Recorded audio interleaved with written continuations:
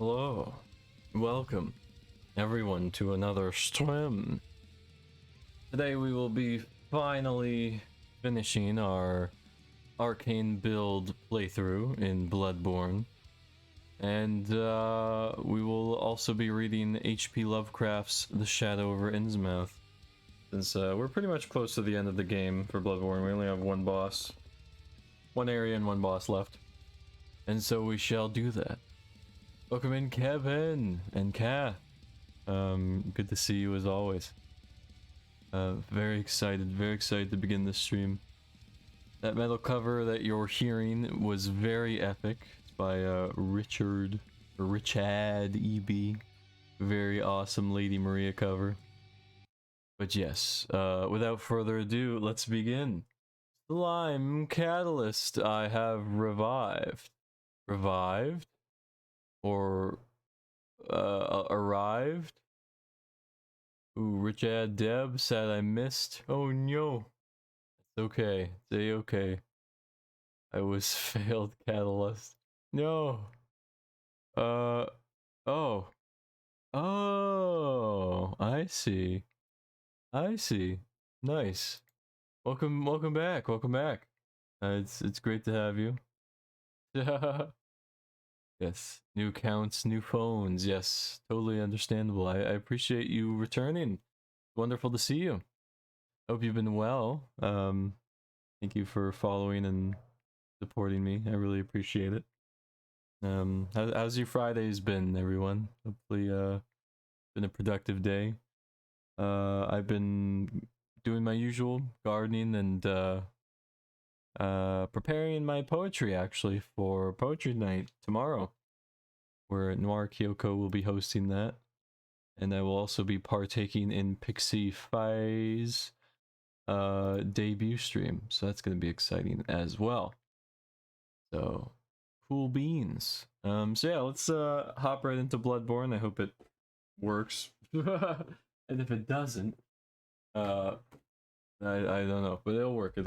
I'll make sure of it. Yes, I will ensure that the game functions intentional functioning. A bunch of crap I need to move. All right, it's fine. Kevin, welcome, Kevin. Yeah, lovely to see you. I've been having a lot of fun with my thumbnails lately. I've been really cranking out the filters because it's fun, especially with Bloodborne, with it since it's moody and dreary. I like it. I like it a lot. Been having fun with Adobe's Lightroom program, which is a filter program. Shoutouts to Kath for pointing that out. Very cool. God, it's been so long since I've watched you, like back when you and Kath were doing Elden Ring. Oh, we still are, by the way. Every Sunday we still play Elden Ring co-op. We still haven't finished. Because we're still going in blind. And and yeah, we're progressing. Oh, it's still ongoing? Yep. Yeah. Because we're doing it once a week, you know. So, and you know, every stream we do is probably like 4 hours, so you know, you add up all those hours and eventually, you know, adds up. But yeah, we're getting close to the end, for sure. But yeah. Speaking of close to the end, yeah, we're gonna finish off Bloodborne, and it's gonna be epic, very epic. Very excited for the conclusion because I'm curious as to what will happen with this upcoming boss. For those who don't know, for those who don't play From Software games, the Orphan of Kos, the final DLC boss of Bloodborne, is known as the most difficult boss in all Soulsborne games. I know everyone's complains about the final boss of Elden Ring, but I don't know about that. Very debatable, but yes, Orphan of Kos caused many nightmares. No pun intended. To play all players. Emma, hi hi. Yes, the kawaii emoticon. I like that. I like that. Let's transition. Boop. Hello, hello. Yeah, man. Other than the DS3 dragon? Oh, Midir? Yeah, I would say so. Because Midir, while difficult, you can definitely one shot with those lasers. His patterns are much more predictable. His attack patterns are far more predictable, and you learn much easier with him. But with Orphan Cost, there's no predictability. There's nothing. There's no move set where it's like, okay, I know I need to move in this area. You just kind of run around with them and just it's this intense just running around battle. And it's gonna be especially an even more difficult challenge since we have a pure arcane build, and I don't think an arcane build is gonna do well against the Orphan of Cost. We'll have to see. So yeah, I love Dark Eater Madeir. TBH, I did see a mate do him hitless with a flagpole. That's insane. That really is insane. I love Dark Souls 3. I just no weapon I've used really resonated with me. The only like Dark Souls series weapon that I really resonate with is Quellog's Fury Sword in Dark Souls 1. And there's no weapon that's like that in Dark Souls 3, which I found to be a shame. So yeah, I keep bouncing between different weapons. Freed's Scythe is always really fun to use though. So yeah, let us begin the game. The game, yes. I will move. I need to get to playing all the souls, but I need to bring myself to stream, and them games are pain to me. Pain to me, I assume. Yeah, they are pain, much pain. But you know, I don't know what's wrong with me. I like difficult games. It's just something about them that is so invigorating. Um, yeah. How are you doing, Emma? How's everyone doing on this wonderful Friday? Um, I gotta do lots of writing today. Gotta finish up on the lore for the rest of the week, so that you get that prepped and finalized. And I also obviously need to finalize my poetry for poetry night. Lots to do, lots to do. Why did I pick up my Xbox One controller? I'm playing on a PS4.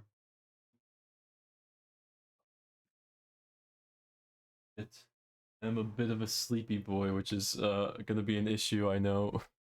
Gonna be a big issue. That's fine. I'm relaxed but a little sleepy. Yeah. Moon, welcome in. Ow! Ow, why you do that? Hey, you're but even bonking the chat. How could you? Bonking the chat as well? Doing pretty alright. Had a bit of a rough morning, but I'm much better since I'm here. Yeah, I feel the same. I completely relate to that. Every morning, did I ever tell you guys I suffer from frequent nightmares? Ow. Ow. No. But yeah, I have a lot of nightmares that aren't the typical nightmares you would think that they are. Um, usually when you think of nightmares, you would imagine, my, ow. Hang on, let me adjust the audio real quick. Normally the nightmares you would associate as normal nightmares would be like, someone murdering you or like spooky ghosts, is spooky, like a Kevin comes out of nowhere and spooks you, you know? But mine just involve abandonment. A constant maybe I have abandonment issues, I don't know. But yeah. I have frequent nightmares and it's really annoying. Uh, my mornings always end up being, those typical mornings where you'd wake up in a cold sweat, Like, oh, spook. But yes, I totally relate, Emma. Big relate, big relate. Um, yes. Sponk chat, mwahaha. Win, how could you? Let me turn on audio as well as the game, you know? That's the whole idea. Yes, a few days ago I had a nightmare where my sibling left me all alone in a big building. Oh. That's crazy. That's craziness, that is. I completely empathize with that. I wish I could have been there to help guide you. I love being like my dream is to like my dream as a human is to just be a guiding light. It's always been for a while, but I feel like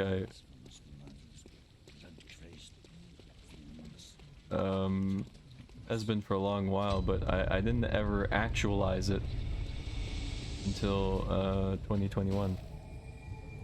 So now it is in motion. I strive.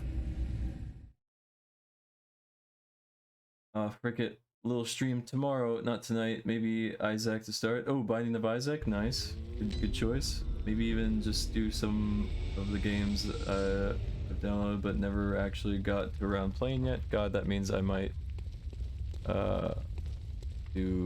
play Power Wash. This account's first stream. That'd be cool. Sounds like fun. That reminds me. After I finish Bloodborne and do a little reading, Kath and me might play a game that we recently got called I forget the name. Anyway, it's a co-op puzzle game, so we might play that after, because I think like Bloodborne will be an hour, and then the reading might take maybe like an hour and a half, and yeah, and then for the next 2 hours or so, you'll dip. Oh, we were here. Yeah. Thank you, Slime Catalyst, for that. Yeah, we were here. That's the name. Angel, welcome in.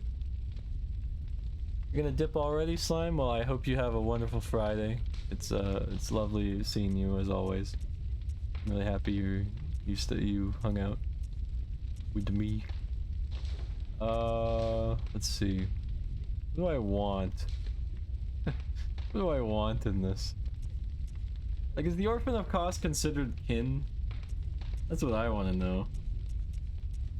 I have no clue.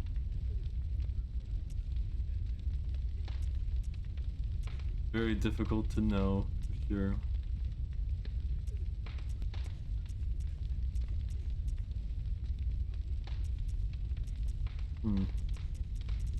Fascinating, fascinating.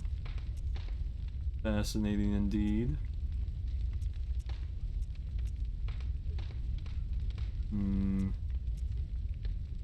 Rapid poison reduces stamina cost as well. Pretty good.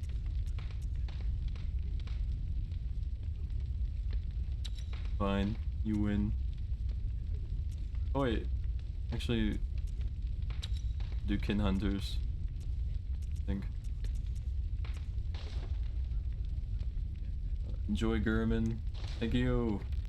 And not feeling too hot tonight. I'm sorry to hear that. I completely understand. Yeah, sending all the good vibes. Heck yeah, Angel. Yeah, we're gonna rock and roll. Not much else to get out of the way here. We're just gonna go to the fishing hamlet, which yeah, this entire area is heavily inspired, like mainly created solely because of H.P. Lovecraft's The Shadow over Innsmouth. So big ups. And yeah, and then we'll do the good ending in Bloodborne, which is my version of the good ending. The quote-unquote good ending that most players usually say is you becoming a squid god by collecting all 3 umbilical cords, which will allow you to defy the Great One become a god yourself. Yeah, I'm like, frick that. Ain't about that life.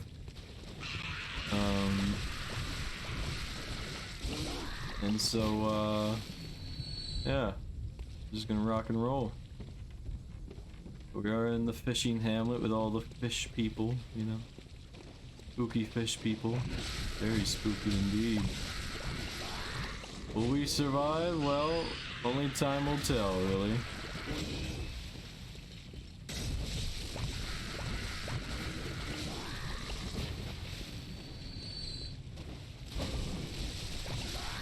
There's lots of fish people to kill here. Doesn't care to be a god, he slay one the other night. Exactly. I kind of like... Why is this guy normal? Oh no, he isn't normal. He's evil. Why was I hanging out with a fish person? All fish people are evil. Alright. Oh, that's so good. Level a tier 6 damp blood gem. Gosh dang it. Probably really good. Hey Verdant, I miss you so much. Oh, Arcane! Arcane! Oh! Arcane, this is the Arcane build finale. Look, we have 99 Arcane. Fully dedicated to you. Yeah. My family members had taken me hostage for a supposed road trip. So, I was trying to save my mobile data for a few days. How's stream? Stream is amazing! This is the Bloodborne finale, and we're in the area. That was heavily inspired by H.P. Lovecraft's The Shadow over Innsmouth, and we will be reading that after we complete the game too. So it all comes together, you know. It's all one collective, really cool stream that we'll have today. So really happy that you're here, Arcane. Welcome in. Heck yeah. Skeleton heads. Look at these spooky skeleton heads. Okay, here they come. The angry fish people.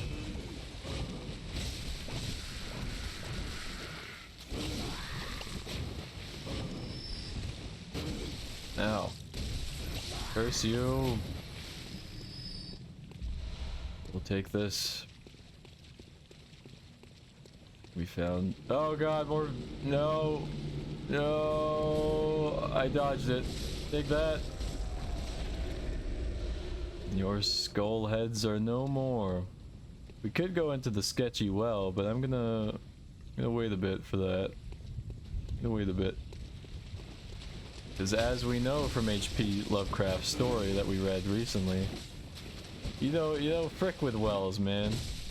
You don't drink from wells. You don't touch them. You don't go near them. But here we are. We're by the sketchy well, you know. So that's just how it be. What are you growling about, man? Be erect. Yeah, if you guys were here for last night's stream, you would have saw me in that Lady Maria fight. Definitely one of my favorite, or probably the favorite video game moment of mine ever. Ow. Ow. Guys. Alright, you know what? I think I have to... Ah! Run away! Alright, I definitely need to... There we go. Ah! Let's just take care of you, big fish boy. There we go. Jeez Louise. Very spook. Hey, looks like I returned just in time. Heck yeah. We're having a great time. It's a trap. Look at all those barnacles. So much barnacles. Ow! Can't even enjoy the scenery for 1 second. My goodness. It's just, you know what? You know what really like makes me uncomfy is wet environments like this. Like, look at this town and how damp it is, and how the water is like not necessarily knee height. It's like, I guess it's, yeah, it would definitely like go in your boots height, you know. Very like uncomfy levels of like damp moisture. 'Cause I just feel like damp environments like this are just screaming out to be, you know, because you know how bacteria is mostly travels. It travels through like moisture, or it travels best through moisture. So these sort of environments is where like bacteria and all kinds of like disease and all that stuff would thrive. So it just, yeah, just mega uncomfy vibes in general, for sure. I don't know how you guys feel about that, but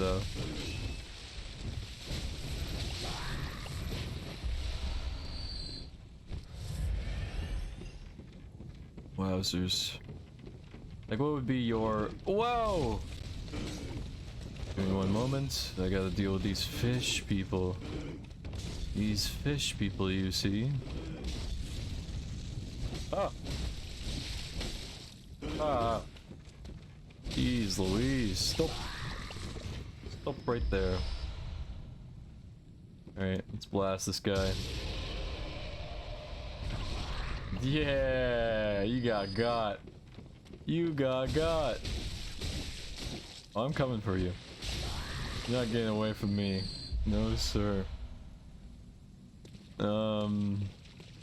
Very cool. I mean, I live in a very dry place, so moisture is welcome.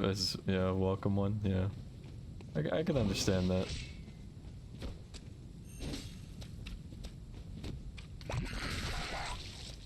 That's not to say moisture is a bad thing. I'm just saying, I don't know. I like to live a life of balance, you know? So to live in this area specifically, you know, would be probably, yeah, not ideal for me, you know? We all want what we don't have. Very true indeed. Here in Florida, it's always super humid as well as hot, so you're just always stuck in a feeling of grossness.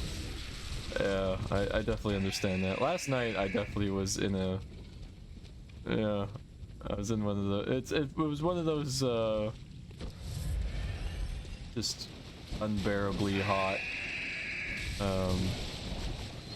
nights where, yeah, you just can't sleep with your blanket, and you just have to either find very trimmed clothes or nothing at all, you know. Yeah.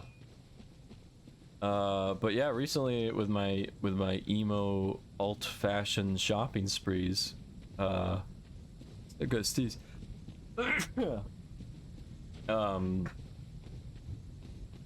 bought like these tank, like they're not really tank tops. They're like I guess if you know the brand like Under Armour, like those really nice airy tops. So I got that. I got one that covers me, but it's also adjustable in the sense that I could have it use it very much for style. Hard to explain, but yeah, it's shirts like that is like the ultimate saving grace. Thank you for blessing me. Bless you guys. This is so good to see all of you guys. Really special. Ah. Oh my god! Ah, skeleton heads. No. Very spooky indeed. No, let's get more bullets. Alright, let's execute this guy. Ow. No, no, no. Now let's go for this troublemaker over here. Oh, I got stuck on the rock. No. Who do you think you are, huh? Oh! Whoa! Whoa! Whoa! Whoa! Whoa! Run! No! I'll take that. No! Yucky, yucky. Whoa! Whoa! Alright, just crack him out. Crank him out. Whoa! Take him down. Why is he so tanky? Whoa! No! Like this. Okay, this is not ideal. Why are you so... Ow. Damn it! I was so close to the lantern! This was the last guy! Son of a bitch! No! Why was I so ineffective? I launched like 15 billion executioner glove barrages at that guy. When I did like two of them, I did like two of them to one of those giant fish guys, and he got killed. That guy, for some reason, that one is like ultra tanky. Alright, fuck it, I'm just gonna run through. I already killed you guys. You guys are dead in my eyes. If I pretend you're not there, you can't hurt me.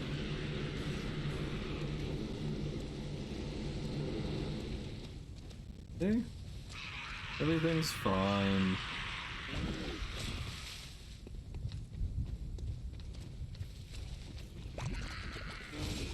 Oh my god, there's a lot of them. I just want the lantern. Run! Light it! Light it! Oh, he's at the entrance. Run! Okay, we're fine. Holy crud, that scared me. Yeah, big wah. Scales on him was so strong. True. Reverse mermaids from hell. Yep. The fish people. The fish people. The fish people are here. Very spooky. In fact, maybe I should test out my Moonlight Blade. You gotta see this Arcane. This is a classic blade that's in every Soulsborne game, actually. It's in Dark Souls 1, it's in Dark Souls 2, 3, Bloodborne. Definitely appears in lots of FromSoft games. It's very beautiful in Bloodborne. Lovecraft didn't know how to swim and was scared of the ocean. Relatable. The ocean is a very spooky concept. Now we gotta go get our souls, because well, we don't really need them, but it's more of a payback thing. No, no, no, no, no. No, no, no. Take your skeleton heads away. I don't want them. Now, which one of you has my gosh dang souls, buddy? Where is it? Where's it at? Is it you? You have them? Hop them over. No. Don't tell me it's the big one. That is the definition of pain, Pecco. Alas. Alas.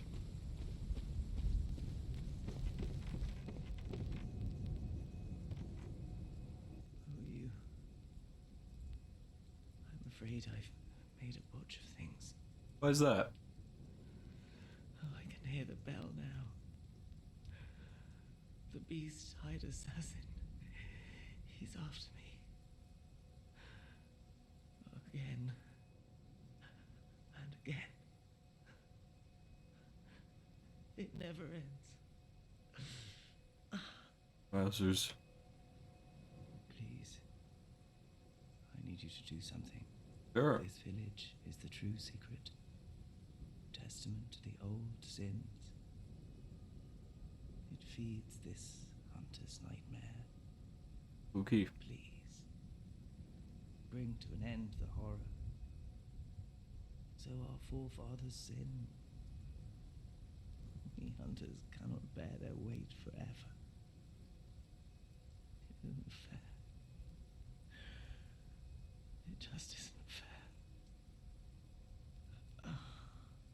Oh, die. No, Simon. Simon. Peace, buddy. Wish it is a scary place. I've been on boat trips, and yeah, I still love and appreciate the ocean. Yes. That can be the California in me. Yeah. California.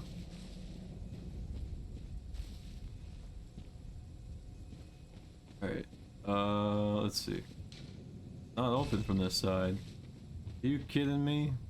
Saying I gotta go around? Alright. As you wish.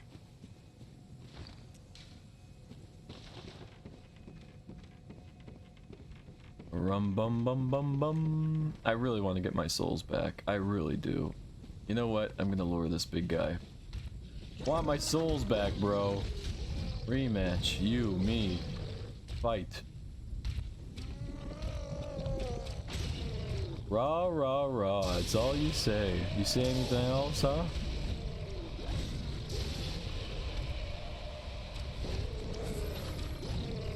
Keep using my own blood to kill you. Your history. You hear me? Your history.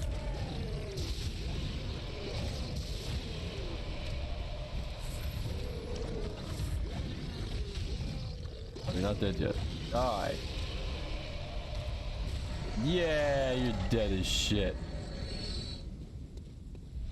Wait, he didn't have my... One of you stole my souls. I don't know who it is, but cough it over. Is it you? Give it back. Wasn't you. Was it you? I'll look through all of you if I have to. I'll take you all down. No, don't kill me. No! No, you're not allowed! No! I need to survive! You can't do that to me, man. Especially after I'm so close to recovering my stuff. Stop it. Be gone with you. Yum. Was it you?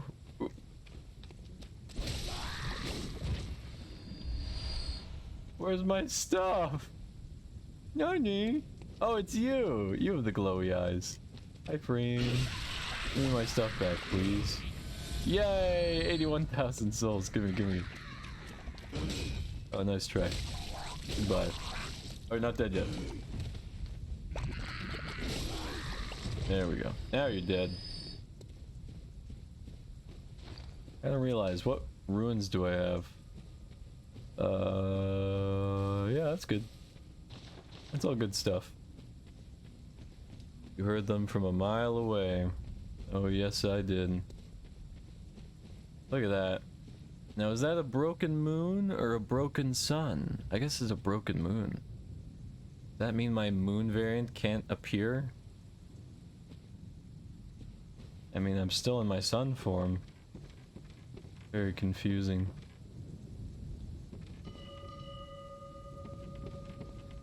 That's where the final boss arena is. I just realized. That's insane. Yeah, we're gonna go down there in a little while. Who's ringing that bell? Who's ringing it? Reveal yourself. Oh God, he's revealing himself. All right. You sure you want to mess with me? I'm a force to be reckoned with. I'm telling you. See? Look, very scary. Oh. Well, rip. Alright, well he's dealt with.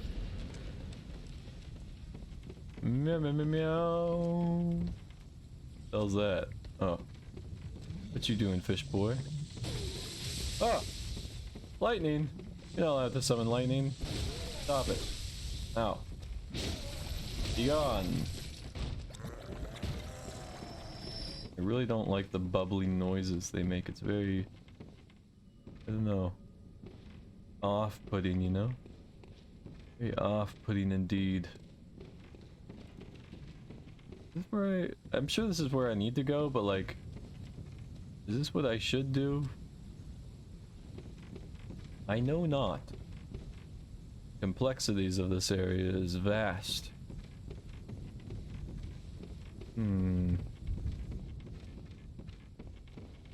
Hey you, get over here.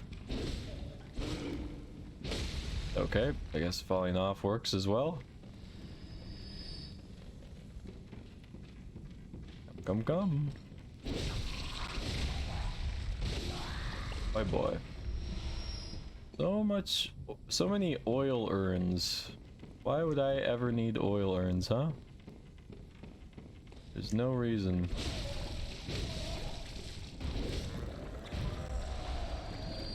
Bullets! Bullets I need. Especially with these executioner's gloves, they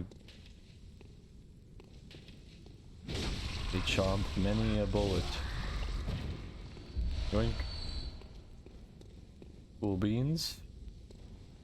Which way? Go this way. Oh! Oh god. Okay. Well, this is a thing. Alright, lure him out. Oh, they could even shoot lightning from this distance. I have cover. You can't touch me under this roof. Ah, 200 IQ play. Come here, you. You're going down. Your lightning can't protect you forever. Come, come, come. Excellent, excellent. That's how it should be. That's definitely how it should be. Good stuff. Teach you how to swim, beach trip, or more to the pool. Yeah. I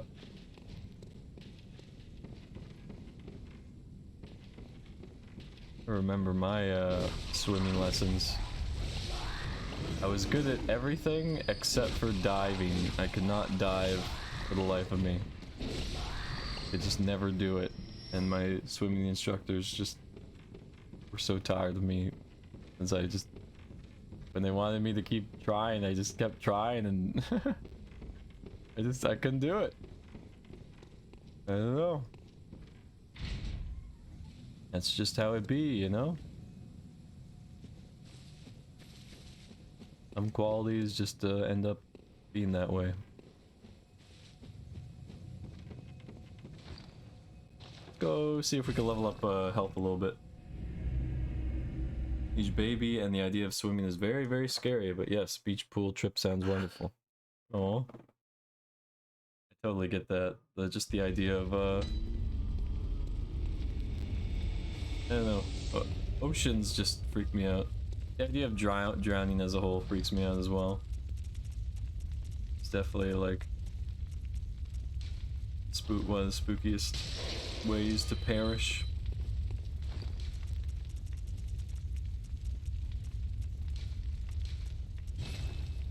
Boosh! Is this enough to level up? Very let me. Excellent. Helps a great deal. Farewell, good heart, may you. You find your worth in the waking world. Yes. Try. Oh, I might be able to have enough to level up again. Let's see. Oh. I don't know. Gonna be either close or not close enough. Let's see. Very well, let me.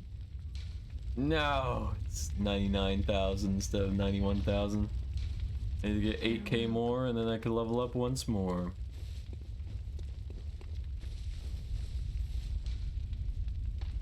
goes. One day I managed to swim for a second. I told my sibling to stay put so I could swim to them. Guess what they didn't do? That is so mean. Yeah, Ma. If I was there, I would be fully mindful of you, since, you know, I completely get it. Water could be spooky. Spooky times indeed.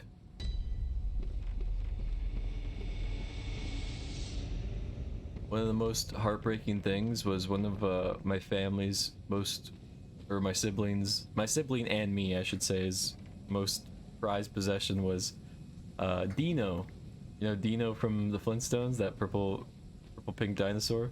We had like a Dino inflatable that we always like played and jumped on, and you know, had a grand old time. And one day Dino popped, and it was an unrecoverable pop. Like, we couldn't patch it or anything, and swimming just wasn't the same since then. So tragic.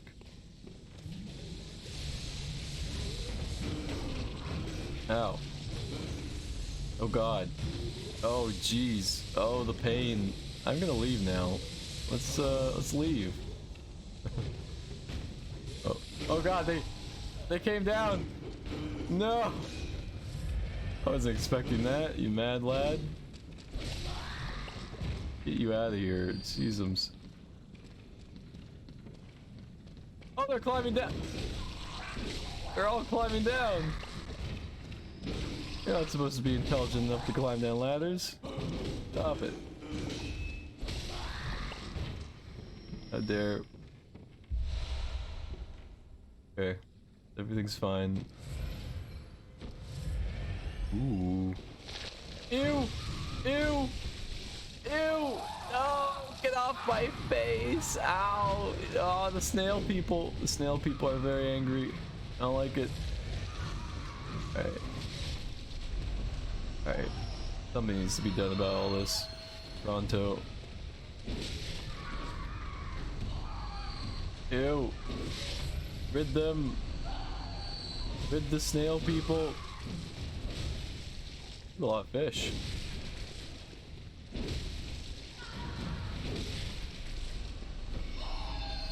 Perish.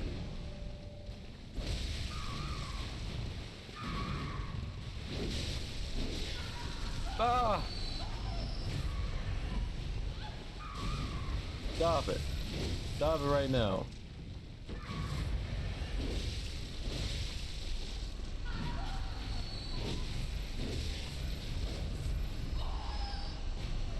Jeez Louise. Is that the best arcane gem? Hang on.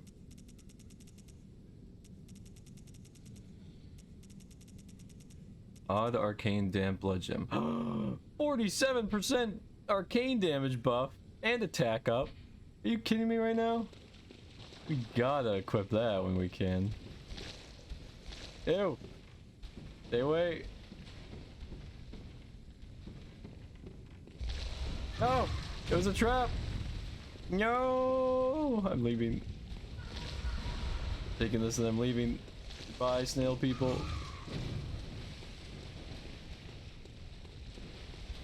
Run away. Ah. Ah. Ah.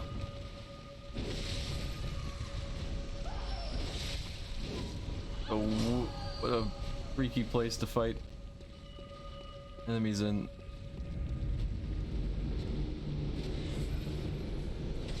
Ah, yeah.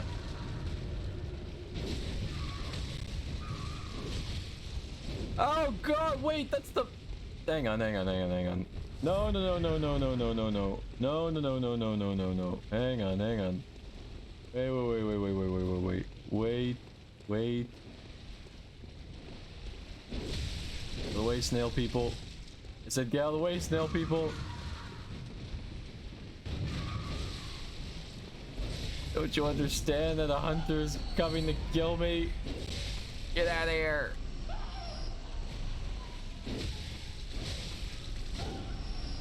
Bruh, I gotta make this a safe place for me to do combat in. Perish.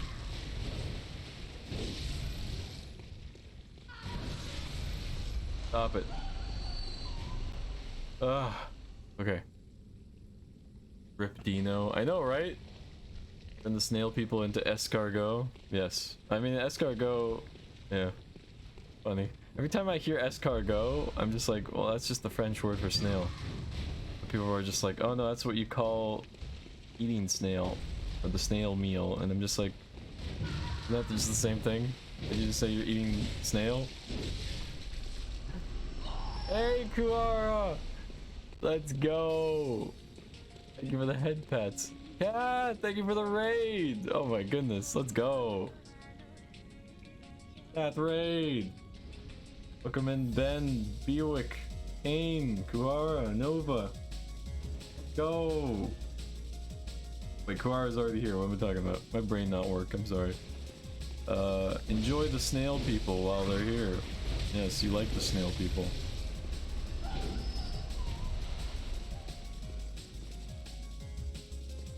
Mary! The lovely Mary. Thank you, Kath, for the Kath raid. Definitely check out Kath. She's...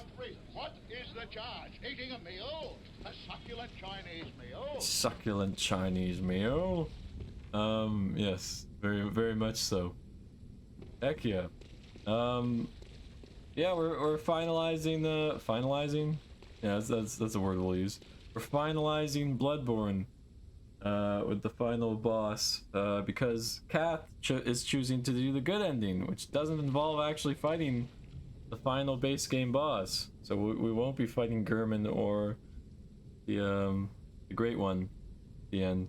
Instead, we're focusing on the Orphan of Kos boss fight as our final boss fight. And yes, I call it the good ending because I'd prefer to wake up from a nightmare and see the morning sun rather than become a squid god.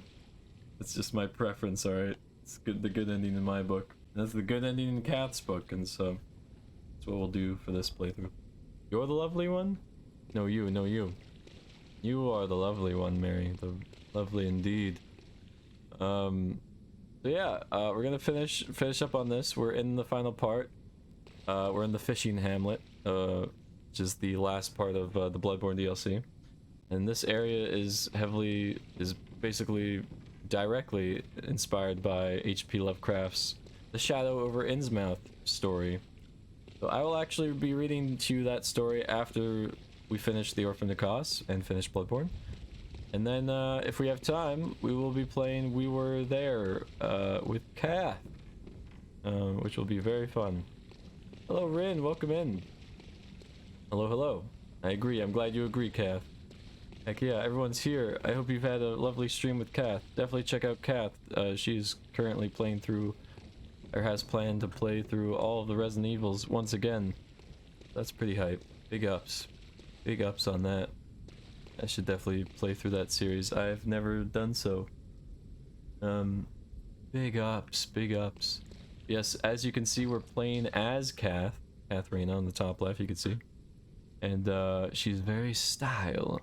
And we're doing a pure arcane build, which is a challenge because usually my builds consist of high vitality, which allow me to live. But instead I went ham and ranked out 99 arcane damage, so we have a very beautiful Moonlight Greatsword here. Boing! And yeah, we're rocking it. This will be the second time we ever fight the Orphan of Kos. In my first playthrough I beat it on my third attempt. So since I have low vitality, I don't know, I'm not gonna ascertain that I'll be able to do a first try or third try. But I guess we'll see. We'll see how well Cat does here. How dare you? What do you mean? Mary, you said this last time. You're like, how dare you complete Orphan of Kos on the third try? And I'm just like, what do you mean? What do you mean? I can remember some of it. I got so a few times. I'm amazing, I won't die. You are amazing. Let Let's see how well you do against this hunter with a very spooky buff. Yeah, you're doing pretty well, I'd say.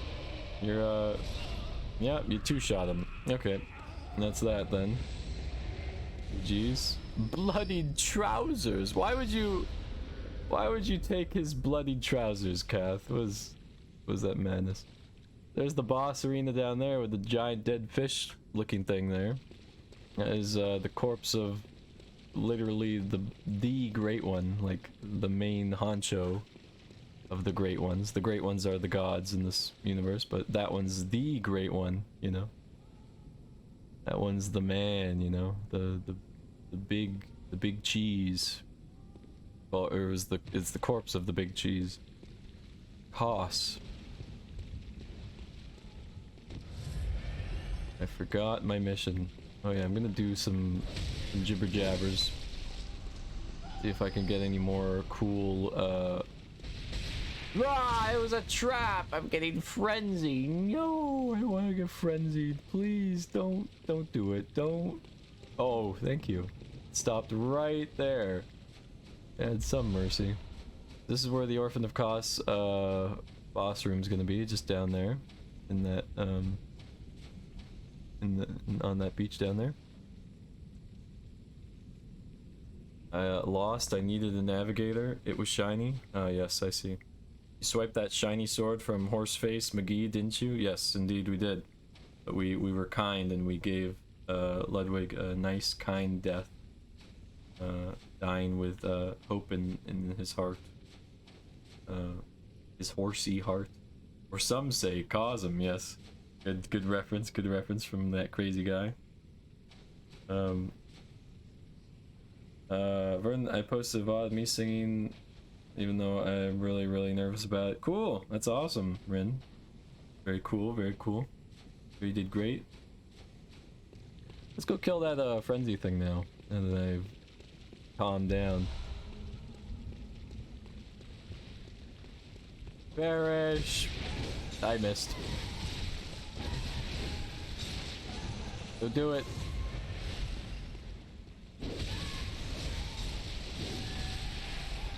Oh, hurts a lot. Why am I still getting? There's two of them, guys! Dang it! There's two of them. That's not nice. I think I'm gonna get frenzied here. Ah! That's not nice at all. Let me put an antidote. Wait, that's for poison. Gubby. That's for poison, Gubby. I not have sedatives? I do. There we go.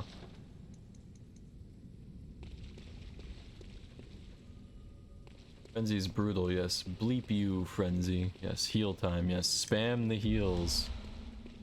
Frenzy's brutal because no matter how high your vitality is, it automatically takes away 70%, 75% of your health bar. And ow. So if you've taken 25% damage, that means you're just gonna die from that frenzy, boy. Oh no, it's the double.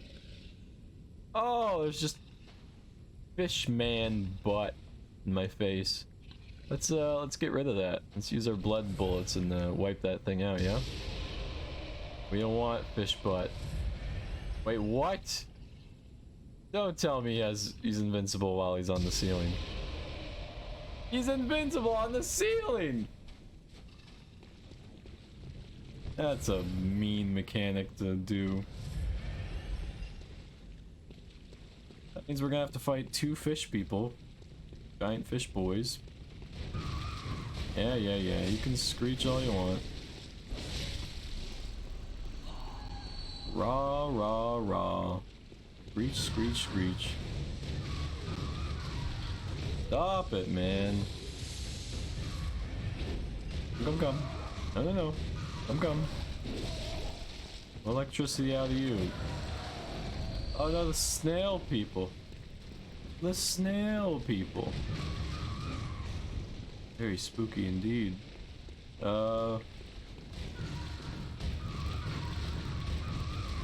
Jeezums. One wrong move and I could definitely die from all those snail tackles. They're trying to glaunt me, you know, that's the uwu tackle hug, you know? It's very kawaii. What, you don't think these abominations are kawaii? How dare you? How dare you discriminate against these snail peoples?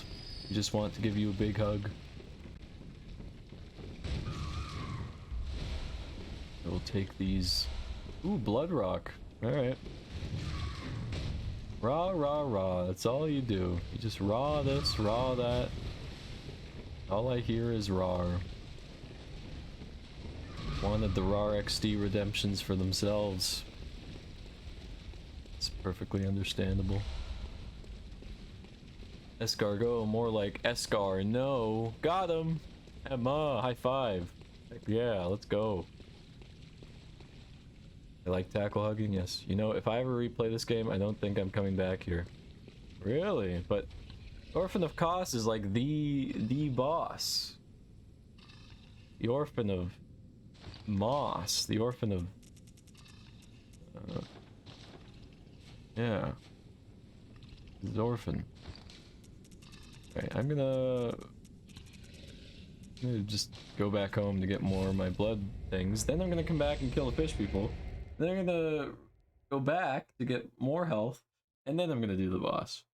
I'm sorry if that's annoying, but that's how it be. I'm not gonna fight these guys with only 5 blood vials. What do you think I'm a pro gamer or something? Come on now. Level up once, actually. You shoot the one on the ground? Probably. Well, we're still gonna test it out. Yes, when and if we meet Verdant, I would like to tackle hug you. You can try. Oops! I almost just blasted the doll to oblivion. That would have been very sad. Not question it. Let's not question it. Farewell. Beat the orphan once. I got nothing to prove to nobody. True. You right. I got something to prove though. My next Bloodborne playthrough, I'm gonna do a blood tinge build. Cause I'm that much of a masochist. Oh god. Guns only. For those who don't know, guns do literally zero. They do nothing in this game. Don't hurt my waifu. Not all of us are good at this, Verdant. Yeah, you're good at this. You're amazing. Turn the snail people into ice and shatter them all. Ooh. Strats, I see. The strats. Our build is fine when it comes to these, so we're good on that. Let's add some good blood gems though, yeah? Blood gem fortification. Excellent.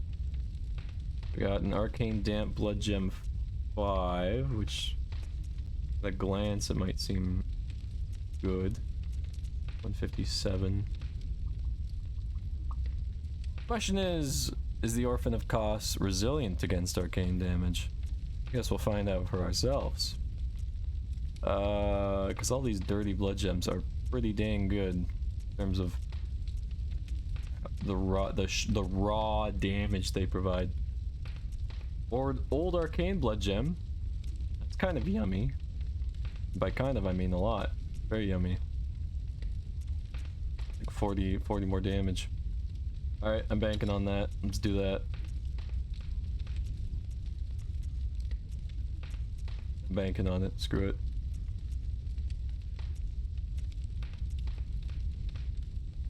Now, I don't know if the Orphan of Kos is considered a kin.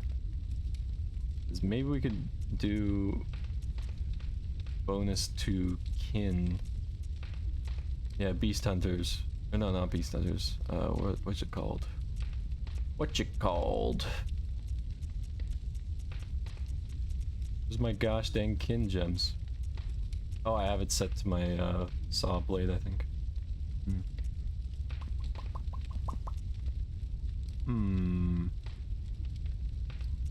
Fascinating. Virus! Hello. Virus! Welcome in. Lovely to have you. Alright. May as well bump up our Pump up our pistol. Fortify that pistol, even though it's not really gonna do much. Oh, we're out of blood chunks. Big Sag. Big Sag indeed. Alas, how it is in these here parts. So purchase more bullets, yeah. D2, that'll do. Meow meow meow meow meow.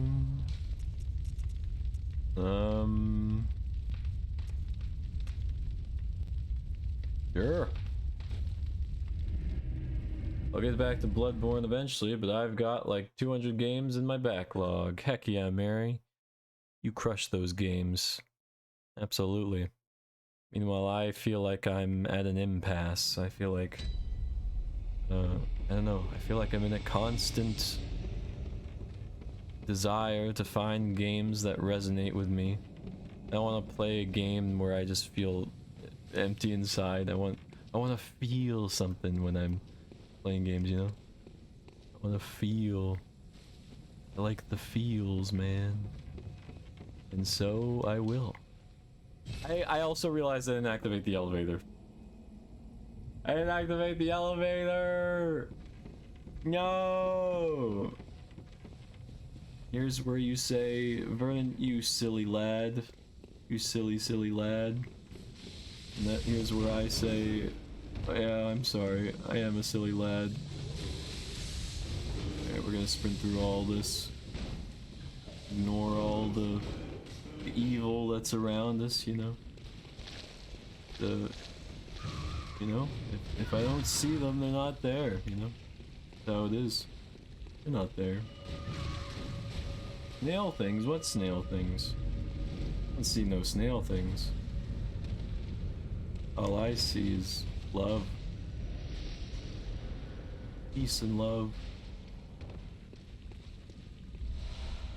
Gosh dang it, that's like the best blood gem in the entire game. I forgot to grab that. Well, I'm gonna leave and come back anyway, so it's fine. Where's the gosh dang elevator lever? There it is.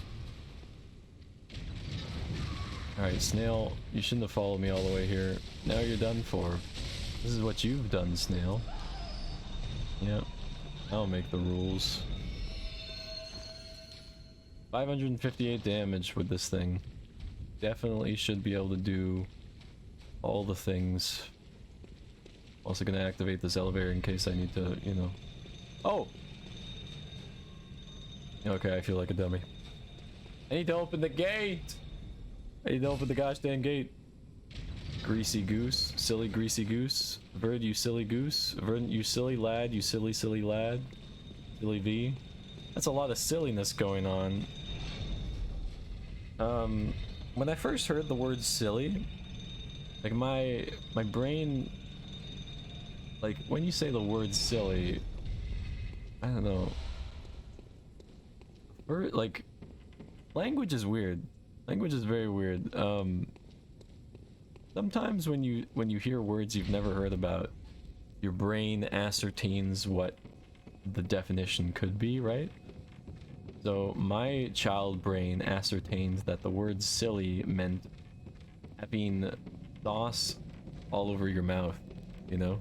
Like when you eat spaghetti noodles or spaghetti with spaghetti sauce and you get like messy lips. I thought that's what silly meant. Just like when I first heard the word silly. And, you know, it's like, I don't know, my brain's weird. That's my that's how my brain functions. Cute. I don't know. I don't know if any. That's so cute. I don't know if that's how you I don't know if I'm alone on this. Maybe my brain's just like. Do you guys do that when you hear a word you've never heard about? So you just kind of like assume what the definition is. Hello, Ren. Welcome back. Oh gosh. I think what I'm gonna do with these, I think I'm just gonna go in and kill them with my sedatives.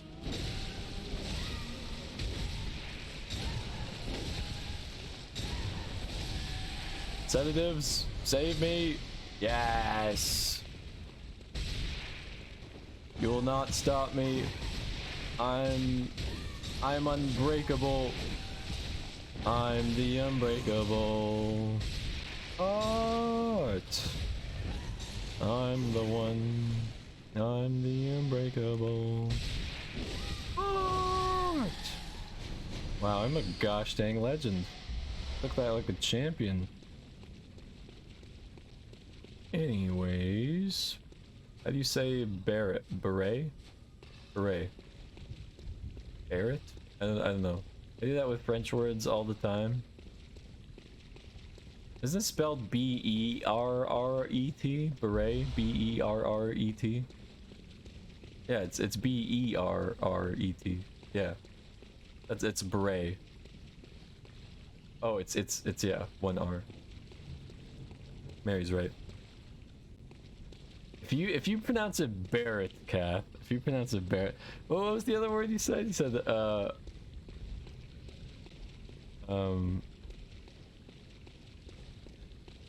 Beret, did I say it right at all, Mary? Oh no. Oh no. Like saying, it's like saying croissant. What do you say? Croissant? Gosh dang. It's like, that's the thing that really bothers me the most. It's croissant or croissant. You know, if you can't say croissant, then say croissant. Croissant. Don't pronounce the T.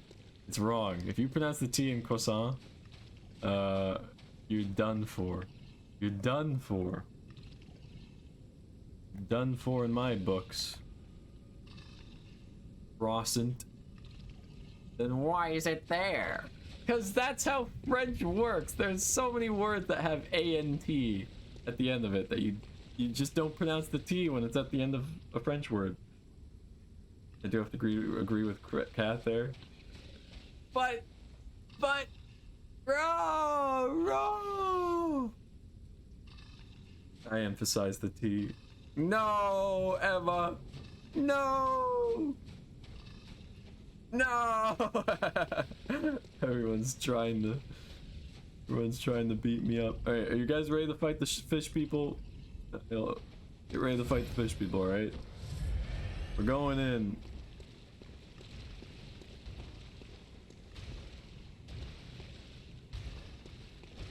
I don't know how they go about this, but let's just lure one out, maybe. Gosh dang it. Stop! Get over here. Get over here, man. Okay. Not like that. In a way that's... Okay. This is fine. This thing is a thing of nightmares. Especially when 300 damage does nothing to it. Alright, spam. Just spam. Ah! Raw! Raw! Raw! Oh! We just did 3,000 damage to it and it's didn't even budge. No! No, the other one's here! No! I can't fight two of these things! Oh no! Finish it! Yes! Okay, that's one down. Okay, now this is doable. Let's get our blood bullets. Stay calm. We got this. This is one of the real boss. This should have been a boss in of itself. Two fish things? You kidding me? You're asking the impossible from me. Whoa! Get more blood bullets. Use this pillar to your advantage. It's just like the Ornstein and Smo boss fight. Or are you one of those kinds of people who say Ornstein and Smoth with an F?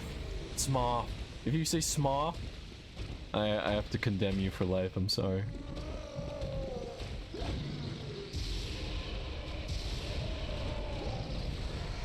Yes! Oh my god, I'm a legend. Hey, I got a weave weapon. Yes.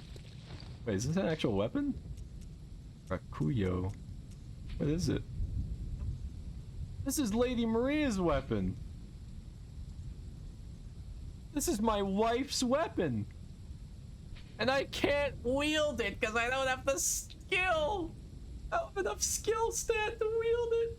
That's so heartbreaking. No. My other waifu's weapon. How many waifus do you have, Mary?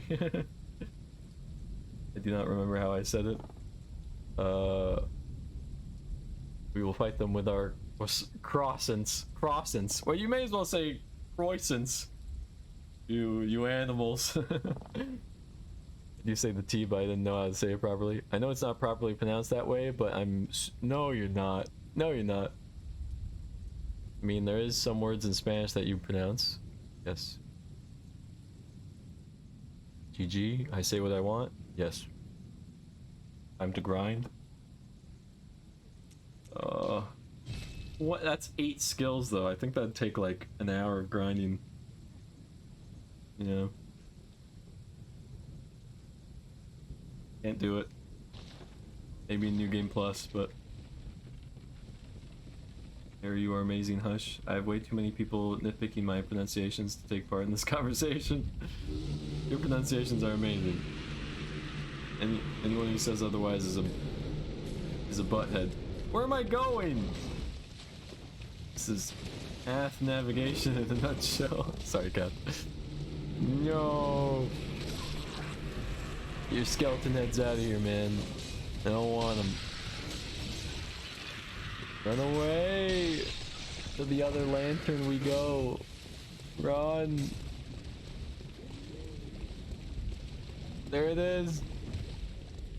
Get us out of here. No, there's the cat dots. Oh no. Is there gonna be Grumpy Cat? I navigate just fine, Verdant. Yeah, there it is. I navigate fine, Verdant. Who are you to say how I navigate?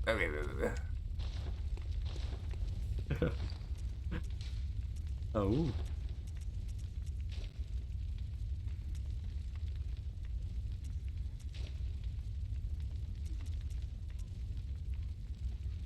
Can't deny you. So grumpy. How? Yes. How? I gotta have a Rena Ryugu How soundbite. Sound alert redeemed. I need more Hows. How? How? Yes. Like my favorite noise in the world.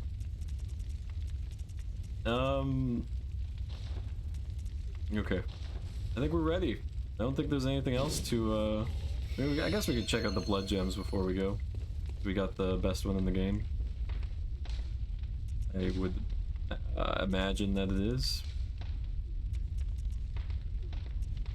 Increases stamina costs. What? That's a lot of damage.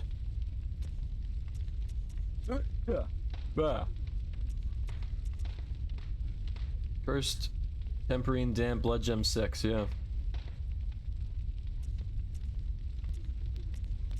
Yeah, that's huge.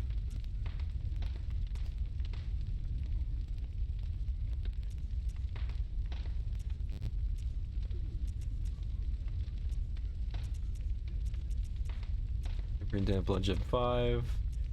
And then, yeah, 6. HP gradually depletes? Wait, what?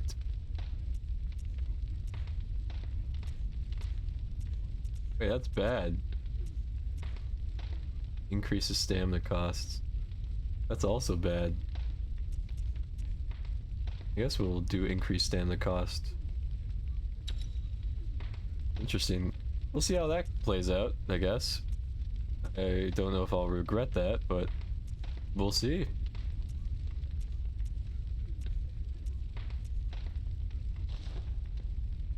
Alright. Thank you for the hydrate, Rin. Thank you for the blessings. Bless you guys. I could do like an ooh how. How. How.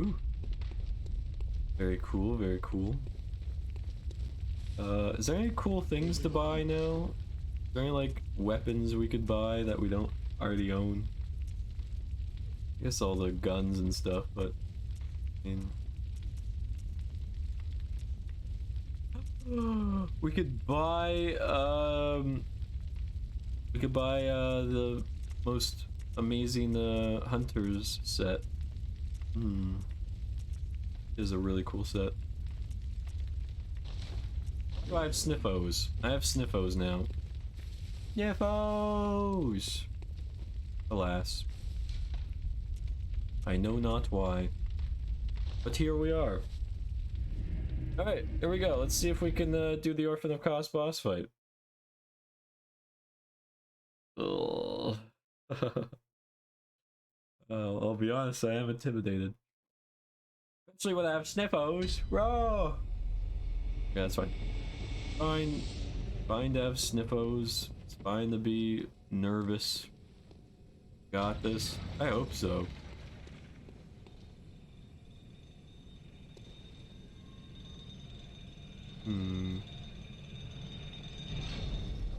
I just wonder how I'm gonna go about this, you know? This is a really interesting case.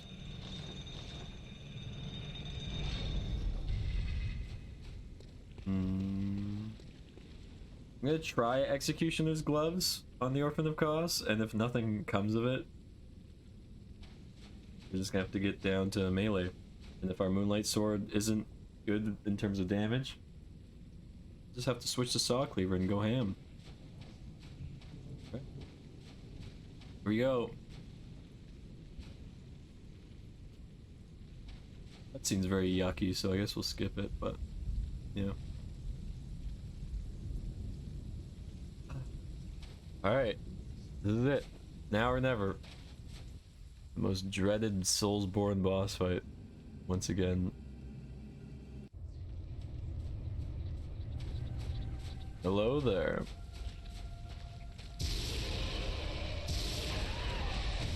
Yeah, that's not bad. 700? Only 200 per swing though. I don't know. Let's try. Ah! Okay. Only 100 per swing with the Saw Cleaver. Damage output's not great, guys. I'll admit. Not good at all. Ow.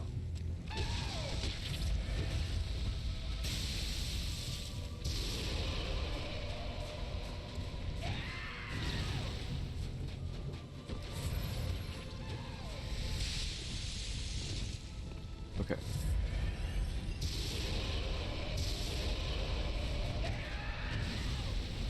It faded out. It's so annoying. I have limited bullets, you know. Dude. I don't know how to go about this. I'll be honest.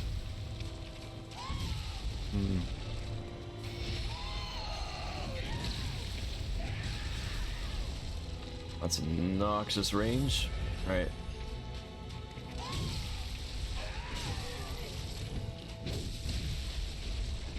Not even in phase 2 and I'm struggling.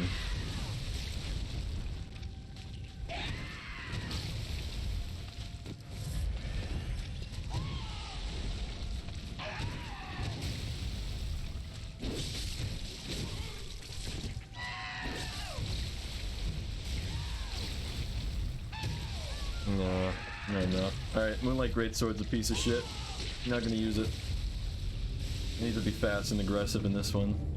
We were only doing 100 damage with the Saw Cleaver. 100 damage? I think that's like fucking 10,000 health. Alright. We'll have to shred our way through. Arcane build not recommended for Orphan of Kos, confirmed. Don't make an arcane build for this boss. The tall ask with this build, yeah. Even like level 99 arcane with the Executioner's Gloves, that did only 700 each. And I mean, when the Executioner's Gloves takes 3 bullets every time, How many uses is that? 24 divided by 3?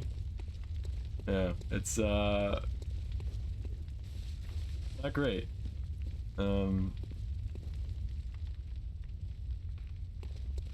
Yeah, that's 8 uses, I think, right? 8 uses. So, you know, let's do the math. 700 times 8. Not quite there. Not enough. And then the only way we'd get bullets after that would be with blood bullets, but using blood bullets during a fight where you have a highly aggressive enemy pounding into you, I just don't think that's viable. Flame sprayer is also out of the question. So, the Hunter's good. Hunter's definitely what we need. But I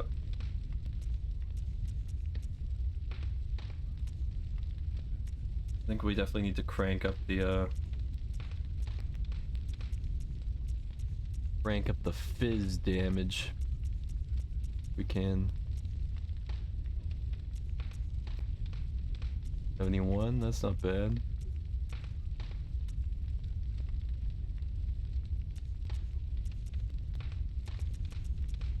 Yeah, we'll do 71.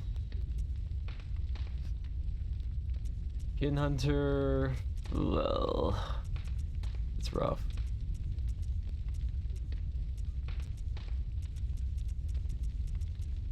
Rough indeed. It's almost midnight here, I can't math at night. True. Here, in. Alright. I genuinely don't know. I genuinely don't know what to do here. I feel like we're at an impasse. Like, I don't feel comfortable where I am with this build. And comfort is key when it comes to combat, but yeah, I feel a bit stuck. Well, gotta keep trying, I guess. Gotta keep ramming my head against the wall until it works. Brent is going to pull out the saw cleaver and go Ultra Instinct with the dodge rolls. I mean, that's literally what it comes down to, yeah. Because in my first playthrough, that's what I pretty much did. I started off with like a few initial greatsword hits, maybe, like 2 or 3, and then for the rest of it, I just went back to longsword, and it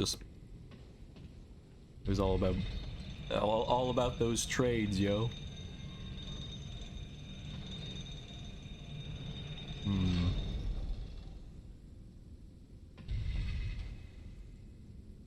Yeah, the saw cleaver against this boss, I don't know. That damage output is just negligible. 251? That's very negligible indeed. Obviously, it's a fast swinging weapon. Man.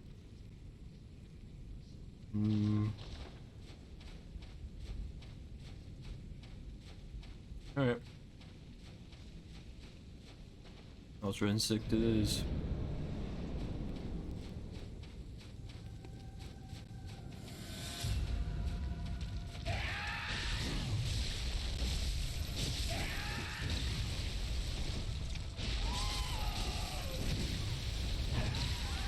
Wow!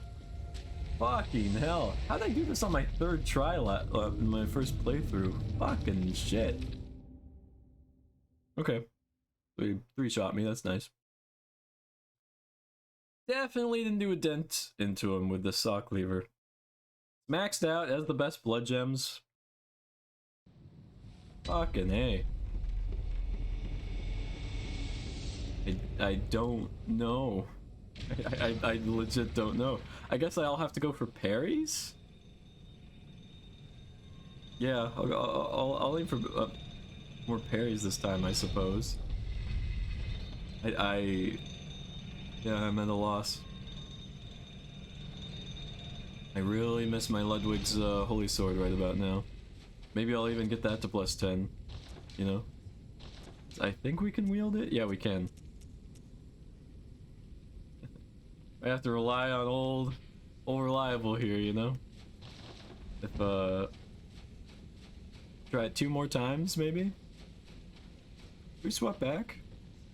I'll swap back and... Oh wait, can I even...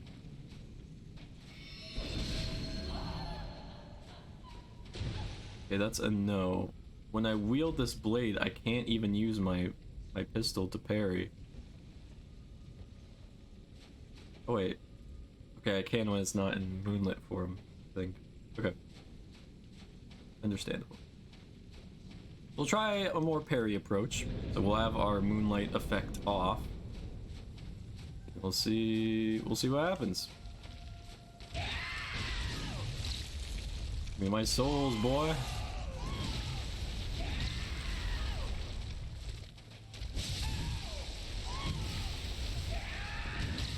No.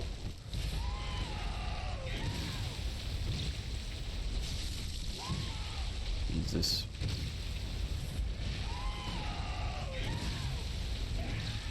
Definitely don't know the parry timing with this guy. Oh.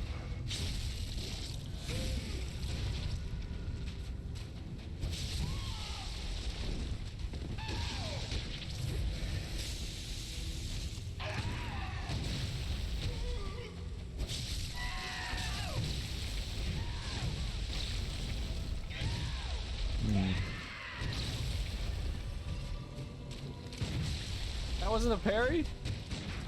I was certain I got the timing on that.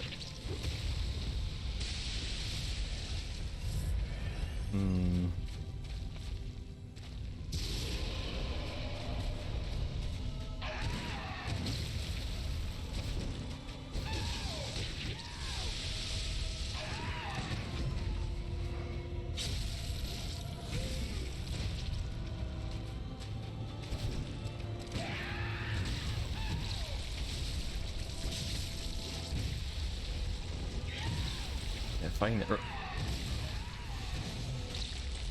He took out half my health in that swing. Alright. Low vitality. I never recommend it. I never recommend it for any build, honestly. It's just not good to not, like... If you're late game in Bloodborne, please do yourself a favor and get to minimum 40 vitality. I'm at 31 and it's not sufficient. Not sufficient. Bane. I don't think I ever quite figured out the parry timing on this guy. Yeah, it's just because he's unpredictable in general. You don't really know when he's gonna do an aerial, you don't really know when he's gonna do a normal swing. You just have to kind of have an intuition and just feel it out, I guess. You into this fight knowing it was a bad idea? Yeah, I know. It's an arcane build. Obviously that's my own undoing, you know? But that's the challenge of it, I suppose. We'll try one more time with the regular Moonlight Blade, but if not, we'll swap to we'll bump up to Ludwig's Holy Sword if we can.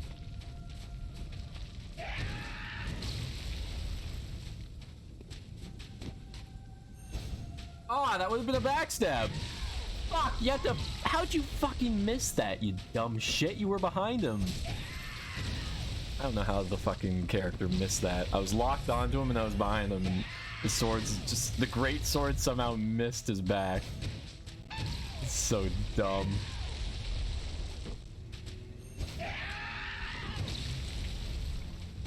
Now...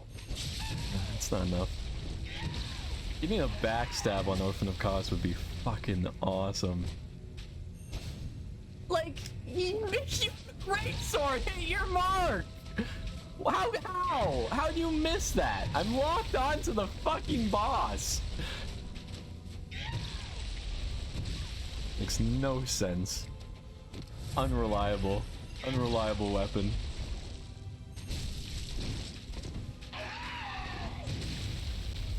This should hit.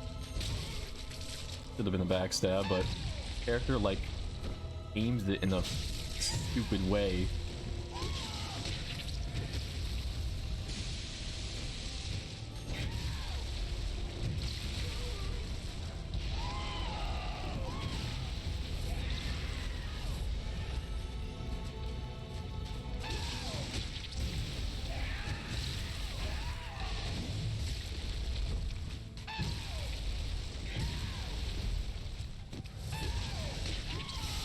Ow. I'm still alive. Shit. It's such an unnecessary struggle.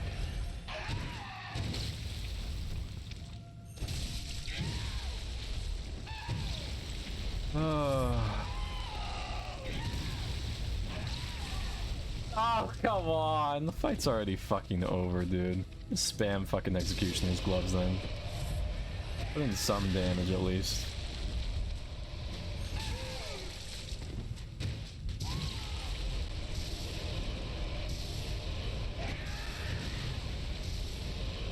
There, it's all the fucking execution. And it doesn't even reach him! Useless! Useless fucking gloves.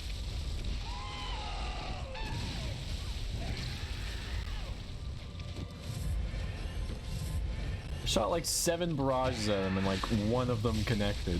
Like, fuck off. It's not like you want to be up close and personal with this guy if you have a ranged attack. I don't get it. Like, what do you expect from me, game? You want me to stand right in his fucking nutsack and fucking launch Executioner through the glove barrages? I don't think so.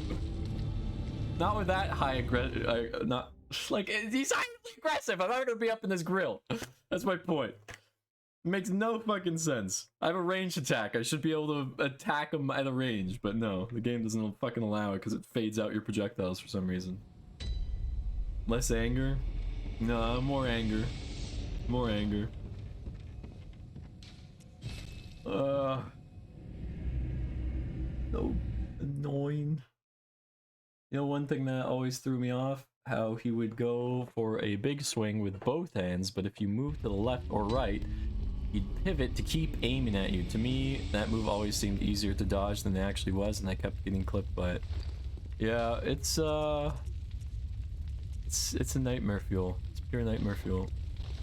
Got pretty far that round. Yeah, I don't know. It feels off. It just feels like there's zero progression. It feels like I'm not. It feels like I'm like level 60, but I'm actually level 125. For reference, in my first playthrough when I beat Orphan of Kos, I was level 121, and that felt like amazing. So yeah, here's what we'll do.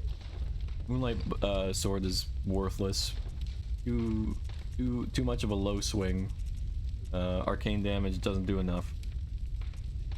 So we're gonna opt for Ledwig's Holy Sword, but to do that we'll need Blood Echoes. So we're gonna go to a Chalice dungeon to get souls real quick, and then we'll level up our stuff. Because yeah, I'm not gonna sit here in pure agony and just run my face against a wall. I'm gonna do something that actually works. So, random question. Hey J-Rain, are you gonna play Thymesia? I'm glad you mentioned that. Yes, I played through the entire demo of Thymesia, and very promising.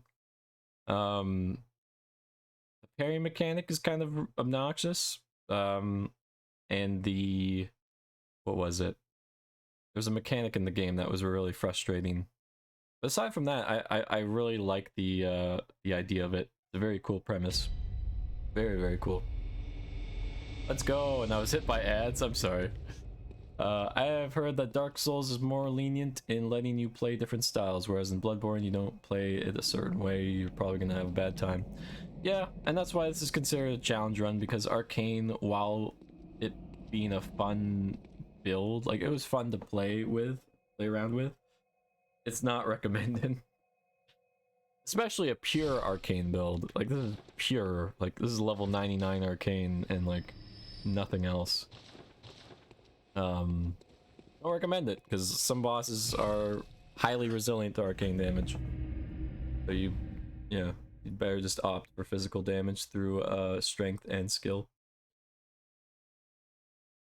But that's just me. Can't wait to torture myself with a blood tinge build next time. Woohoo! I'll do it one more time.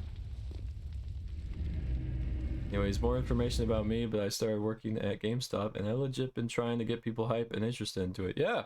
Yeah, it's promising for sure. Yeah, there's a lot of things that they could definitely work on that I hope they work on. Because it definitely felt unpolished. Unpolished. And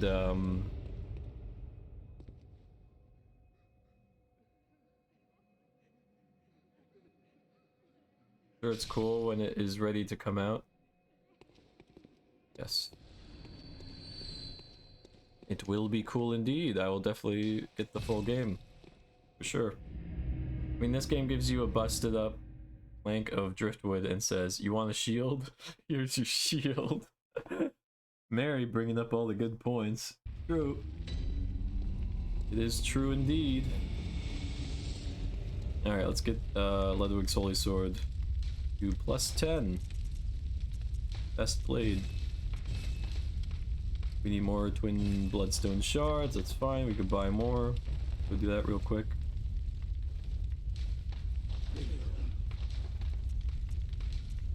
Don't recall how much I need, but I'll get 10 for now. And we will see. We shall see, we shall see. Gosh dang it, now I need to buy bloodstone chunks. Great. That's gonna be fun. Can I buy bloodstone chunks or do I have to buy them with insight? Oh, they're insight exclusive. I'm not gonna farm bloodstone chunks, by the way. I don't think I will.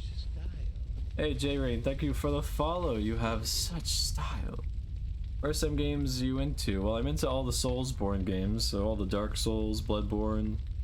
Not so much Sekiro. I really liked Code Vein, though I also feel like it could have used some polish. Yeah, really good games like that for sure. Also like survival games, simulation games, adventure games, RPG games, stuff like that.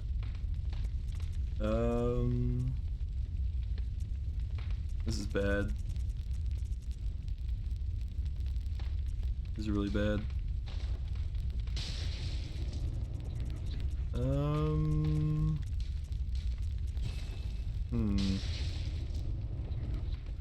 I don't know how we'll do it with only a +6 blade. I don't think that's viable at all. Let's just see for comparison's sake. Why not?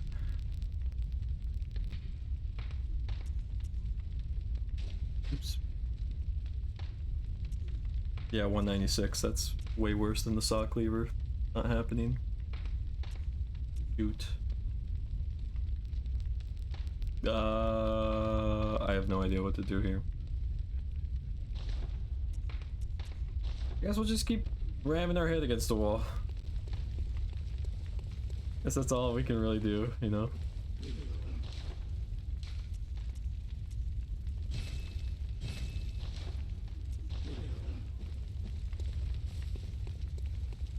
Demon Souls and Dark Souls are among the myriad of games in my backlog. Yes. Yeah, you'll definitely enjoy the Dark Souls series for sure. They're way more kind. Far more kind. Let's see. Odin. Where is it?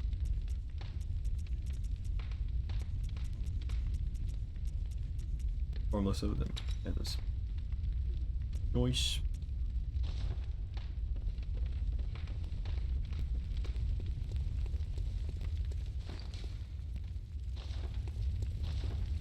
Meow, meow. Oh, the store, I want to withdraw. R. Hey yo yo yo yo yo yo yo yo yo yo yo yo yo done. Send help. I'm not ready for this.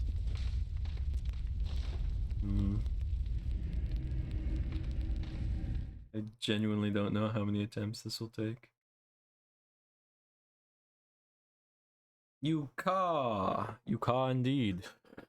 Yeah, you can do it. Thank you, Emma. I didn't get the bullets. Give me my bullets, man. Gotta go back to the raw.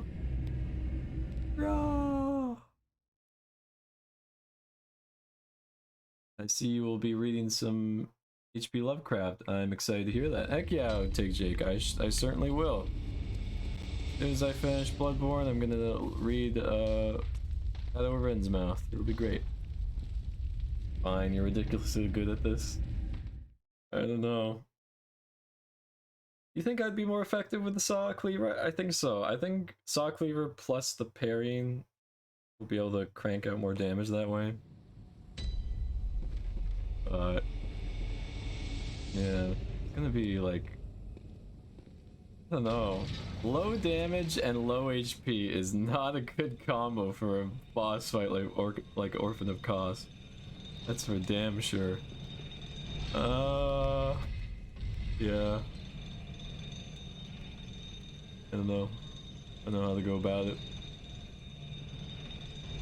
So we'll just keep trying until we do it. I mean, some people could do hitless runs, so, you know, they can do hitless, then I can do it.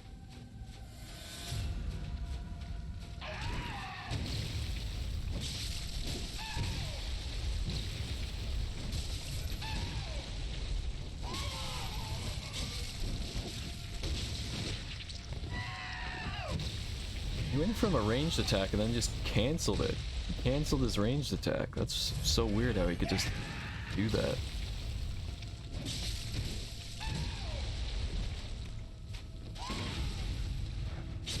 Alas, I digress.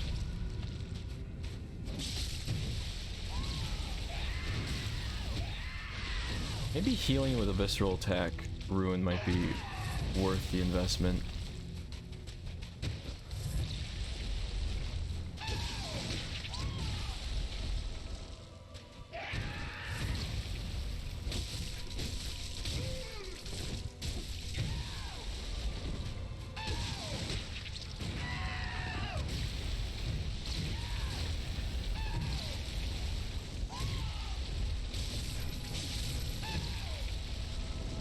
Curse you, 30 FPS.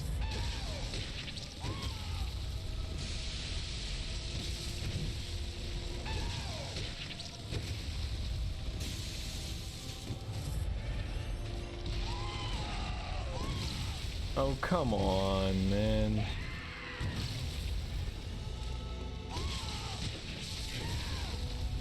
No, I knew I'd get hit by that.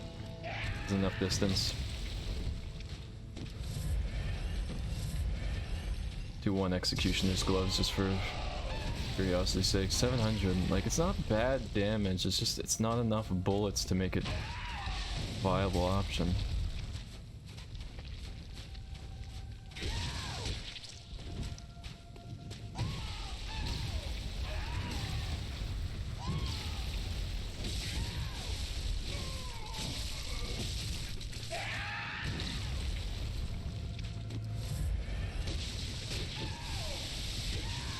You're just gonna throw a bunch of bloody stuffs at me, man? Come on.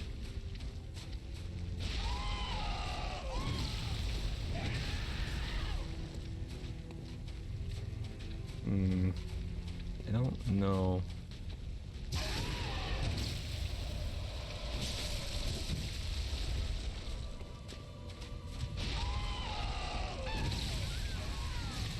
He has moves that one shot like that, dude.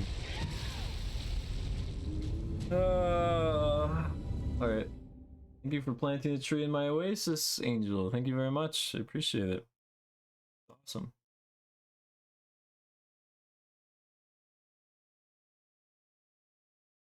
Not to state the obvious, but I think your best bet is not to get hit.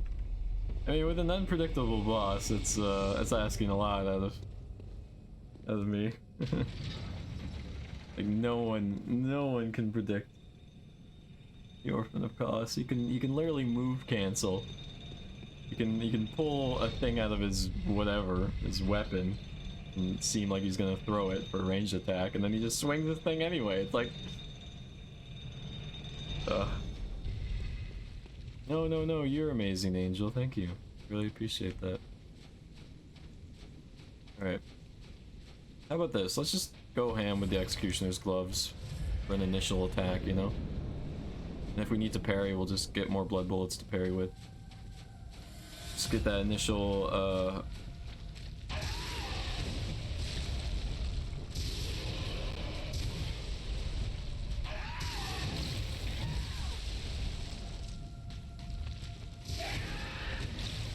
he like jumps over and shit. Like, stand still so you can get blasted, son.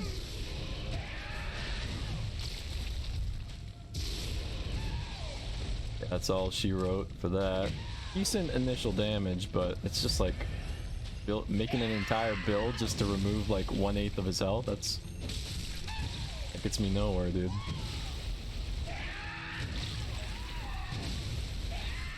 Rather have damage all the way through the boss fight, you know? Like any normal build should provide, but here we are.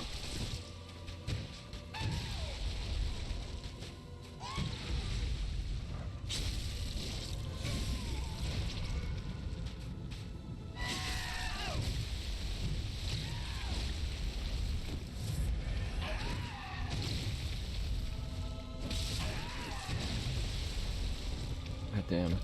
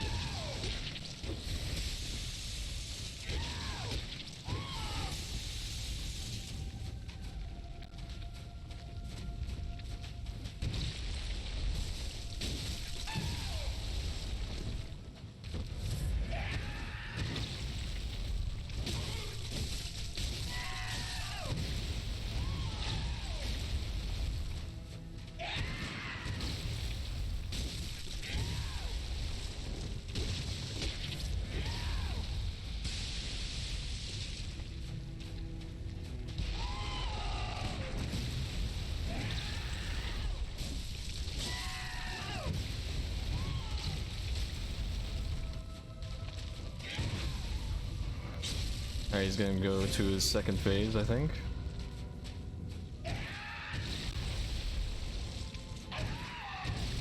Kinda weird. What's he doing? Oh god. No, I want to backstab him. If I could have gotten him in the repeat backstab cycle, that would have been so sick.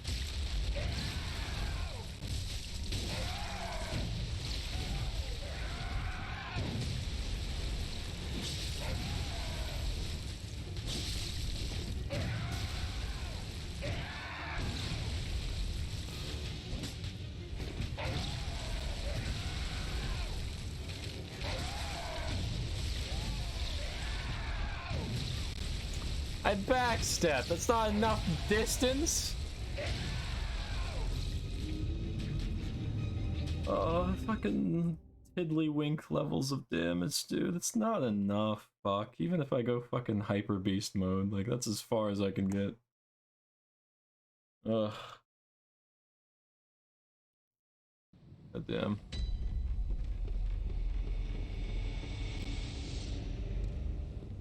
Alright. Let's see. What can I do differently?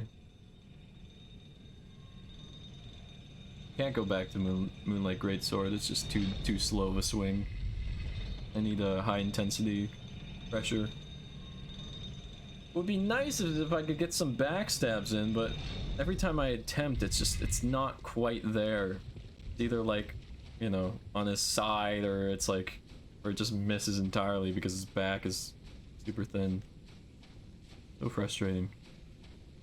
Let's see. also haven't tried a Call Beyond to parry with. That'd be actually interesting if I could pull some of those off, because this does like 400 damage, and it counts as a parry too. If I can actually hit my mark with it. Buffy parry and then gloves.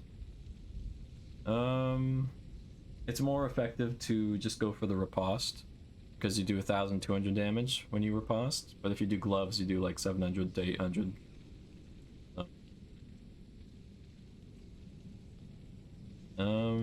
I gotta try. Oh wait, this is a Call Beyond. I'm gonna try the auger for parries. Don't know if I'll have much success with it because this is a stationary thing with a boss that jumps around all willy-nilly, but let's give it a shot. You know, why not? Try new things.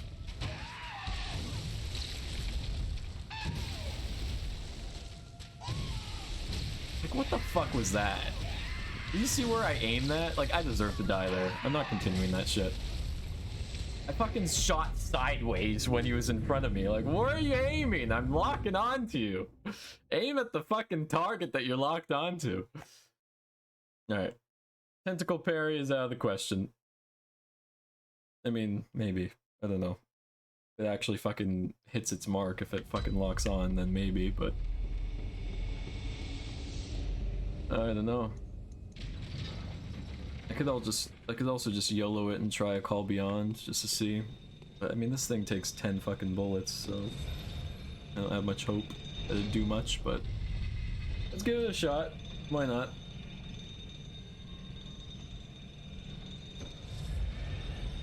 Alright.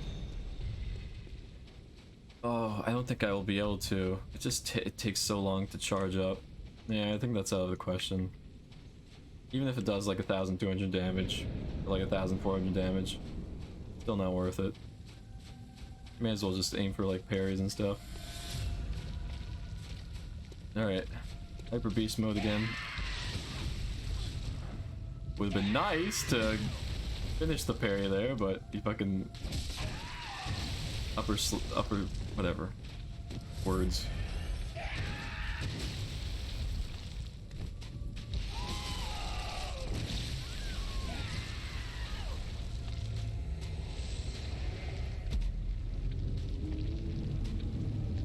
Don't recommend Arcane builds. I don't recommend it. Not the way to go for this game. Not the way to go.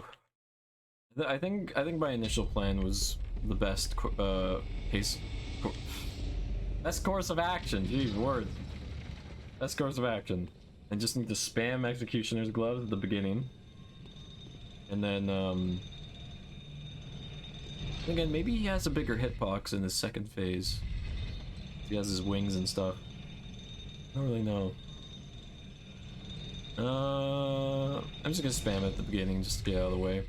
Spam Executioner's Gloves. Actually, no, it's better to do more damage in the second phase.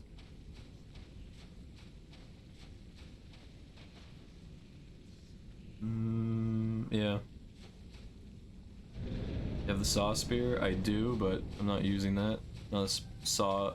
Like, you saw how inaccurate the lock-on system is. If I use a spear, that's not happening. I'm not hitting my mark with that thing.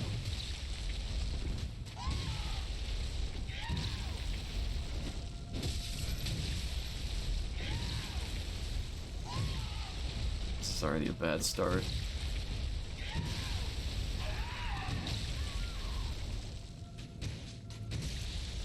He does an overhead swing, but he fucking rotates while he does it. So even if you sidestep, he still slams down. So frustrating, dude. Weak to fire too. I don't know about that, but alright, sure. I'll adjust my build. Why not? Yeah. My soul, my spirit, absolutely crushed into a million fragments. Meow, meow, meow. Can't wait to do a zero death run in this game and beat him first try. That'll be a big accomplishment.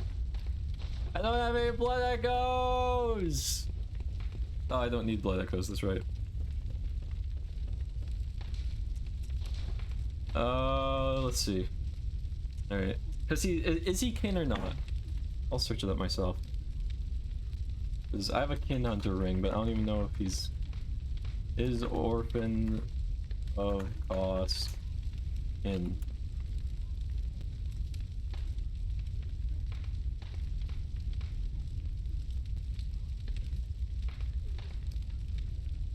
Kin-related gems do nothing. First and second forms are not kin. Okay, so that was a wasted gem. Why though? Probably a bug or something, because yeah, that's literally what he is, but alright.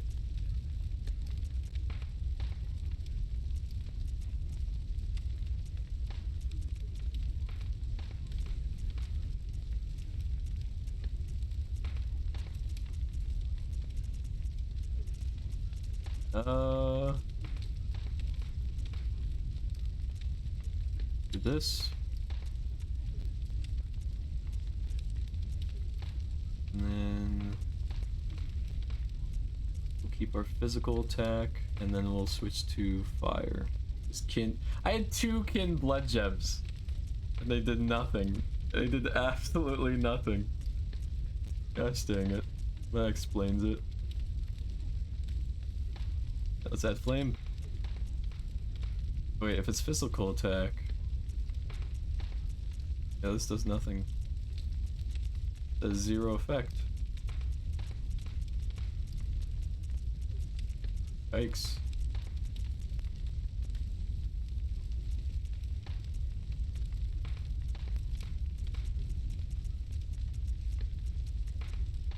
Whatever, I'll keep them. Alright. Do fire paper too. You can't put fire paper on a fire gem weapon. Yes, that pivot, that's the one that always got me. Yeah. It's brutal. You have to backstep, but like the time that I got him in the second phase, that fight, I backstepped when he did that move, and that wasn't enough. It didn't cover enough distance, and I still got hit by it. So it's like you can't sidestep during that attack because he pivots. He'll hit you anyway, and you can't even really backstep if you're right in front of him because you're gonna get hit anyway. So like the game expects you to be a certain small distance away from him. Can't be like right up on him. So it's a guaranteed hit if you're just right up on him. And you just can't avoid it. Doesn't seem like he should be able to turn while he's winding up like that, and yet he does. Exactly. Exactly. It's brutal. Where am I going?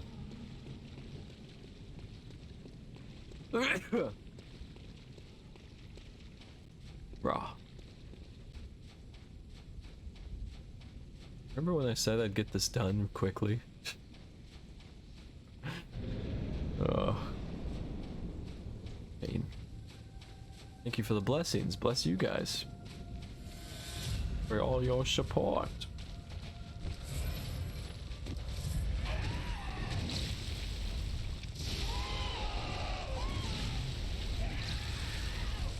He does that second swing just to...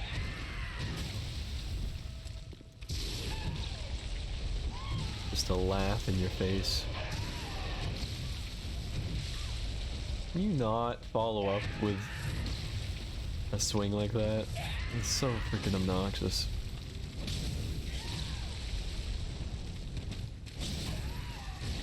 $150 damage. I mean, that's better. 50 more damage per swing.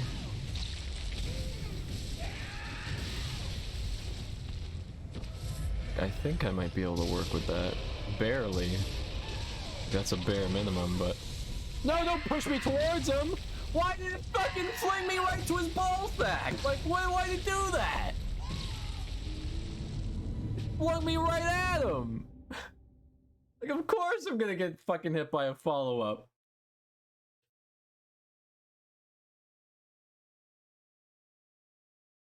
Welcome in, Khan. I'm fucking suffering, as you can see. Ugh.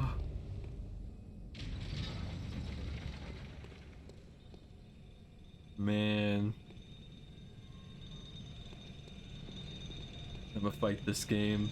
Yeah, it's definitely fighting me right now. We're fighting right now, me and Bloodborne. We're fisticuffsing. No suffer, we give love. Oh, I definitely feel your guys' love, and I appreciate every ounce of it. And I love you guys so much. Oh man. Trying to keep my sanity and spirit together. Tough. Very tough. Alright, let's just try melee focus.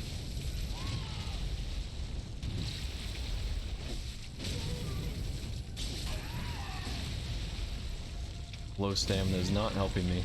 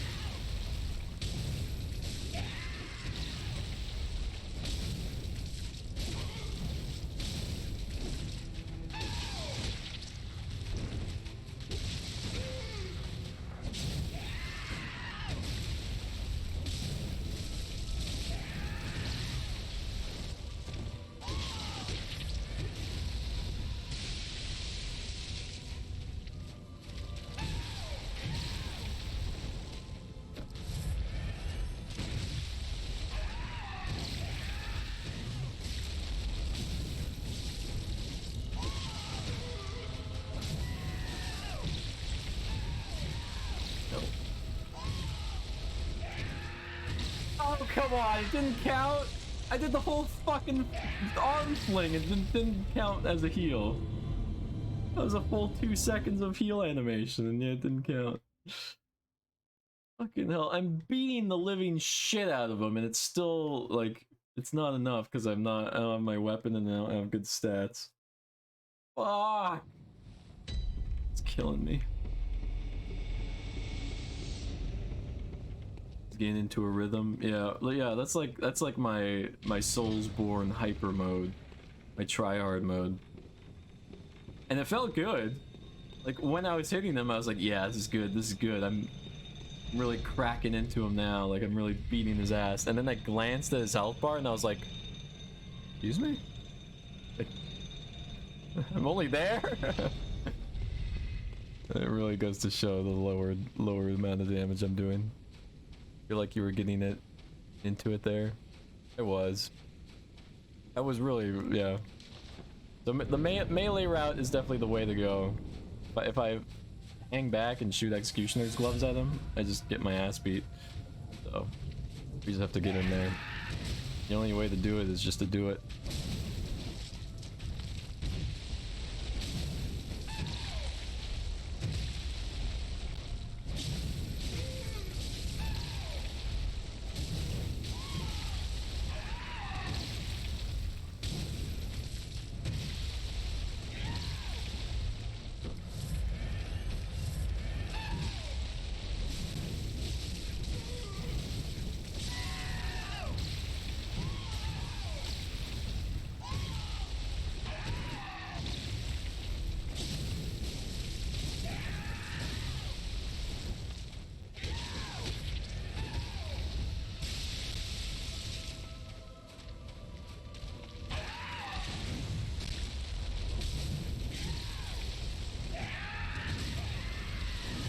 Oh my god.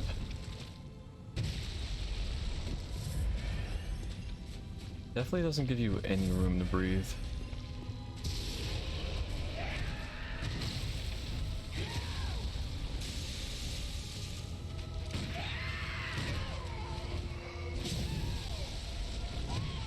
Can't parry that attack apparently.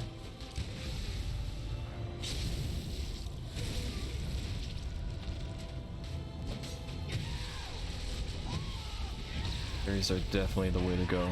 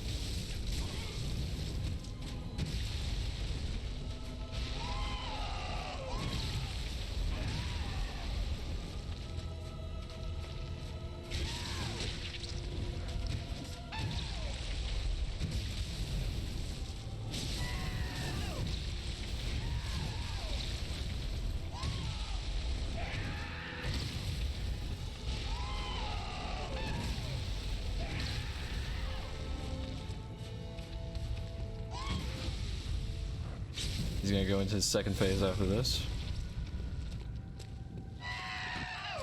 No, he's not. That was a bad prediction. No. Oh, now he is. Okay. You just have to do that move, I guess.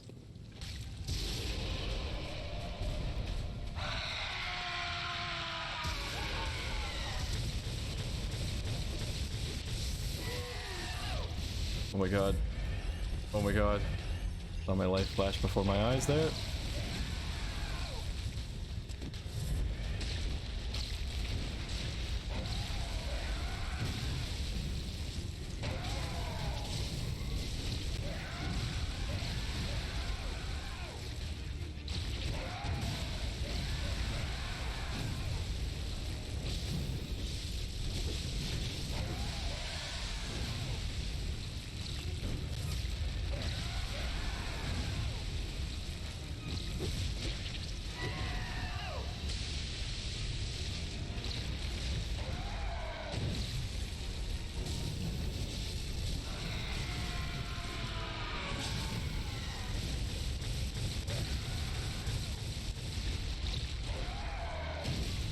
Damn it.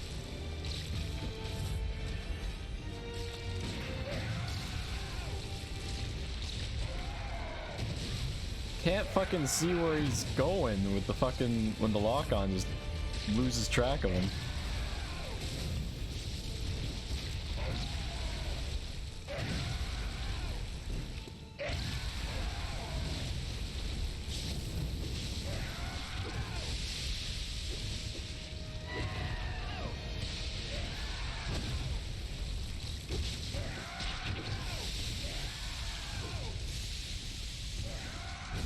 No, I didn't know where the fuck he was. Lock-on's fucking unreliable in this fight. Damn it. That was my best shot. I don't know how I could fucking get any better than that.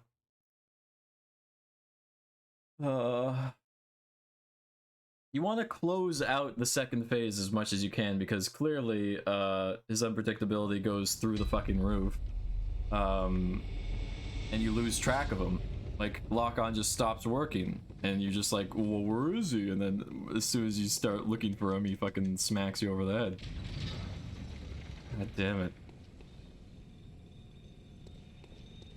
Yeah, I thought we would have had it that time. But, lock-on started just fucking breaking on me. That's nice. Alright. God damn it. I was in the zone, dude. I don't know. If my weapon did like just a little bit more damage, I definitely think it would have closed that gap, you know, that gap in damage. So I definitely can do it, but I just build's just so not viable. Alas. All right.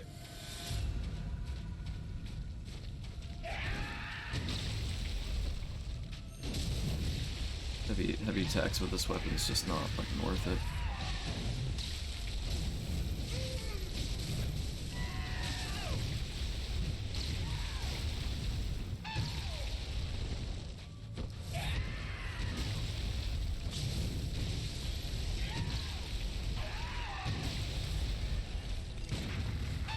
Wrong timing.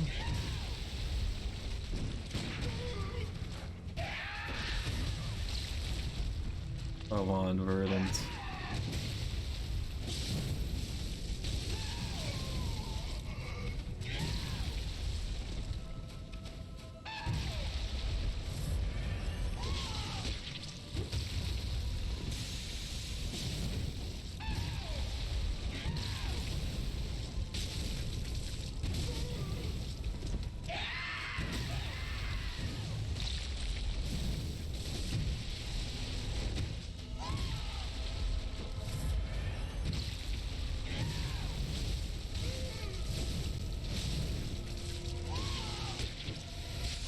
Oh, come on.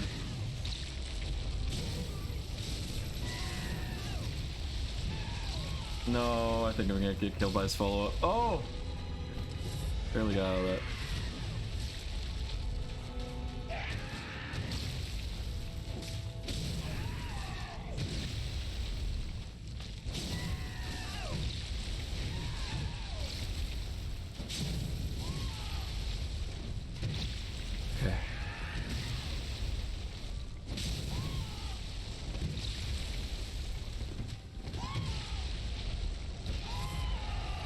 looking good in terms of the health.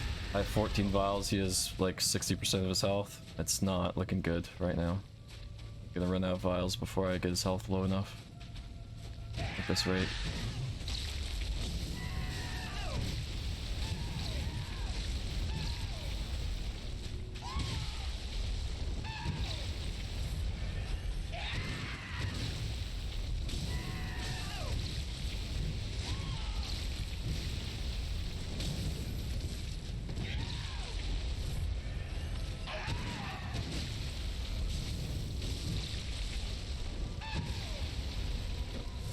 Not doing enough damage.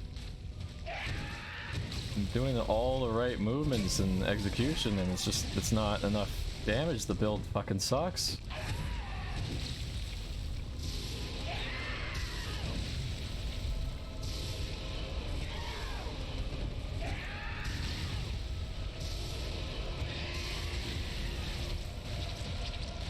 Those aren't counting? Are you fucking kidding me? That's like 5 barrages I just lost. Alright, let's try...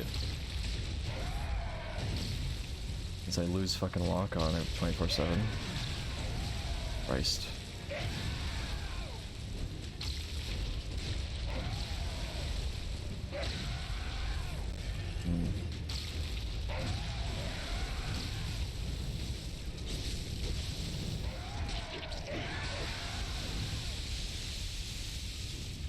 I don't have time to fucking get my blood bullets. Like, I don't have time. I don't have a second to spare here. Yeah, blood bullets are just out of the question here in this phase.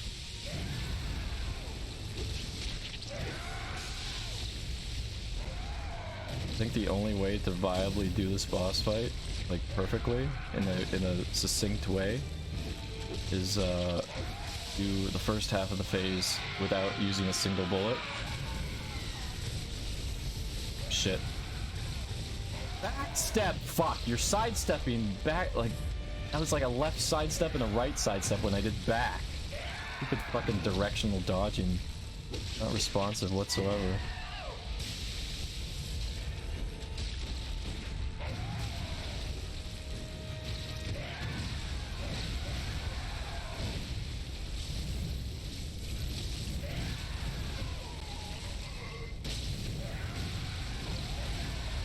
Get up! Move! Move your ass! Jesus Christ! Yeah, see what I mean? I'm either gonna be out of blood vials. I'm not gonna be able to fucking endure enough. Because health is, like, even if I endure and dodge as much as I can, not gonna be enough to balance everything out. Yeah, it's not worth it. It's not worth to keep going for an inevitable death. Either I run out of fucking blood vials or, yeah, it's just... I'm not doing enough damage. I'm not doing enough damage with my arcane because I run out of bullets too fucking early, and I don't have enough health to make this, like, enduring. Like, I can't continue because I don't have enough health. Well, I don't, lack of damage, lack health. Yeah, I could be as hyper beast mode as I can, but it doesn't stretch it out long enough with this shitty fucking build.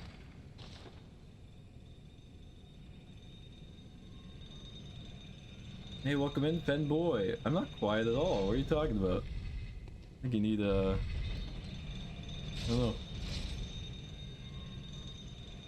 Augur of Abritus can stagger him into visceral attack. That's the tentacles. That's what I literally talked about. But the issue with that is its lack of accuracy.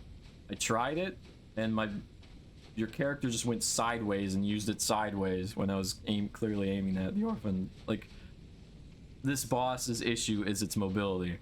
And with a stationary attack like this that has very little range, sure, it does 400 damage and has the potential to parry, but which can lead to a cool combo of, like, you know, 1,500-ish damage, but the chance of that is very slim as opposed to just going a safe distance and parrying with your pistol. And my voice keeps fucking cracking! Raw! Gah. Alright. I don't know about you, but I always found it easier to take the fight to the water. That way I can keep an eye on the lightning phase too as well. No, because the incline actually helps in a lot of ways. Because when you go into the water, you're on a flat terrain, and when he does moves like his AoEs and stuff, that sure, visually you can see everything, but being on an incline, the incline itself actually muffles a lot of his AoE in that way. There's so many times in the few fights that I've been in so far that I've seen that the incline actually saved me a lot of the time. You don't notice it, but it's definitely it's a preference of mine for sure. I think the cracks are cute, don't worry. The angry gamer cracks. What the hell, man? Alright. I think I definitely should use the auger in phase 1 if I can. This is the auger attempt. It's too long of a fucking... It takes too fucking long.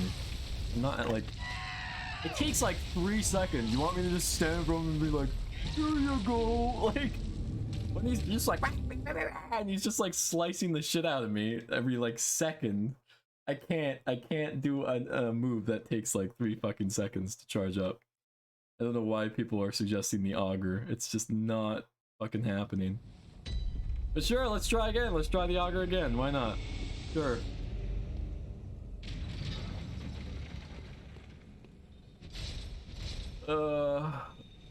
Needs to get viciously beaten to death. Yep. See, when I don't do it like in a way that's logical. Like the way to fight Orphan of Kos is it's an endurance round. So like you need to be just as aggressive as he is, and you need to make good trades in that regard. So when he hits you, you have to quickly go back to him and hit him back so that you can regenerate health. And that endurance itself is what gets you that W.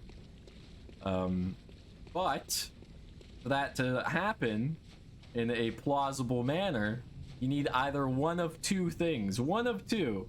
One or the other, or preferably both. You need a good health pool of at least 40 vitality, 50 or 60 would be preferable, or you need a good damage output of like, I don't know, when I had my Holy Blade, I forget how much damage I did. I think I did 500. And that was just with my longsword, that wasn't with my greatsword.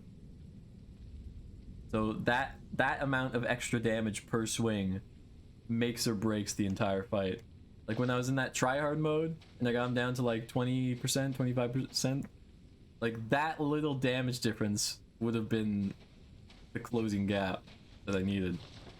But I don't have that. I don't have the health pool for it. I don't have the damage for it. So I'm just stuck in this endless loop.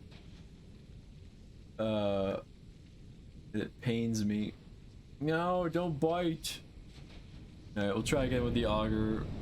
I'll give it my best shot, but the build-up is just not viable whatsoever.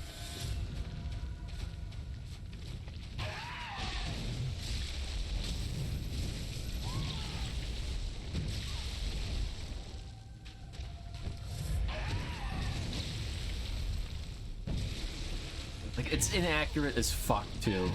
It's so inaccurate. You gotta be, like, grinding his gonads. Like, it's not viable. I don't like the auger strat whatsoever. Stupid strat. So, that's not the way at all. Yeah, I don't know. Because I like the idea of it, right? Because if you can pull it off, right? 500 damage with the auger, then your parry itself does 1,000 damage. It's 1,500 damage move. That's an insanely good move, and that would close the damage gap. Absolutely. But the chance of that happening is like, you know, really seems like he's not a boss you can get too fancy with. Yeah, you just, like I said, it's all about just that high aggression and trades. You need to make good trades.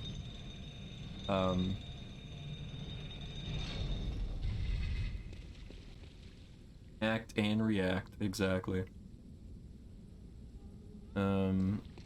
not a boss that you can use Executioner's Gloves viably. You definitely can't use Call Beyond. This thing takes like 6 seconds to execute, and make Call Beyond viable, you need to stand there next to the boss so that you can get the most lightning thing zappies on him. That's not happening. Yeah. I don't know. I really, there is legitimately nothing else. And Beast Roar, I don't think is... It's only for NPCs. I don't think this boss will be knocked on his feet from it. So, yeah, you just have to do it. 6 seconds is long enough for him to beat you to death twice. Exactly. Like, every fraction of a second is everything. You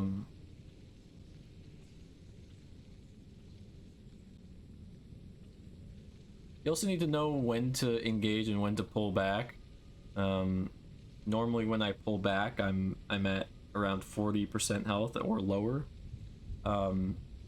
Because if I go in to try and get some HP regeneration from hitting him back, it's not worth it, because if he follows up with an attack and hits me, that's game over.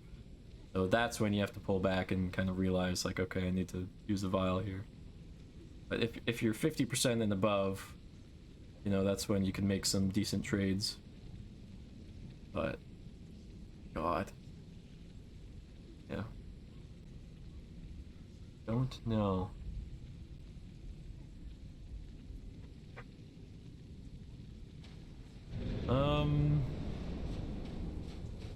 I really don't know, yeah. I wish I had enough blood chunks to use my Ludwig's Holy Blade. That would have been awesome.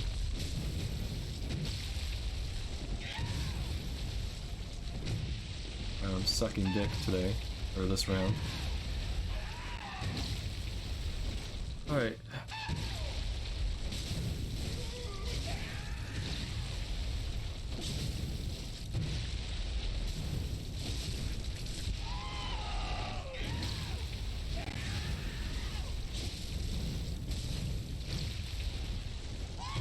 Doesn't help that my stamina pool is also greatly reduced. If I had a bigger, wider stamina pool, I'd be able to do like a 4 combo and then safely evade. Since I don't have that, usually I have to trade a 4 combo with one of his swings, which is really disappointing.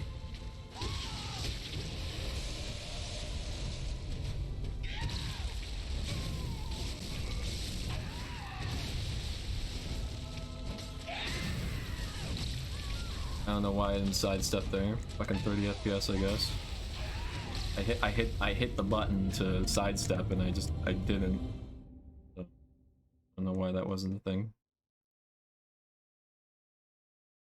Like, when it comes to Bloodborne, you have to like tap the dodge button to make it like actually respond to you, because if you just press it, it's not happening. It doesn't fucking do what you want.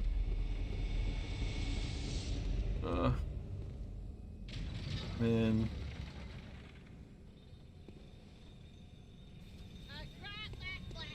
Rat Blap is right. I don't know what to do. Like, this build just sucks ass against Orphan of Kos. Not good. Like, the most you could get out of the Executioner's Gloves is like a quarter of his health with all of your bullets. It's like, what do you expect? What do you want me to do now? You want me to blood bullet him to death? Like, it's not fucking happening.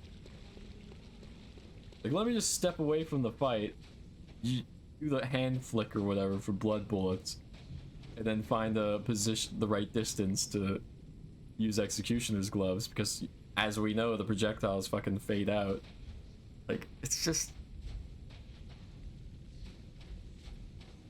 Do we need a break? There's no breaks in Bloodborne. Either do it or you don't.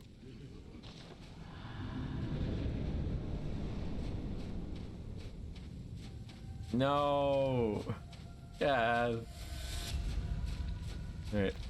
Try him one more time, and if not, then yeah, we'll go to this is supposed to be the stream I get him though.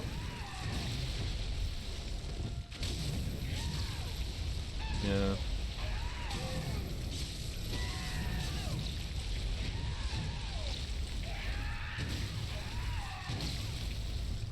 I hate directional dodging. It sucks cock. I hold down on the stick and I hit circle. You'd expect me to fucking backstep. When the camera angle's at a certain angle, you just fucking sidestep instead. And I sidestepped into a swing. It's so fucking stupid. That's why I don't lock on into any of the Soulsborne games. I never lock on because directional rolling sucks cock. It sucks wieners. But I can't free roll either in this boss fight because I can't. Well, maybe I can. Maybe we'll try one more attempt with free rolling. But I hate that shit. I hate when that happens. It's so bad. I do an action and I expect that the game fucking obeys and makes me do a backstep if I do circle down. Like that's what circle down is. I should be doing that. Man. Wiener. Big wiener. Please breathe. I am. I'm fine. It's just, it sucks. Sucks.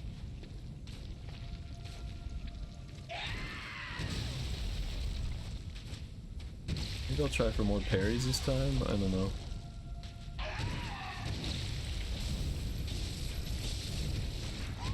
And not when he's fucking twirling around me like a fucking ballerina.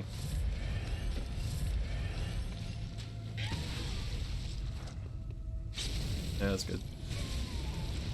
Parries are always worth it because you always get your health back too, so even if he hits you... I need to not talk. I need to just not fucking talk when I'm fighting this guy. You get the idea though. Parries are good, they do high damage, and you get all your health back because... yeah. Game is very mega big ween. It is. It's not the game though, it's not the game, it's the build. It's just the build. The build sucks ass. I have low HP and low damage. It's like, what do you expect? It's the final boss, you have low HP, low damage. You expect to fucking beat him? Of course not. You're not, no, cat, no. Now I have to beat him tonight. It doesn't help that I'm hungry right now too. Alright. You are the best, cat. Never say things like that. I'm just gonna fucking spam Executioner's Glove on him. I'm sick of this shit. I always get my souls just for pride's sake. He dodged both of those barrages! I'm fucking sick of this fucker.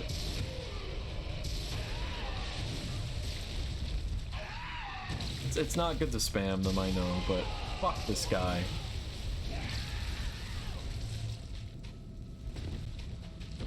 I'm tired, man. I'm really tired. I'm hungry. Not focusing at all.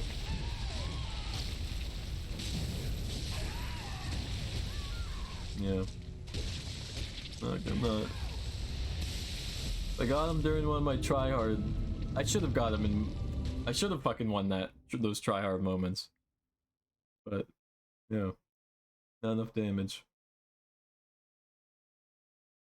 Do we do a break before fight? I don't know. I don't know what to eat. I don't have anything I want to eat. Bro, you get a snacky? I don't know what to eat. I don't like eating on stream. I get really paranoid about my munching. Oh.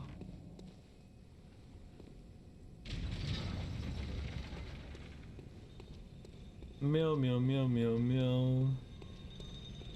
Man.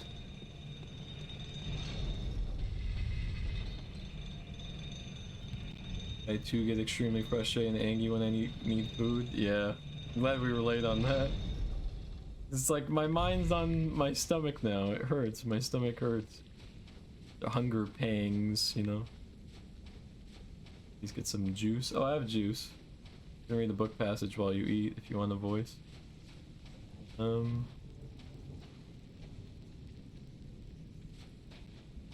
Yeah, that'd be nice actually. I'll do one more attempt. If I don't get it, then fine. I'll start reading the H.P. Lovecraft story. I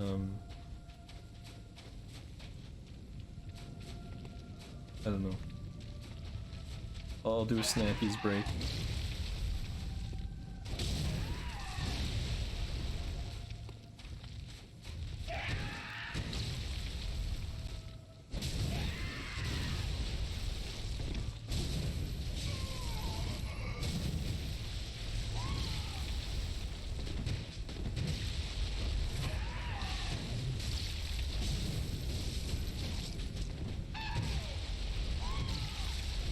Eat that shit.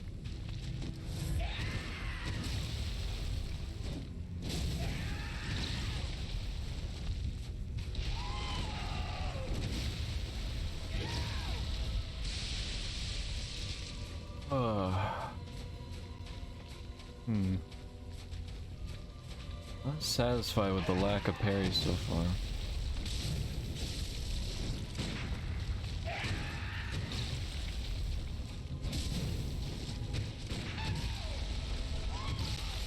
Dude, come on, man.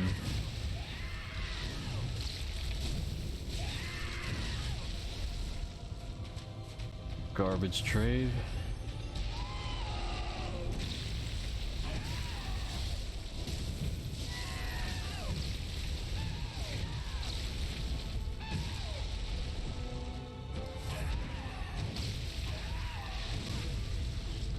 No, I got the parry, but he fucking slammed me up into the air. It's so frustrating. And he pivoted. That's also frustrating.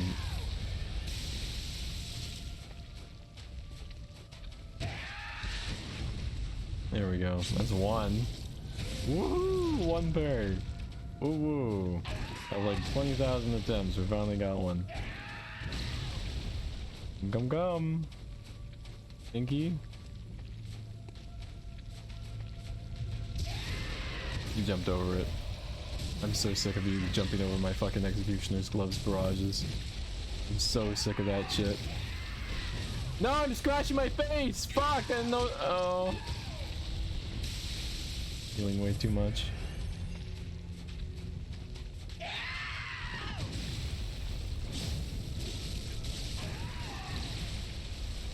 I'm taking way too much fucking damage right now.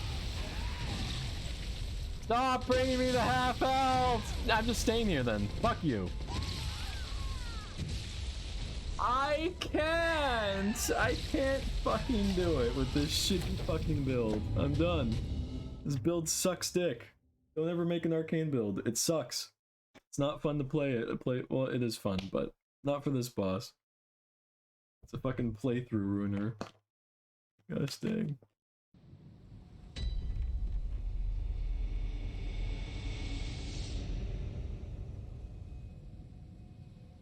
Raw. Alright. Well, I said that was the last attempt until reading, so I don't know if Kath, you want to join me and help me from my suffering. Yeah. I'm gonna go get a snack and eat it, like, quietly. And Kath will be here to entertain you while I'm away and try not to lose my brain. I'm sorry. I wish I could do this and, you know, have it be a hype moment, but we will get it and we will celebrate, and it's gonna be an amazing time. I just gotta get my mind off my tummy, and this is technically an optional DLC, but I'm not gonna skip it, Mary. This is an 100% run. I can't skip bosses. That's not the Soulsborne way. So yeah, we're doing the boss no matter what. We're doing it. But I don't know how I'm gonna do it. Like, maybe we'll have to grind. I don't want to grind 8 fucking bloodstone chunks. I don't know. We'll figure something out. But I'd really love to use Ludwig's Holy Blade, but it's not. It's worthless at +6. Don't know what to do. All right, we'll see. I'll strategize while I eat. So in the meantime, let's get Kath in here. Hello. Hello. Hello. How do you do? I am well. Am I reading the Lovecraft thing, or am I reading something else? I don't know now, actually, because I kind of don't want to miss out on it.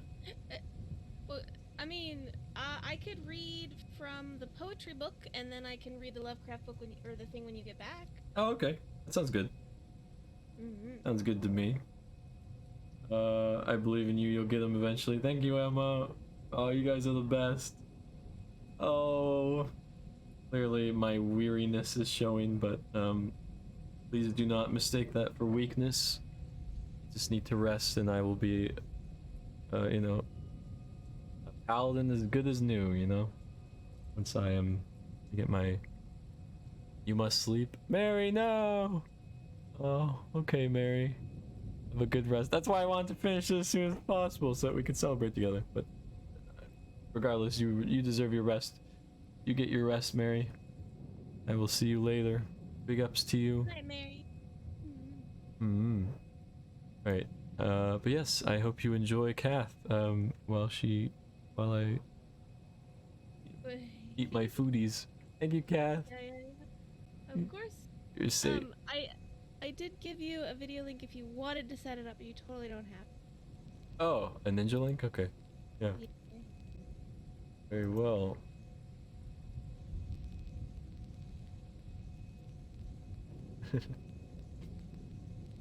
You know what? I'm glad this is actually happening because in my very first playthrough I didn't really endure what most players face in my playthrough because I was optimized in a way that I'm really comfortable with. Now I'm with a build that I'm not so comfortable with, like a new player might do. Now I understand the pain of everyone. I understand everyone's pain. I empathize with everyone who struggled with this boss now. I really do. It is a pain pickle. It is a pain pickle. Yes, big smooches, yes. Sweet dreams, Mary. Alright. I will Go get snackies. Yes. Yes, I shall. Alright. Roll. Alright, I'll be back. Bye boy. Boy. Hello, chat. Hi, how are you? I am here to commandeer the stream momentarily while V goes and gets some food. How are you? I have the book that I suggested to V back in the day, the In Queue poetry book. And I don't know, I will pick a random poem from there if you guys want. Hello, Puzzle. Hello, lovely Emma. How are you guys today? You sweetest of beans. Yes. So do you guys want like, you want like a love poem? Or do you want like, you want a philosophy type poem? What do you guys want? What would you guys like? Hello. Hope you're doing well today, Bottom. Such good vibes. Heck yeah. Excellent. I am here to bring chill while V relaxes for a moment, gets some food in his tummy, and then we will try the boss fight once more. Maybe a love one? Okay, for sure. I will read you my favorite one that he wrote. A love poem from me? Alright. Here we go. I will read this. This is my favorite one in the whole book. And I will read it to you. It is titled 85. I want to fall in love at 85. Go on shuffleboard dates and dance to hip hop from 95. We'll also listen to the song Stayin' Alive, but only for the message. Otherwise, we'll keep away from disco, it's depressing. We'd rock matching tracksuits and rope gold chains. We'd look like Run DMC, but in their old age. We'd take aerobics classes and wear bifocal glasses and eat at IHOP and hold hands at Sunday masses. And when it comes to the bedroom, well, nothing much would happen in the bedroom because we're 85. But we'd still be down to take a walk or take a drive or sit and talk and have a drink, watch the passers-by, and ask each other why and who and how and where and when, and then we'd laugh and cry again about the people we had been, and I would touch her withered skin and comment on how thin it is to keep in something infinite. And she would smile sweet and blush and tell me that I think too much. She's right, I think too much. It's always been a problem. But then again, that's how I made my green like the goblin. When I was in my 20s, I was eating top ramen, counting up my pennies, saving up to go food shopping. But now I'm 85, and somehow I feel more alive.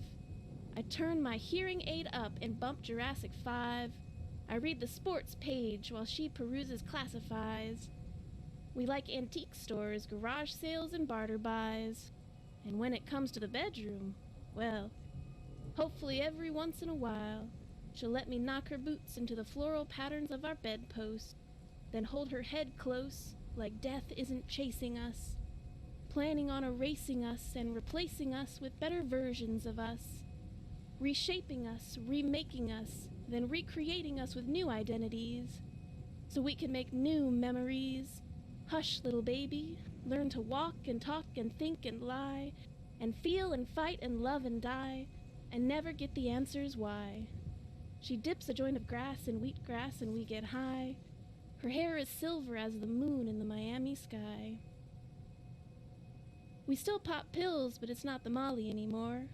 Whenever we can't sleep, we listen to the ocean floor. She got a Sounds of the Sea CD from the Brookstone store, and ever since I've been snoring like a really good metaphor for snoring. Sorry, I go blank sometimes. What? I'm 85. I'm not complaining, I'm just happy that I'm still alive. And happy that I have my better half by my side, Superfly. She doesn't look a day over 75. When I first saw her, I was totally in awe. She was classical, so I was like, yo yo ma. And that was all it took. A single look and I was shook. I fell for her like some loose shingles from our Spanish roof. And I will love her till she loses every last root and has to glue dentures to her gums to chew solid food. Oh, now that's real love, dude. That's some push comes to shove love. Not when it's convenient love. Hospital bed love. Feed her ice chips love. Never leave the room love. Sleeping in the chair love. Pray to up above love. Have to pull the plug love. Miss her in my bones, love. Everything about her, love. Die within a month, love. Can't live without her, love. Love. The only reason that we are alive. And none of us should have to wait until we're 85.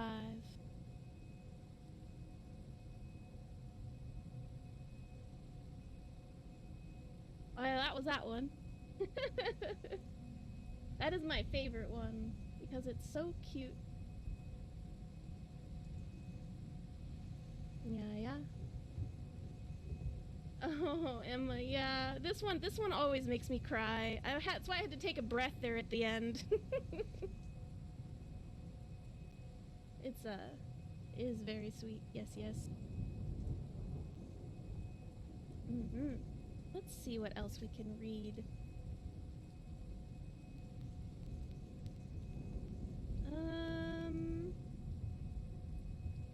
I don't know. I like poetry about, love and being able to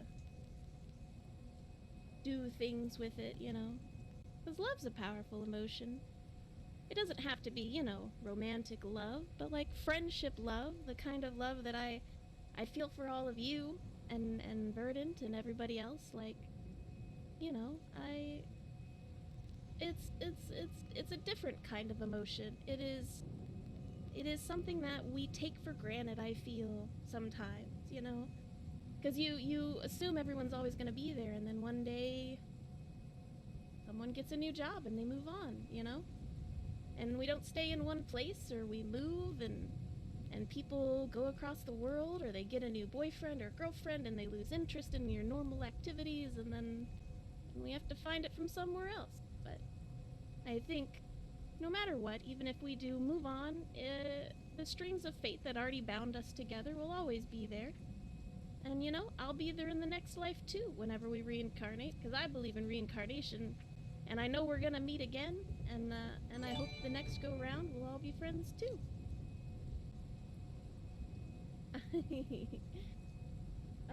Hired Troubadour, thank you so much for gifting a tier 1 sub to Mary. Appreciate you. Verdant is currently away getting some snackies, so I am entertaining stream. And I hope you do not mind. Welcome in, welcome in. Thank you, and Mary Marvelette, congratulations and welcome back. I don't, what does Verdant usually say? Something about style? Welcome with such style. How are you doing tonight? Hired Troubadour. I hope I said your name right. I apologize if I do not. But yes, Verdant is currently getting some snackies. So I was, I don't know, I was poking around a poetry book. Aw, you're most welcome, Emma. I really appreciate you. You and Puzzle and Con and Tired Troubadour. You guys are the sweetest beings. I really appreciate, you know, having you guys in my life. I don't know. I don't know what else to say about that, because I am so blessed to be surrounded by so many people that I can call my friends. Even if we're online friends, we're still friends. And I can be proud of you. Like Puzzle Piece Angel, who just got affiliate, I can be proud of you. And Emma, you sweetest of beans, just all your jewelry and stuff yesterday, I am proud of you for that. That's super cute. I'm super jealous with the Sailor Moon one, by the way, because I love Sailor Moon, and I don't think I've ever actually got a Sailor Moon necklace. Rah, I want it. Anyway. I was looking to see if I could find another poetry book to read.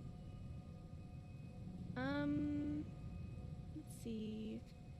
I think Verdant read this one before. I think he read You Reincarnation. Yeah, I'm pretty sure he read You Reincarnation.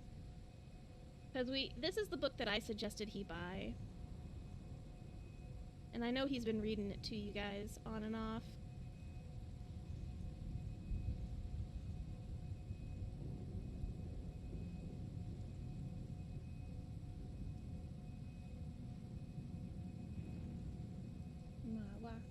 You've read that one twice? That's a good one, though. That's a good one. So you got me teary-eyed? Aw, Puzzle. You're so silly. You're wonderful. You're absolutely wonderful. Has he read You Look Closer? It's a shorter one. I can read you this one real quick. I don't know, it's closer to the back of the book. I slipped to the back so that he maybe wouldn't read this one. So, let's see. So this one's titled Look Closer. So it is, look closer.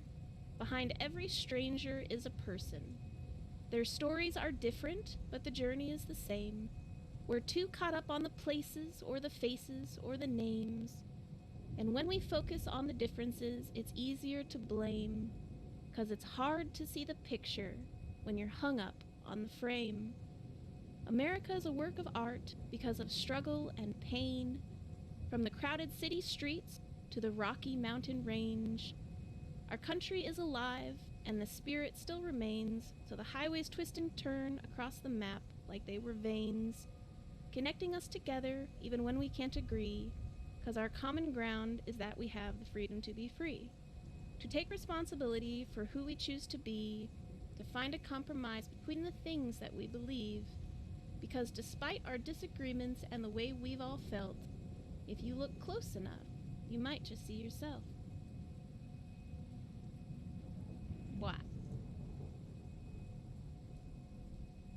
Which I think is true, you know? Like, anybody who streams, you know, we have a connection, and I see myself in all of you guys that are just starting out streaming, because I started out streaming a long time ago, and I didn't do much for streaming. I only streamed for like a stress relief kind of thing, and to get through my backlog of games, to be completely honest with you, but mostly it was to stream so that I could, you know, do the stuff and the things with random people. I was usually a go-getter with everything, but it was difficult for me to talk to people a lot because I was pretty quiet. And I feel that streaming really opened up my ability to chat with people anytime, anywhere. But yeah, I always wanted to be positive and uplifting. Because I feel like, you know, the world that we live in now is very, very apart. You know, all of our stuff is online, and all of our friends are digital, and everything that we are is distant.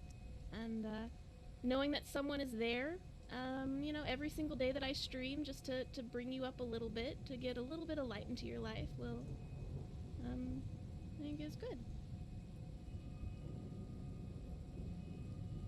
You're amazed a streamer can build their own community? Aw, Con. I honestly, you just open up a Discord, and then at the end of every stream saying, hey, if you want to hang out with me after stream, you know, join the Discord. And then occasionally you'll get some people to join the Discord, and that's how I did mine, and that's how I built mine. And you just post in there every day. You say hello, good morning, and then, you know, you engage with people, and I love doing that. It brings me good joy because I love learning about all of my new friends, and I'm at the point where my community isn't too big, and I can still talk to everybody, and I can still interact and make connections with everybody, and that makes me really happy, you know? So I want to stay how I am. I want to be able to talk to everybody and make friends. I love it. It brings me great joy.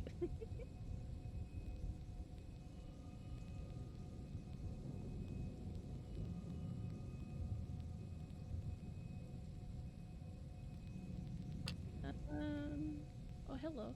Hi. Bro. Welcome back. Thank you. What did I miss? I read a couple poetry pieces from the book I suggested to you. Yay. We talked about stuff, Aww. right, chat? Oh. Crazy. Emma's crying.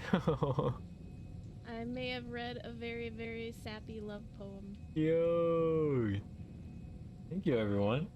Warm welcoming. You missed me crying, yeah. Oh.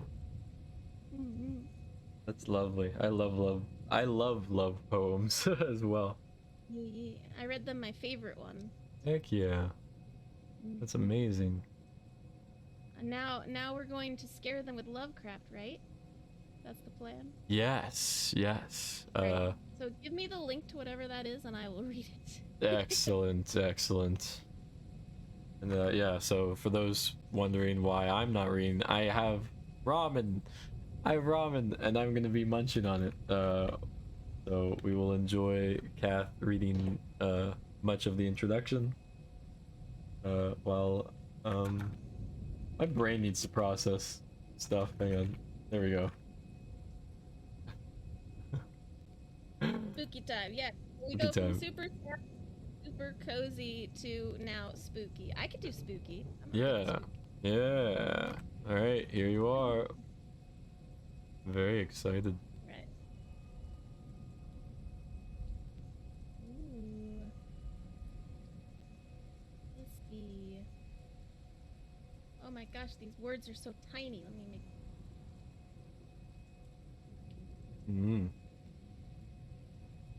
Yay, we ready. Heck yeah, we are. I hope you enjoy. It'll be awesome. And Kath, let me know if you ever need to pause and want me to read, we'll take a break from my munching if you need me to. Oh, it's okay. All right. I am just making it slightly bigger so that I can read and not squint like an old granny the whole time. Yeah. Yee. Oh. Probably fine. Excellent. I broke something. Oh god, wait. No, not.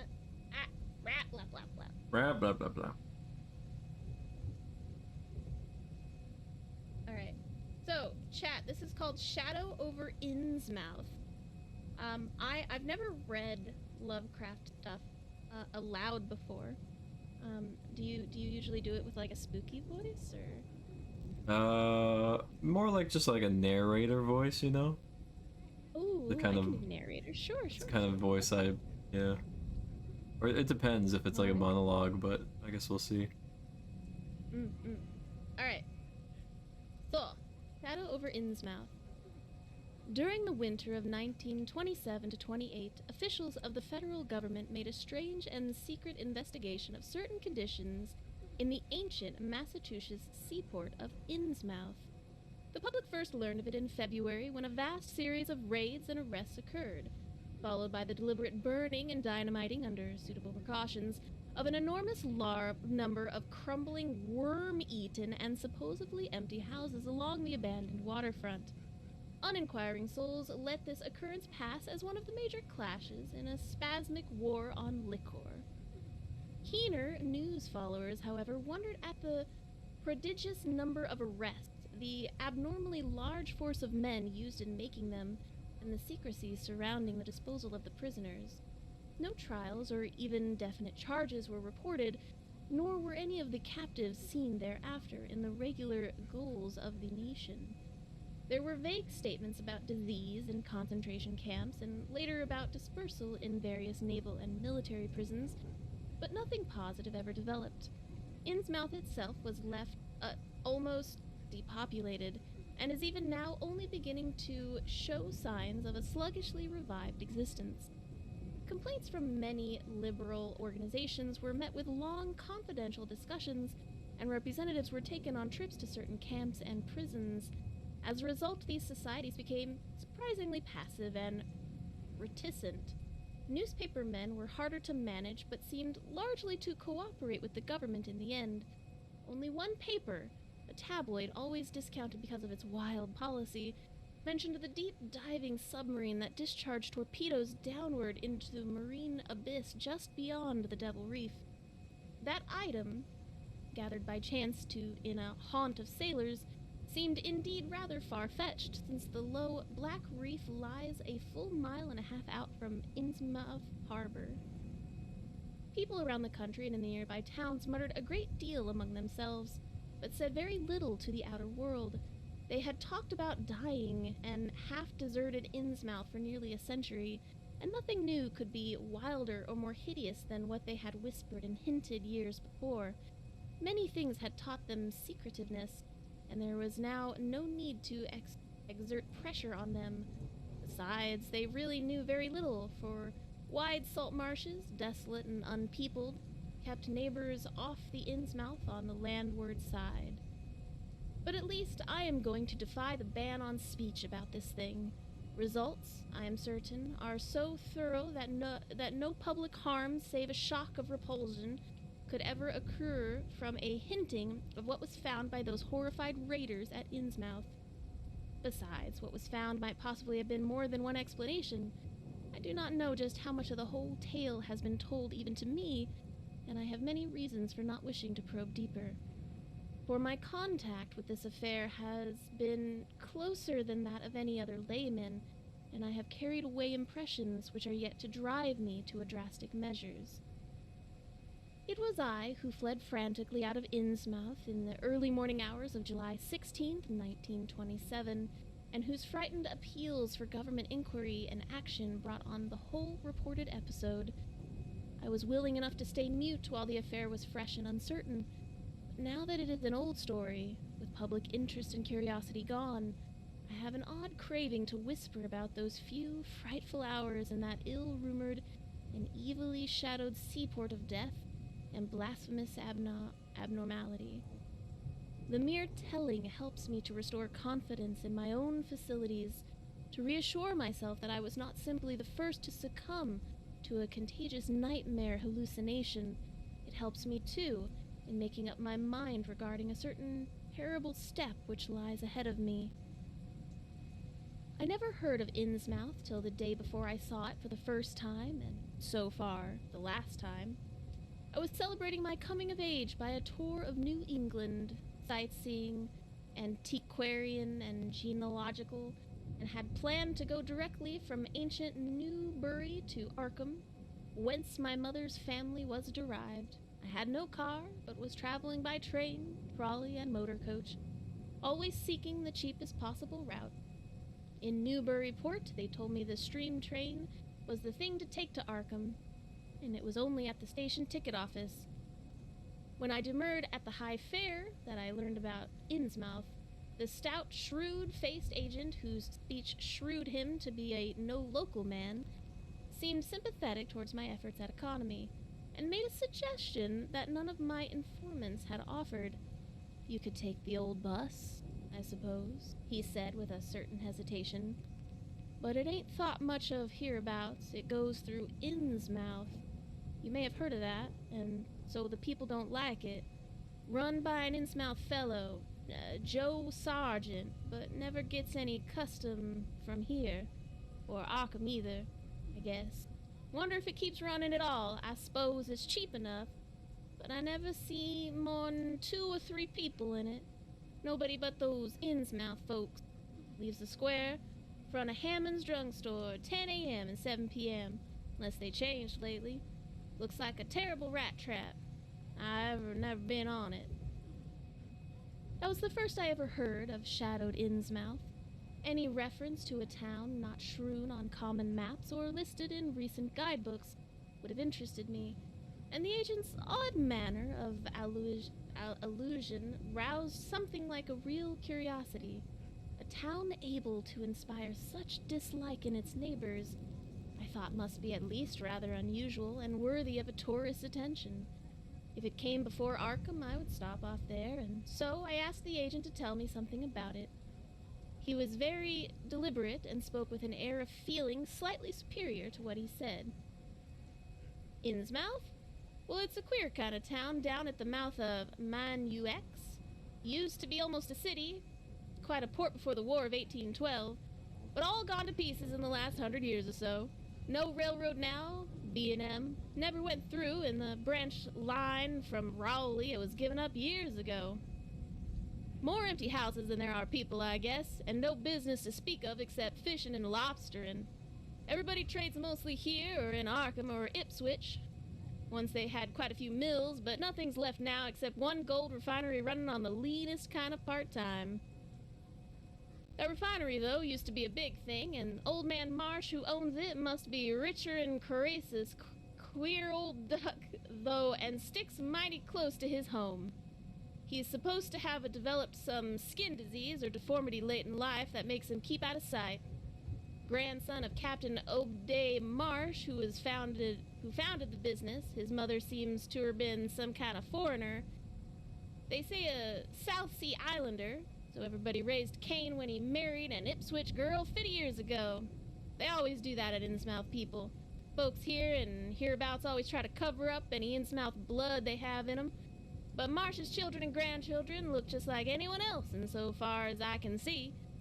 I've had them pointed out to me here, though, come to think of it. The elder children don't seem to be around lately. Never saw the old men. And why is everybody so down on Innsmouth? Well, young fellow, you mustn't take too much stock in what people round here say. They're hard to get started, but once they do get started, they never let up. They've been telling things about Innsmouth, whispering 'em mostly, for the last 100 years, I guess. And I gather they're more scared than anything else. Some of the stories would make you laugh. About old Captain Marsh driving bargains with the devil, bringing him out of hell to live in Innsmouth, or about some kind of devil worship and awful sacrifices in some place near the wharves that people stumbled on in 1845 or thereabouts. But I come from Panton, Vermont, and That kind of story don't go down with me. You ought to hear, though, what some of the old-timers tell about the Black Reef off the coast. Devil Reef, they call it. It's well above water a good part of the time, but never much below it. But at that, you could hardly call it an island. The story is that there's a whole legion of devils seen sometimes on that reef, sprawled about or darting in and out of some of the caves near the top. It's a rugged, uneven thing, a good bit over a mile out, and towards the end of shipping days, sailors used to make big detours just to avoid it. That is, sailors that didn't hail from Innsmouth. One of the things they had against old Captain Marsh was that he was supposed to land on it sometimes at night, when the tide was right. Maybe he did, for I dare say the rock formation was interesting, and it's just barely possible he was looking for pirate loot and maybe finding it. But there was talk of his dealing with the demons there. Fact is, I guess on the whole, it was really the captain that gave the bad reputation to the reef. That was before the big epidemic of 1846, when over half the folks in Innsmouth was carried off. They never did quite figure out what the trouble was, but it was probably some foreign kind of disease brought from China, or somewhere by the shipping. It surely was bad enough. There were riots over it and all sorts of ghastly doings that I don't believe ever got outside the town. And it left the place in an awful shape. Never came back. There can't be more than 300 or 400 people living there now. But the real thing behind the way folks feel is simply race prejudice, and I don't say I'm blaming those that hold it. I hate those Innsmouth folks myself, and I wouldn't care to go to their town. I suppose you know, though I can see you're a Westerner by your talk, what a lot of our New England ships used to have to do with queer ports in Africa, Asia, and the South Seas, and everywhere else, and what kinds of people they sometimes brought back with them. You've probably heard about the Salem man that came home with a Chinese wife, and maybe you know there's still a bunch of Fiji Islanders somewhere around Cape Cod. Well, there must be something like that back of Innsmouth, people. The place always was badly cut off from the rest of the country by marshes and creeks, and we can't be sure about the ins and outs of the matter, but it's pretty clear that old Captain Marsh must have brought some of the old specimens when he had all 3 of his ships in commission back in the 20s and 30s. There certainly is a strange kind of streak in the Innsmouth folks today. I don't know how to explain it, but it sort of makes you crawl. You'll notice a little in Sergeant if you take his bus. Some of them have narrow heads with flat noses and bulgy, starry eyes that never seem to shut. And their skin ain't quite right. Rough and scabby.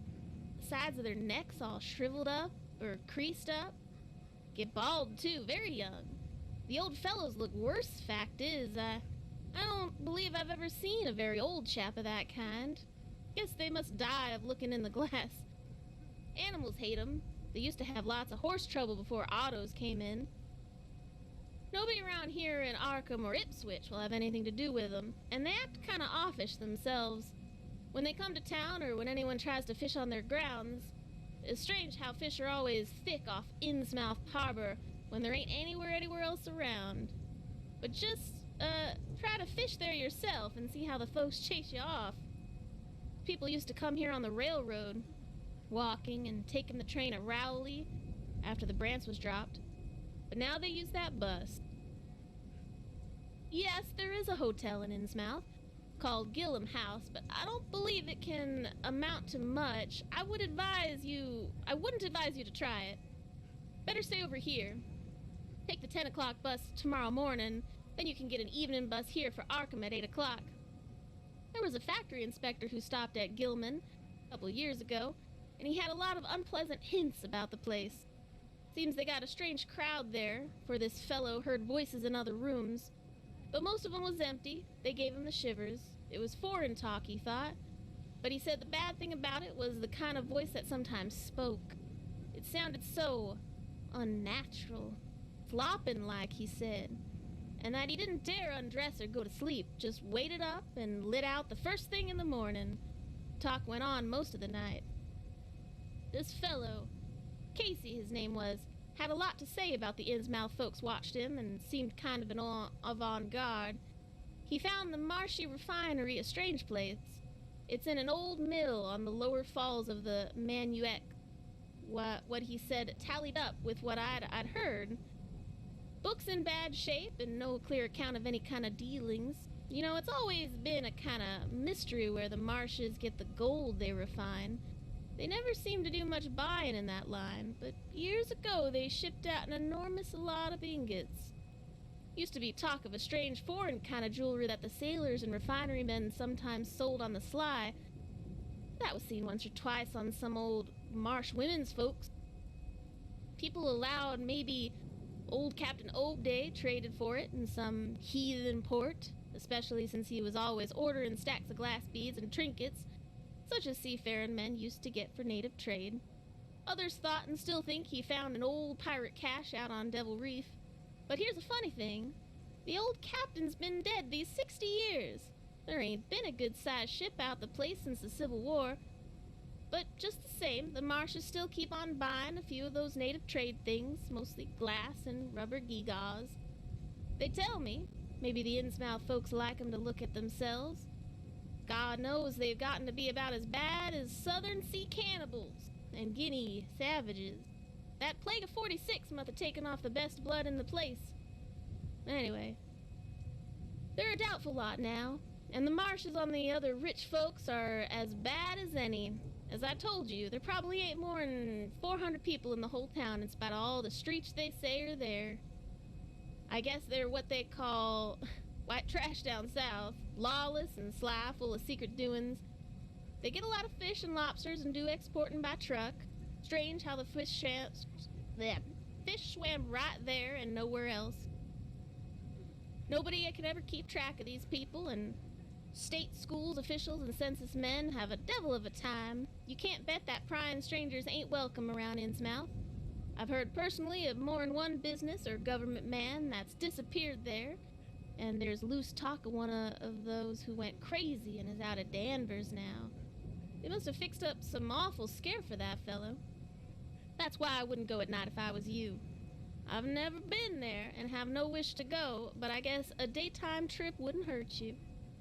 Even though the people hereabouts would advise you not to make it if you're just sightseeing and looking for old-time stuff, Innsmouth ought to be quite a place for you.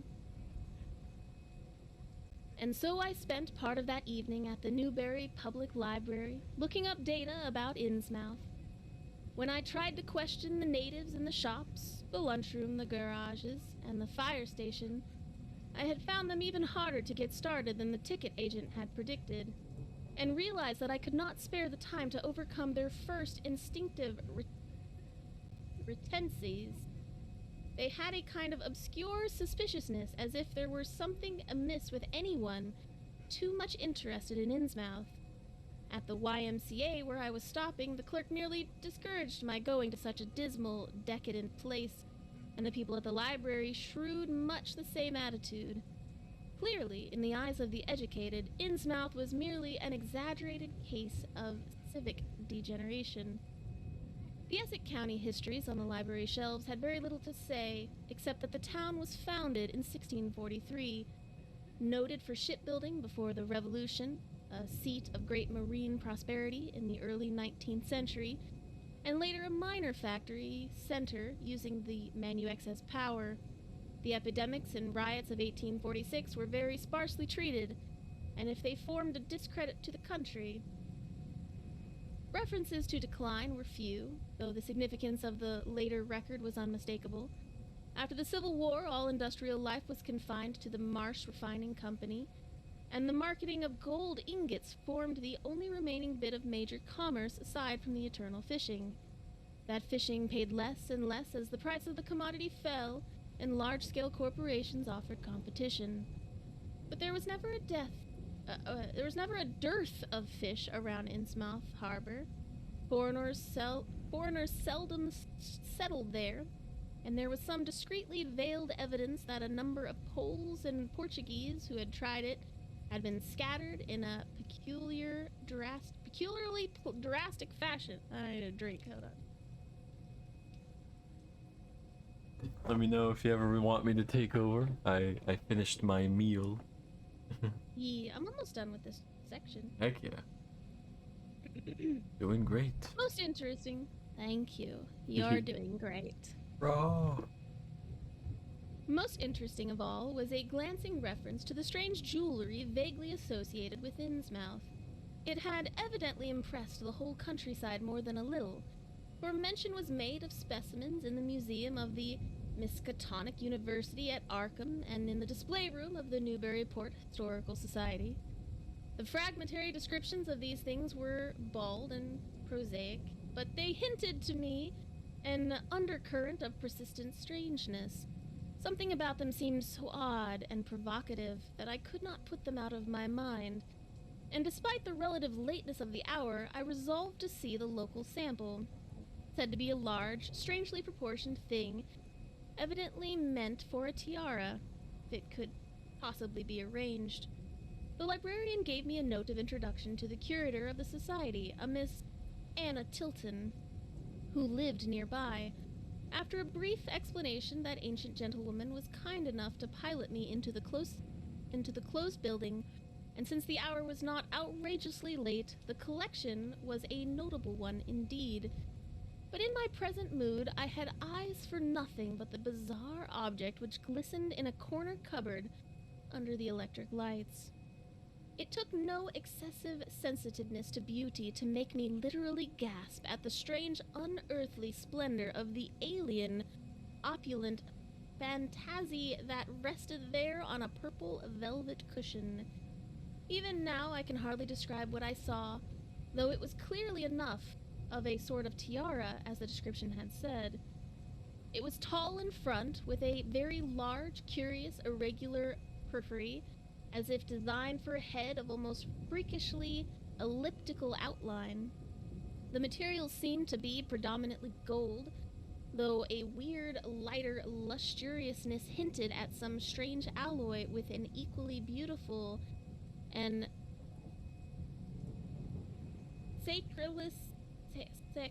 Scarcely. Scarcely. Yes. Okay. Or alright. scarcely, sorry. And scarcely identifiable metal. Its condition was almost perfect, and one could have spent hours in studying the striking and puzzling untraditional designs, some simply geometrical and some plainly marine, chased or molded in high relief on its surface with a craftsmanship of incredible skill and grace. The longer I looked, the more the thing fascinated me, and in this fascination there was a curiously disturbing element hardly to be classified or accounted for. At first I decided that it was the strange, otherworldly quality of the art which made me uneasy. All other art objects I had ever seen either belonged to some known racial or national stream, or else were consciously modernistic defiances of every recognized stream. This tiara was neither. It clearly belonged to some settled technique of infinite maturity and perfection, yet that technique was utterly remote from any Eastern or Western, ancient or modern, which I had ever heard of or seen exemplified. It was as if the workmanship were that of another planet. However, I soon saw that my uneasiness had a second and perhaps equally potent source residing in the pictorial and mathematical suggestions of the strange designs. The patterns all hinted of remote secrets and unimagined abysses in time and space, and the monotonously aquatic nature of the reliefs became almost sinister. Although these reliefs were fabulous monsters of abhorrent grotesqueness and malignity, half aesthetic and half but in suggestion. You could say those words. I don't know how to say those words. Sure. Etheric and half Batrachian. Batrachian. Cool. Alright. Which one could not disassociate from a certain haunting and uncomfortable sense of pseudo-memory, as if they called up some image from deep cells and tissues whose retentive functions are wholly primal and awesomely ancestral. At times I fancied that every contour of these blasphemous fish frogs was overflowing with the ultimate quintessence of unknown and inhuman evil. In odd contrast to the tiara's aspect was its brief and prosy history as related by Miss Tilton. It had been pawned for a ridiculous sum at the shop in State Street in 1873 by a drunken Innsmouth man shortly afterwards killed in a brawl. The society had acquired it directly from the pawnbroker, at once giving it a display worthy of its quality. It was labeled as of probatable East Indian or Indo-Chinese provenance, though the attribution was frankly tentative. Miss Tilton compared all possible hypotheses regarding its origin and its presence in New England, was inclined to believe that it formed part of some exotic pirate horde discovered by old Captain Obday Marsh. This view was surely not weakened by the incessant offerings of purchase at a high price, which the Marshes began to make as soon as they knew of its presence, and which they repeated to this day, despite the Society's unvarying determination not to sell. As the good lady showed me out of the building, she made it clear that the pirate theory of the Marsh fortune was a popular one among the intelligent people of the region. Her own attitude towards shadowed Innsmouth, which she had never seen, was one of disgust at a community slipping far down the cultural scale, and she assured me that the rumors of devil worship were partly justified by a peculiar secret cult which had gained force there and engulfed all the Orthodox churches. It was called, she said, Esoteric Order of Dagon, and was undoubtedly a debased, quasi-pagan thing imported from the East a century before. At a time when Innsmouth fisheries seemed to be going barren, its persistence among a simple people was quite natural in view of the sudden and permanent return of abundantly fine fishing, and it soon came to be the greatest influence on the town, replacing Freemasonry altogether and taking up headquarters in the old Masonic Hall on New Church Green. All this, to the pious Miss Tilton, formed an excellent reason for shunning the ancient town of decay and desolation, but to me it was merely a fresh incentive. To my architectural and historical anticipations was now added an acute anthropological zeal, and I could scarcely sleep in my small room at the Y as the night wore away. Very nice, very nice. So that was like chapter 1. Do you want me to take over for chapter 2, and then we can interchange between chapters if you want, or? Sure. Excellent. All right, I will take over for chapter 2 then, if that's cool with everyone. All right. Take a sip of my drink. Yeah, great job. Your narration is awesome, and I love how you voiced the guy. I'm glad you like it. I do the voice acting sometimes. Yes. Very talented. Much wow. Game audio really immerses you. It does, yeah. And the fact that this exact Bloodborne area was directly inspired by the shadow over Innsmouth is perfect.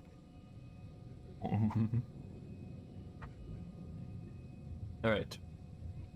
Shortly before 10 the next morning, I stood with one small valise in front of Heyman's drugstore in Old Market Square, waiting for the Innsmouth bus. As the hour for its arrival drew near, I noticed a general drift of the loungers to other places up the street, or to the ideal lunch across the square. Evidently, the ticket agent had not exaggerated the dislike which local people bore toward Innsmouth and its denizens. In a few moments, a small motor coach of extreme decrepitude and dirty gray color rattled down State Street, made a turn, and drew up at the curb beside me.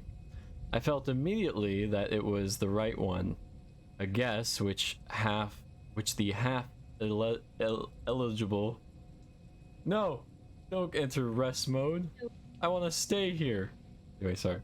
Half eligible sign on the windshield.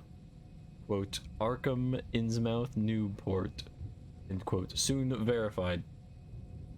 There were only 3 passengers, dark, unkempt men of sullen visage and somewhat youthful cast, and when the vehicle stopped, they clumsily shambled out and began walking up State Street in a silent, almost furtive fashion.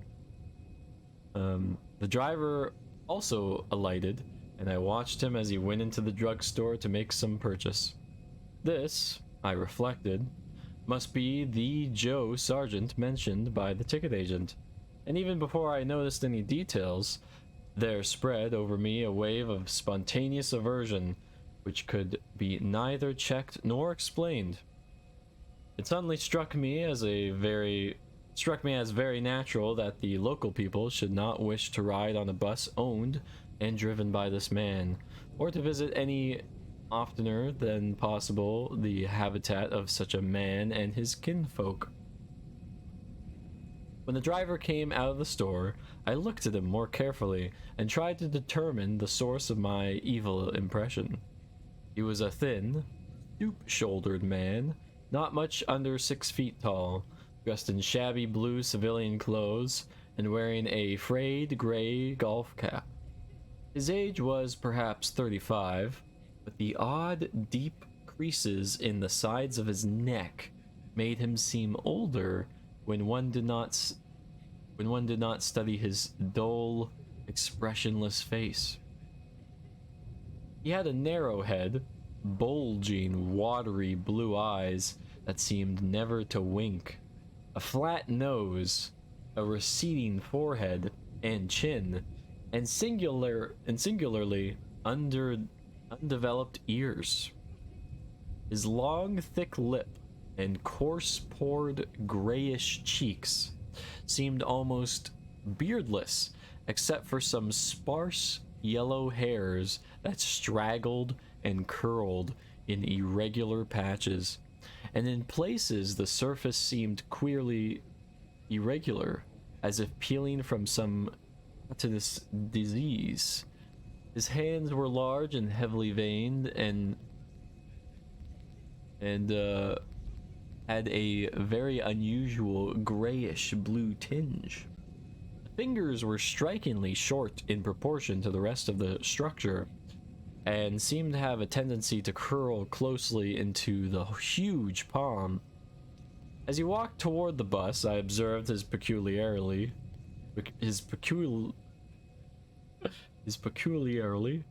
shambling gait, and saw that his feet were inordinately immense. The more I studied them, the more I wondered how he could buy any shoes to fit them. A certain greasiness about this fellow increased my dislike. He was evidently given to working or lounging around the fish docks, and carried with him much of their characteristic smell. Just what foreign blood was in him, I could not even guess. His oddities certainly did not look Asiatic, Polynesian, Levantine, or word. Yet I could see why the people found him alien. I myself would have thought of biological degeneration rather than alienage. I was sorry when I saw that there would be no other passengers on the bus. Somehow I did not like the idea of riding alone with this driver, but as leaving time obviously approached, I conquered my qualms and followed the man aboard, extending him a dollar bill and murmuring the single word, "Innsmouth." He looked curiously at me for a second as he returned the 40 cents change without speaking. I took a seat far behind him, but on the same side of the bus, since I wished to watch the shore during the journey. At length, the decrepit vehicle started with a jerk and rattled noisily past the old brick buildings of State Street amidst a cloud of vapor from the exhaust. Glancing at the people on the sidewalks, I thought I detected in them a curious wish to avoid looking at the bus, or at least a wish to avoid seeming to look at it. Then we turned to the left into High Street, where the going was smoother, flying by stately old mansions of the early Republic and still older colonial farmhouses, passing the Lower Green and Parker River, and finally emerging into a long, monotonous stretch of open shore country. The day was warm and sunny, with a landscape of sand, sedge grass, and stunted shrubbery became more and more desolate as we proceeded. Out the window I could see the blue water and the sandy line of Plum Island, and we presently drew very near the beach as our narrow road veered off from the main highway to Rowley and Ipswich. There were no visible houses, and I could tell by the state of the road that traffic was very light hereabouts. Small, weather-worn telephone poles carried only 2 wires.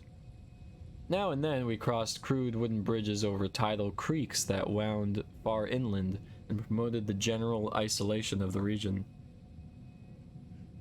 Once in a while, I noticed dead stumps and crumbling foundation walls above the drifting sand, and recalled the old tradition quoted in one of the histories I'd read, that this was once a fertile and thickly settled countryside. The change, it was said, came simultaneously with the Innsmouth epidemic of 1846, and was thought by simple folk to have a dark connection with hidden forces of evil. Actually, it was caused by the unwise cutting of woodlands near the shore, which robbed the soil of its best protection, and opened the way for waves of wind-blown sand. At last, we lost sight of Plum Island and saw the vast expanse of the open Atlantic on our left. Our narrow course began to climb steeply, and I felt a singular sense of disquiet in looking at the lonely crest ahead, where the rutted roadway met the sky. It was as if the bus were about to keep on in its ascent, leaving the sane earth altogether and merging with the unknown arcana of upper air and cryptical sky. The smell of the sea took on ominous implications, and the silent driver's bent, rigid back and narrow head became more and more hateful. As I looked at him, I saw that the back of his head was almost as hairless as his face, having only a few straggling yellow strands upon a gray, scabrous surface. Then we reached the crest and beheld the outspread valley beyond, where the Manuxet joins the sea just north of the long line of cliffs that culminate in Kingsport Head and veer off towards Cape Ann. On the far, misty horizon, I could make out the dizzy profile of the head, topped by the queer ancient house of which so many legends are told. But for the moment, all of my attention was captured by the near panorama just below me. I realized, come face to face with rumor-shadowed Innsmouth. It was a town of wide extent and dense construction, yet one with a portentous dearth of visible life. From the tangle of chimney pots, scarcely a wisp of smoke came, and 3 tall steeples loomed stark and unpainted against the seaward horizon. One of them was crumbling down at the top, and in that and another there were only black gaping holes where clock dials should have been. The vast huddle of sagging gambrel roofs and peaked gables conveyed with offensive clearness the idea of wormy decay, and as we approached along the now descending road, I could see that many roofs had wholly caved in. There were some large square Georgian houses too, with hipped roofs, cupolas, and railed widows' walks. These were mostly well back from the water, and 1 or 2 seemed to be moderately sound condition. Stretching inland, from among them I saw the rusted grass-grown line of the abandoned railway, with leaning telegraph poles now devoid of wires, and the half-obscured lines of the old carriage roads to Rowley and Ipswich. The decay was worst close to the waterfront, though in its very mists I could spy the white belfry of a fairly well-preserved brick structure which looked like a small factory. The harbor, long clogged with sand, was enclosed by an ancient stone breakwater, on which I could begin to discern the minute forms of a few seated fishermen, and at whose end were what looked like the foundations of a bygone lighthouse. A sandy tongue had formed inside the barrier, and upon it I saw a few decrepit cabins, moored dories, and scattered lobster pots. The only deep water seemed to be where the river poured out past the belfried structure and turned southward to join the ocean at the breakwater's end. Here and there the ruins of wharves jutted out from the shore to end in indeterminate rottenness, those farthest south seeming the most decayed. And far out at sea, despite a high tide, I glimpsed a long black line scarcely rising above the water, yet carrying a suggestion of odd latent malignancy. This I knew must be Devil Reef. As I looked, a subtle, curious sense of beckoning seemed superadded to the grim repulsion, and oddly enough I found this overtone more disturbing than the primary impression. We met no one on the road, but presently began to pass deserted farms in varying stages of ruin. Then I noticed a few inhabited houses with rags stuffed in the broken windows, and shells and dead fish lying about the littered yards. Once or twice I saw listless-looking people working in barren gardens, or digging clams on the fishy-smelling beach below, and groups of dirty, simian-visaged children playing around weed-grown doorsteps. Somehow these people seemed more disquieting than the dismal buildings, for almost everyone had certain peculiarities of face and motions, which I instinctively disliked about being able to define or comprehend them. For a second I thought this typical physique suggested some picture I had seen, perhaps in a book. Under circumstances of particular horror or melancholy, but this recollection passed very quickly. As the bus reached a lower level, I began to catch the steady note of a waterfall through the unnatural stillness. The leaning, unpainted houses grew thicker, lined both sides of the road, and displayed more urban tendencies than did those we were leaving behind. The panorama ahead had contracted to a street scene, and in spots all the houses were apparently deserted. And there were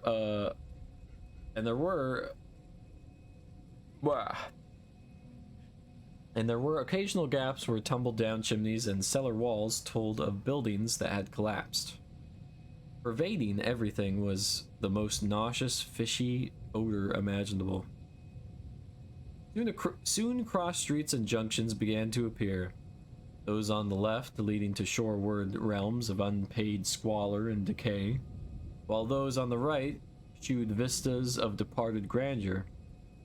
So far I had seen no people in the town, but there now came signs of a sparse habitation. Curtained windows here and there, and an occasional battered motor car at the curb.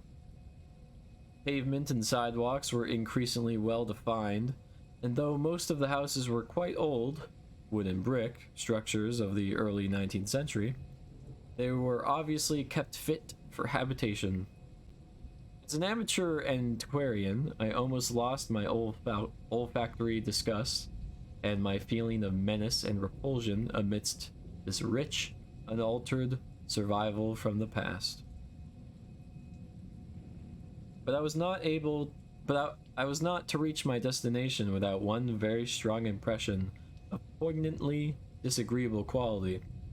The bus had come to a sort of open concourse, or radial point, with churches on two sides and the bedraggled remains of a circular green in the center. I was looking at a large pillared hall on the right-hand junction ahead. The structure's once white paint was now gray and peeling, and the black and gold sign on the pediment was so faded that I could only with difficulty make out the words, "Esoteric Order of Dagon." This, then, was the former Masonic Hall, now given over to a degraded cult. As I strained to decipher this inscription, my notice was distracted by the raucous tones of a cracked bell across the street, and I quickly turned to look out the window on my side of the coach. Sound came from a squat towered stone church of manifestly later date than most of the houses, built in a clumsy Gothic fashion, and having a disproportionately high basement with shuttered windows. Though the hands of its clock were missing on the side I glimpsed, I knew that those hoarse strokes were telling the hour of 11. Then suddenly, all thoughts of time were blotted out by an onrushing image of sharp intensity and unaccountable horror, which had seized me before I knew what it really was. The door of the church basement was open, revealing a rectangle of blackness inside. And as I looked, a certain object crossed, or seemed to cross, that dark rectangle, burning into my brain a momentary conception of nightmare, which was all the more maddening because analysis could not shew a single nightmarish quality in it. It was a living object, the first except the driver that I had seen since entering the compact part of the town, and I had been in a steadier mood. Had I been in a steadier mood, I would have found nothing whatever of terror in it. You take a drink. Meow. If you ever need to switch, I'm good. You just let me know. Mm-hmm. Thank you. Clearly, as I realized a moment later, it was the pastor, clad in some peculiar vestments, doubtless introduced since the Order of Dagon had modified the ritual of the local churches. The thing which had probably caught my first subconscious glance and supplied the touch of bizarre horror was the tall tiara he wore, an almost exact duplicate of the one Miss Tilton had shown me the previous evening. This, acting on my imagination, had supplied namelessly sinister qualities to the indeterminate face and robed, shambling form beneath it. There was not, I soon realized, any reason why I should have felt that shuddering touch of evil pseudo-memory. Was it not natural that a local mystery cult should adopt among its regimentals a unique type of headdress made familiar to the community in some strange way? Perhaps as treasure trove? A very thin sprinkling of repellent-looking youngish people now became visible on the sidewalks. Lone individuals, and silent knots of 2 or 3. The lower floors of the crumbling houses sometimes harbored small shops with dingy signs, and I noticed a parked truck or two as we rattled along. The sound of waterfalls became more and more distinct, and presently I saw a fairly deep river gorge ahead, spanned by a wide, iron-railed highway bridge beyond which a large square opened out. As we clanked over the bridge, I looked out on both sides and observed some factory buildings on the edge of the grassy bluff, or partway down. The water far below was very abundant, and I could see 2 vigorous sets of falls upstream on my right, and at least one downstream on my left. From this point, the noise was quite deafening. Then we rolled into the large semicircular square across the river and drew up on the right-hand side in front of a tall, cupola-crowned building with remnants of yellow paint and with a half-effaced sign proclaiming it to be the Gilman House. It's the Green Cuties. Thank you, Miyako. Welcome in. We're reading Shadow of Innsmouth at the moment. I was glad to get out of that bus, and at once proceeded to check my valise in the shabby hotel lobby. There was only one person in sight, an elderly man without what I'd come to call the Innsmouth look, and I decided not to ask him any of the questions which bothered me, remembering that odd things had been noticed in this hotel. Instead, I strolled out on the square from which the bus had already gone and studied the scene minutely and appraisingly. One side of the cobblestoned open space was the straight line of the river. The other was a semicircle of slant-roofed brick buildings of about the 1800 period, from which several streets radiated away to the southeast, south, and southwest. Lamps were depressingly few and small, all low-powered incandescents. And I was glad that my plans called for departure before dark, even though I knew the moon would be bright. The buildings were all in fair condition, and included perhaps a dozen shops in current operation, of which one was a grocery of the First National chain, others a dismal restaurant, a drugstore, and a wholesale fish dealer's office, and still another, at the eastern extremity of the square near the river, an office of the town's only industry, the Marsh Refining Company. There were perhaps 10 people visible, and 4 or 5 automobiles and motor trucks stood scattered about. I did not need to be told that this was the civic center of Innsmouth. Eastward, I could catch the blue glimpses of the harbor, against which rose the decaying remains of 3 once beautiful Georgian steeples. And toward the shore, on the opposite bank of the river, I saw the white belfry, surmounting what I took to be the Marsh Refinery. Sweet dreams, Miyako. Oh. Fish dealer's office. Yes, yes, yes. For some reason or another, I chose to make my first inquiries at the chain grocery, whose personnel was not likely to be native to Innsmouth. I found a solitary boy of about 17 in charge, and was pleased to note that the brightness and affability which promised cheerful information. He seemed exceptionally eager to talk, and I soon gathered that he did not like the place, its fishy smell, or its furtive people. A word with any outsider was a relief to him.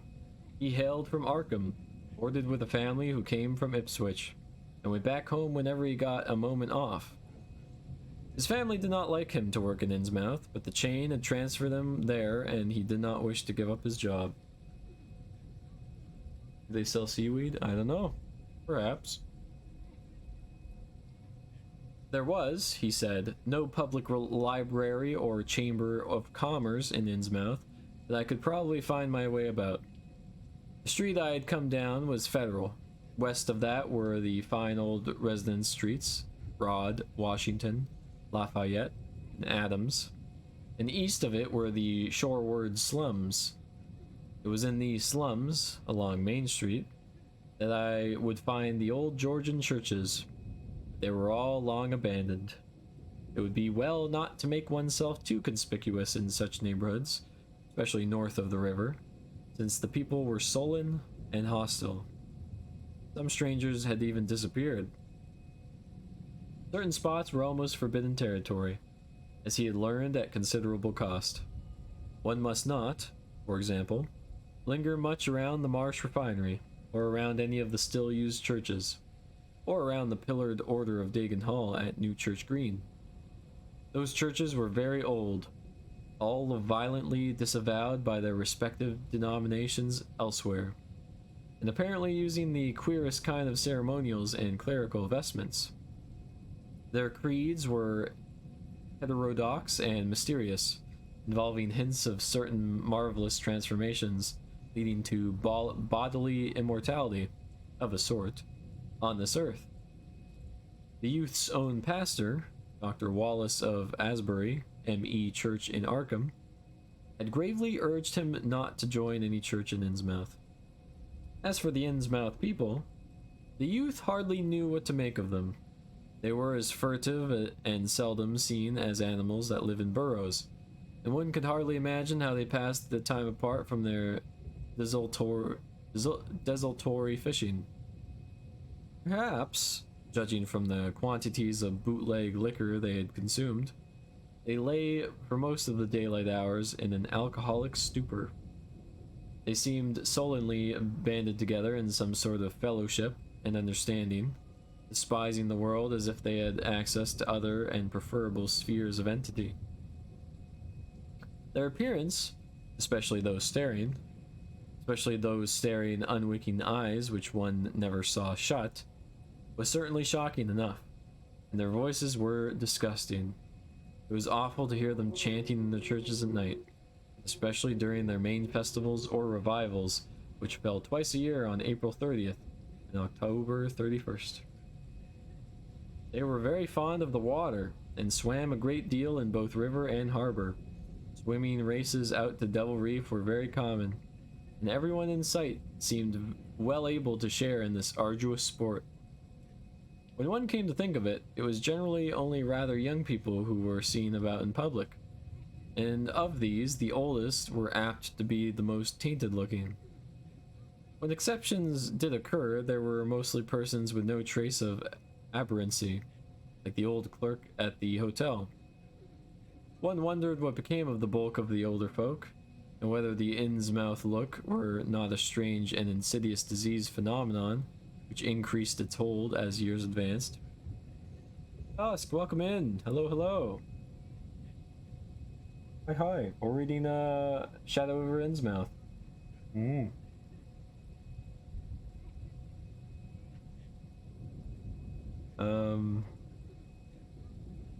Only a very rare affliction, of course, could bring about such vast and radical anatomical changes in a single individual after maturity. Changes involving osseous factors as basic as the shape of the skull. But then, even this aspect was no more baffling and unheard of than the visible features of the malady as a whole.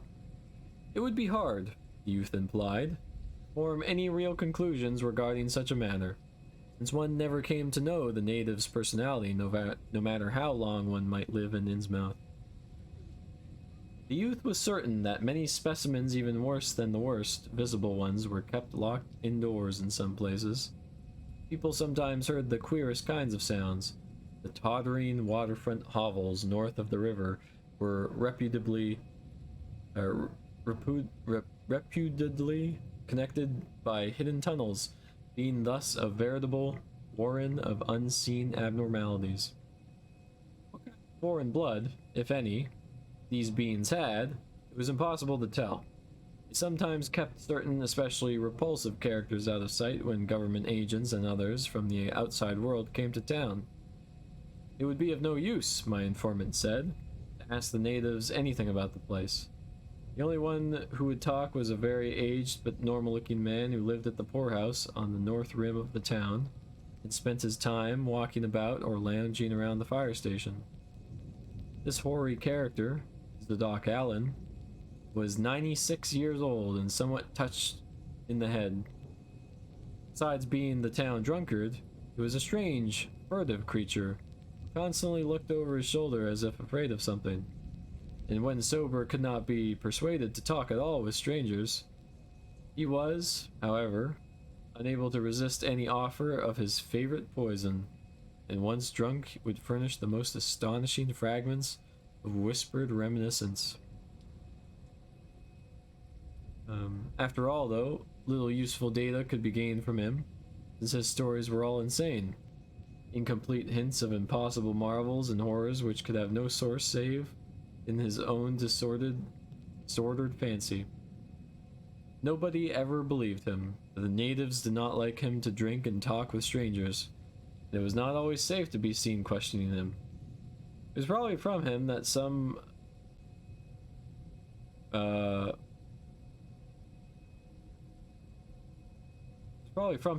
the wildest popular whispers and delusions were derived. Several non-native residents had reported monstrous glimpses from time to time, but between old Zadok's tales and the malformed denizens, it was no longer such illusions were current. None of the non-natives ever stayed out late at night, there being a widespread impression that it was not wise to do so. Besides, the streets were loathsomely dark. As for business, the abundance of fish was certainly almost uncanny. The natives were taking less and less advantage of it. Moreover, prices were falling and competition was growing. Of course, the town's real business was the refinery, whose commercial office was on the square only a few doors east of where we stood. Old Man Marsh was never seen, but sometimes went to the works in a closed, curtained car. There were all sorts of rumors about how Marsh had come to look. He had once been a great dandy, and people said he still wore the frock-coated finery of the Edwardian age, curiously adapted to certain deformities. His sons had formerly conducted the office in the square, but latterly they had been keeping out of sight a good deal and leaving the brunt of affairs to the younger generation. The sons and their sisters had come to look very queer, especially the elder ones. It was said that their health was failing. One of the Marsh daughters was a repellent, reptilian-looking woman who wore an excess of weird jewelry, clearly of the same exotic tradition as that to which the strange tiara belonged. My informant had noticed it many times, and had heard it spoken of as coming from some secret horde, either of pirates or of demons. The clergymen, or priests, or whatever they were called nowadays, also wore this kind of ornament as a headdress, but one seldom caught glimpses of them. Other specimens of the youth had not seen, though many were rumored to exist around Innsmouth. Marshes, together with the other three gently bred families of the town, the Waits, the Gilmans, and the Elliots, were all very retiring. They lived in immense houses along Washington Street, and several were reputed to harbor in concealment certain living kinsfolk whose personal aspect forbade public view, and whose deaths had been reported and recorded. Warning me that many of the street signs were down, the youth drew for my benefit a rough but ample and painstaking sketch map of the town's salient features. After a moment's study, I felt sure that I would be of a great help, and pocketed it with profuse thanks. Disliking the dinginess of the single restaurant I'd seen, I bought a fair supply of cheese crackers and ginger wafers to serve as a lunch later on. My program, I decided, would be to thread the principal streets, talk with any non-natives I might encounter, and catch the 8 o'clock coach for Arkham. The town, I could see, formed a significant and exaggerated example of communal decay. But being no sociologist, I would limit my serious observations to the field of architecture. Ooh, I dozed off for a few minutes. I guess I got a bit too comfy. Heck yeah, I feel that. Yeah. Thus I began my systematic, though half-bewildered tour of Innsmouth's narrow, shadow-blighted ways. Crossing the bridge and turning toward the roar of the lower falls, I passed close to the March refinery, which seemed oddly free from the noise of industry. This building stood on the steep river, bluff near a bridge and an open confluence of streets, which I took to be the earliest civic center, displaced after the revolution by the present town square. Are you serious, Kane? Are you for realsies? You know what?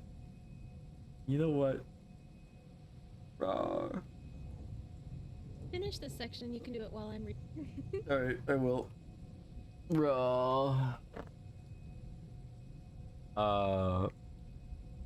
Recrossing the gorge on the Main Street Bridge, I struck a region of utter desertion which somehow made me shudder. Collapsing huddles of gambrel roofs formed a jagged and fantastic skyline, above which rose the ghoulish decapitated steeple of an ancient church. Some houses along Main Street were tenanted, but most were tightly boarded up. Down unpaved side streets, I saw the black gaping windows of deserted hovels, many of which leaned at perilous and incredible angles through the sinking of the foundations. Those windows stared so spectrally that it took courage to turn eastward toward the waterfront. Certainly, the terror of a deserted house swells in geometrical rather than arithmetical progression as houses multiply to form a city of stark desolation. The sight of such endless avenues of fishy-eyed vacancy and death, and the thought of such linked infinities of black, brooding compartments given over to cobwebs and memories and the conqueror worm, start up vestigial fears and aversions that not even the stoutest philosophy can disperse. Fish Street was as deserted as Maine, though it differed in having many brick and stone warehouses still in excellent shape. Water Street was almost its duplicate, save that there were great seaward gaps where wharves had been. Not a living thing did I see except for the scattered fishermen on the distant breakwater, and not a sound did I hear save the lapping of the harbor tides and the roar of the falls and the Manixet. The town was getting more and more on my nerves, and I looked behind me furtively as I picked my way back over the tottering Water Street Bridge. The fish bridge, or the Fish Street Bridge, according to the sketch, was in ruins. North of the river, there were traces of squalid life, active fish packing houses in Water Street, smoking chimneys and patched roofs here and there. Occasional sounds from indeterminate sources, and infrequent shambling forms in the dismal streets and unpaved lanes. I seem to find this even more oppressive than the southerly desertion. For one thing, the people were more hideous and abnormal than those near the center of town, so that I was several times evilly reminded of something utterly fantastic, which I could not quite place. Undoubtedly, the alien strain in the Innsmouth folk was stronger here than farther inland, unless, indeed, the Innsmouth look were a disease rather than a blood strain, in which case this district might be held to harbor the more advanced cases. One detail that annoyed me was the distribution of the few faint sounds I heard. They ought naturally to have come wholly from the visibly inhabited houses, yet in reality were often strongest inside the most rigidly boarded up facades. There were creakings, screams, and hoarse, doubtful noises, and I thought uncomfortably about the hidden tunnels suggested by the grocery boy. Suddenly I found myself wondering what the voices of those denizens would be like. I had heard no speech so far in this quarter, and was unaccountably anxious not to do so. Pausing only long enough to look at two fine but ruinous old churches at Main and Church Streets, I hastened out that vile waterfront slum. My next logical goal was New Church Green. Somehow or other I could not bear to repass the church, in whose basement I had glimpsed the inexplicably frightening form of that strangely diademed priest or pastor. Besides, the grocery youth had told me that the churches, as well as the Order of Dagon, were not advisable neighborhoods for strangers. Accordingly, I kept north along the Main to Martin, then turning inland, crossing Federal Street safely north of the Green, and entering the decayed patrician neighborhood of Northern Broad, Washington, Lafayette, and Adams Streets. Though these stately old avenues were still surfaced and unkempt, their elm-shaded dignity had not entirely departed. Mansion after mansion claimed my gaze, most of them decrepit and boarded up almost neglected grounds. One or two in each street showed signs of occupancy. In Washington Street, there was a row of 4 or 5 in excellent repair with finely tended lawns and gardens. Most sumptuous of these, with wide terraced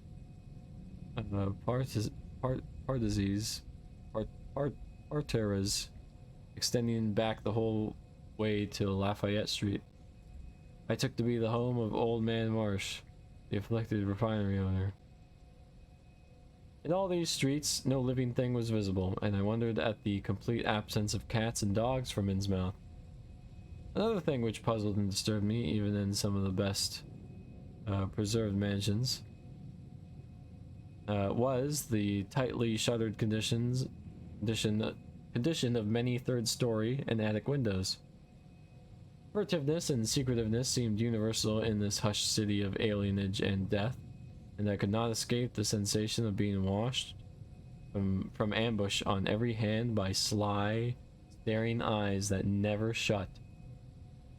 I shivered as the cracked stroke of 3 sounded from a belfry on my left.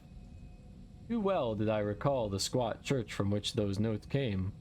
Following Washington Street toward the river, I now faced a new zone of former industry and commerce. Noting the ruins of a factory ahead, and seeing others with the traces of old railway station and covered railway bridge beyond, up the gorge on my right. The uncertain bridge now before me was posted with a warning sign, but I took the risk and crossed it again to the south bank where traces of life reappeared. Furtive, gambling creatures stared cryptically in my direction, and more normal faces eyed me coldly and curiously. Innsmouth was rapidly becoming intolerable, and I turned down Payne Street toward the square, in the hope of getting some vehicle to take me to Arkham before the still distant starting time of that sinister bus. It was then that I saw the tumble down fire station on my left, and I noticed the red-faced, bushy-bearded, watery-eyed old man in nondescript rags who sat on a bench in front of it, talking with a pair of unkempt but not abnormal-looking firemen.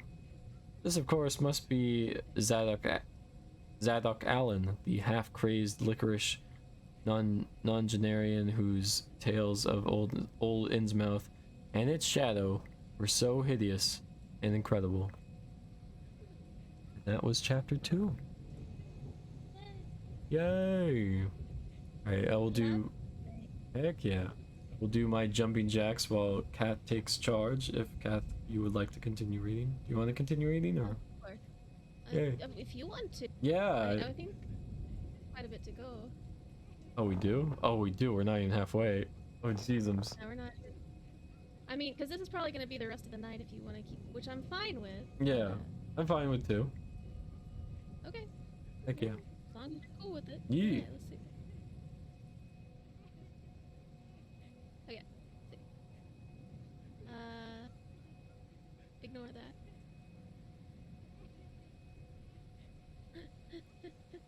I conjure a legendary croissant. If I say the TV will murder me.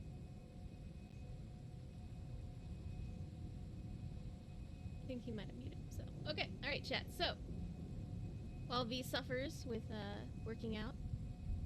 Part 3. It must have been some imp of the pervase or some sardonic pull from dark hidden sources which made me change my plans as I did. I had long before resolved to limit my observations to architecture alone, and I was even then hurrying towards the square in an effort to get quick transportation out of this festering city of death and decay.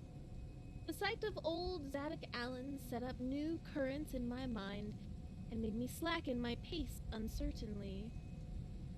I had been assured that the old man could do nothing but hint at wild, disjointed, and incredible legends, and I had been warned that the natives made it unsafe to be seen talking to him.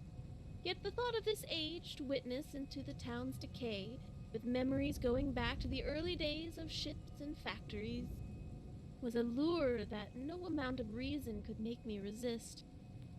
After all, the strangest and maddest of myths are often merely symbols or allegories based upon truth, and old Zadok must have seen everything which went on around Innsmouth for the last 90 years. Curiosity flared up beyond sense and caution, and in my youthful egotism I fancied I might be able to sift a nucleus of real history from the confused, extravagant outpouring I would probably extract with the aid of raw whiskey. I knew that I could not accost him then and there, for the firemen would surely notice and object. Instead, I reflected. I would prepare by getting some bootleg liquor at a place where the grocery boy had told me it was plentiful. Then I would loaf near the fire station, apparent casualness, and fall in with old Zadok after he had started on one of his frequent rambles. The youth said that he was very restless, seldom sitting around the station for more than an hour or 2 at a time. A quart bottle of whiskey was easily and though not cheaply, obtained in the rear of a dingy variety store just off the square in Elliott Street. The dirty-looking fellow who waited on me had a bunch of the staring Innsmouth look, but was quite civil in his way, being perhaps used to the custom of such convivial strangers, truckmen, gold buyers, and the like, as were occasionally in town. Re-entering the square, I saw that luck was with me, for shuffling out of Payne Street around the corner of the Gilman house, I glimpsed nothing less than the tall, lean, tattered form of old Zadok Allen himself. In accordance with my plan, I attracted his attention by brandishing my newly purchased bottle, and soon realized that he had begun to shuffle wistfully after me. As I turned into Waite Street on my way to the most deserted region I could think of, I was steering my course by the map the grocery boy had prepared, and was aiming for the wholly abandoned stretch of southern waterfront which I had previously visited. The only people in sight there had been the fishermen on the distant breakwater, and by going a few squares south I could get beyond the range of these, finding a pair of seats on some abandoned wharf, and being free to question old Zadok unobserved for an indefinite time. Before I reached Main Street I could hear a faint and wheezy, "Hey, mister!" behind me, and I presently allowed the old man to catch up and take copious pulls from the quart bottle. I began putting out feelers as we walked along to Water Street, and turned southward amidst the omnipresent desolation and crazily tilted ruins, but found that the aged tongue did not loosen as quickly as I had expected. At length I saw a grass-grown opening towards the sea between crumbling brick walls, and the weedy length of an earth and masonry wharf projecting beyond. Piles of moss-covered stones near the water promised tolerable seats, and the scene was sheltered from all possible view by a ruined warehouse on the north.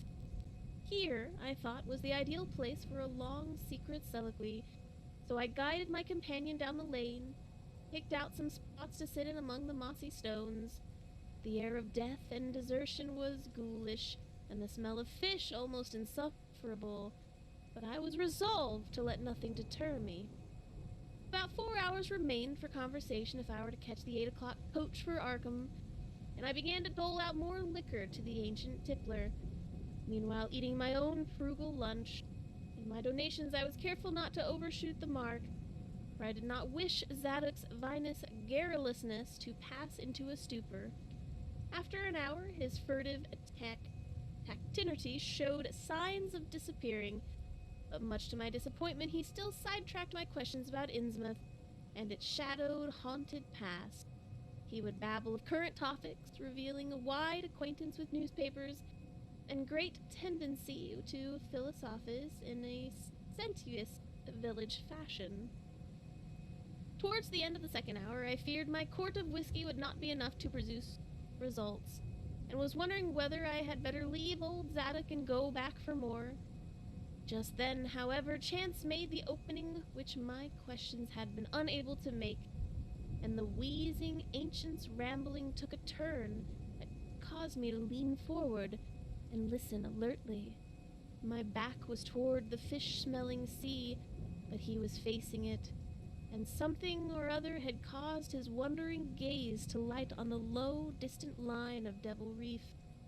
Then, showing plainly and almost fascinatingly above the waves, the sight seemed to displease him, for he began a series of weak curses, which ended in a confidential whisper and a knowing leer. He bent towards me, took hold of my coat lapel, and hissed out some hints I could not be mistaken. That's where it all begun. That cursed place of all wickedness, where the deep water starts. Gate o' well, sheer drop down to the bottom. No sounding line kin tech. Old Captain Ober done it. Him that found out more good for him in the South Sea Islands. Everybody was in a bad way them days. Trade falling off. Middle losing business. Even the new ones. And the best of our men's folk killed privateering in the War of 1812. Or lost with the Elks in Brigham. The Ranger Snow, both of 'em, Gilman venters. Obday Marsh, and he had 3 ships afloat. Brigantine Columbi, Brig Hetty, and Brig Sumatar Queen. He was the only one as kept 'em on with the East Indy and Pacific trade, though the Estrins, Martins, Brackentine, Malade Pride made a venture as late as 28. Never was nobody like Captain O'Day, old limo Satan. I kind mind him a tellin' about Furman parts and callin' all the folks stupid for goin' to Christian meetin' and bearin' their burdens meek and lowly. Says they're orten get better gods like some oldie folks in the Ingies. Gods and bringin' 'em good fishin' in return for their sacrifices, and you'd reelin' answered folks' prayers. Matt Elias, his first mate, talked a lot too, only he was agin', folks doin' any heathen things, and told about an island east o' Hate War where there was a lot of old stone ruins older than anybody knew anything about. Kind o' like them on Pompeii in the Carolines, but with the carvings of faces that looked like the big statues on Eastern Island.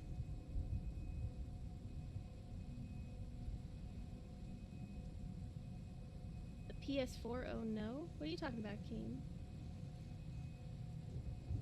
He has an accent. Fight me.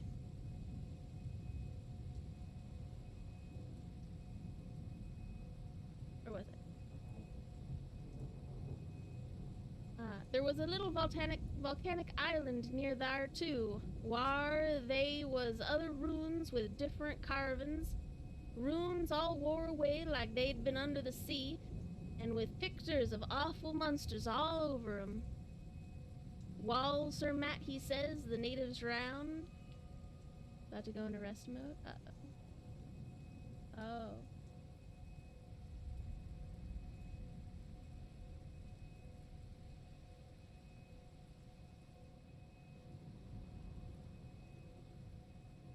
Bird, come back.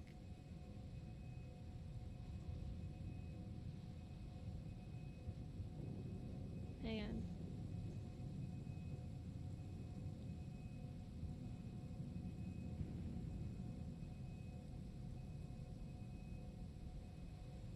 Also, did my audio go bad?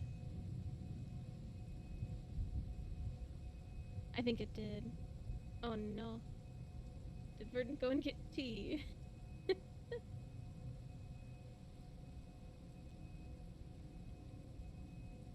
No, my audio is good? Okay, good. I'm glad.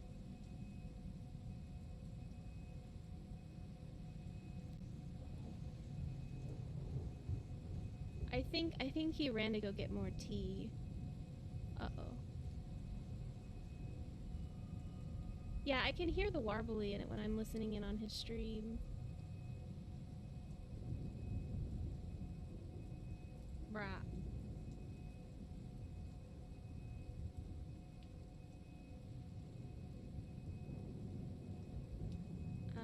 I can keep going, unless it's annoying.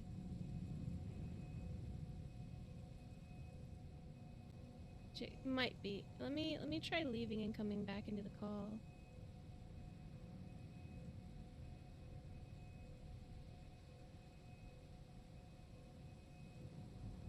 Testing audio. Did that make it any better? Oh, that did. That made it a lot better. Okay, good. Excellent.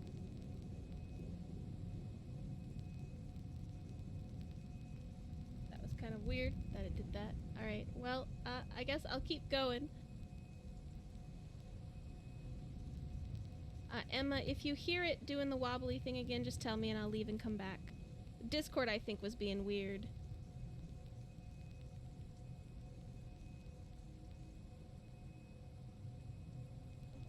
Alright, I'm not entirely sure where I was, so I'm gonna start this paragraph over.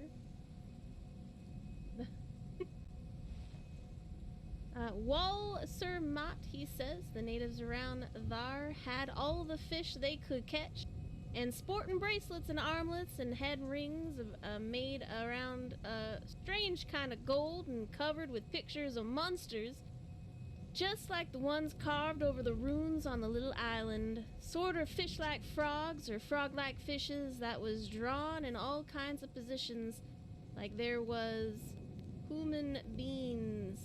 Nobody could get about them where they got all the stuff. And all the other natives wondered how they managed to find fish in plenty, even when the very next islands had lean pickings. Matt, he got to wondering too, and so did Captain Obday. Obday, he notices, besides, lots of the handsome young folks who drop about that for good from year to year, and that they wasn't many old folks around. Also, he thinks some of the folks looked dumb, strange, even for Kanekis. Welcome back, V. Go. I'm sorry, I need to get water after the 100 jumping jacks. Rah, rah, rah. It's okay. I had to leave the call and come back because Discord was warbling my voice a little bit. Oh, okay. No problem. Good. How's it been going? Pretty good, it's pretty good. I'm having a real hard time reading in this guy's accent, though. Oh, yeah? Awesome. Legs be stretched indeed. Alright. Yes, good. Yes. It took Obed to get the truth out o' them heathen. I don't know how he done it, but he begun by trading for the gold-like things they wore.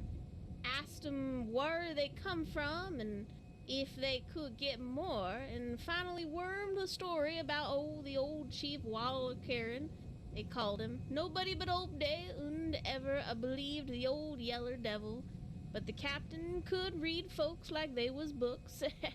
Nobody never believes me now when I tell 'em, and I don't suppose you will, young feller. Though come to look at ye, he have kind of got them sharp reading eyes like Obday had. The old man's whisper grew fainter, and I found myself shuddering at the terrible and sincere portentousness of his intonation, even though I knew his tale could be nothing but drunken fantasy. While Sir Obden, he learned that there's things on this earth as most folks never heard about, and wouldn't believe if they did hear.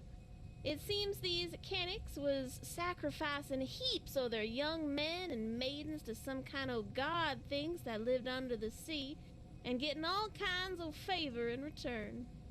They met the things on the little islet with the strange runes, and it seems them awful pictures of the frogfish monsters was supposed to be pictures of these things. Maybe they was kind o' critters as got all the mermaid stories and such started. They had all kinds of cities on the sea bottom, and this island was heaved up from there. Seems they was some of the things alive in the stone buildings when the island come up sudden to the surface. That's how the Kaneks got wind that they down there. Made sign talk as soon as they got over being skirt, and pieced up a bargain for long.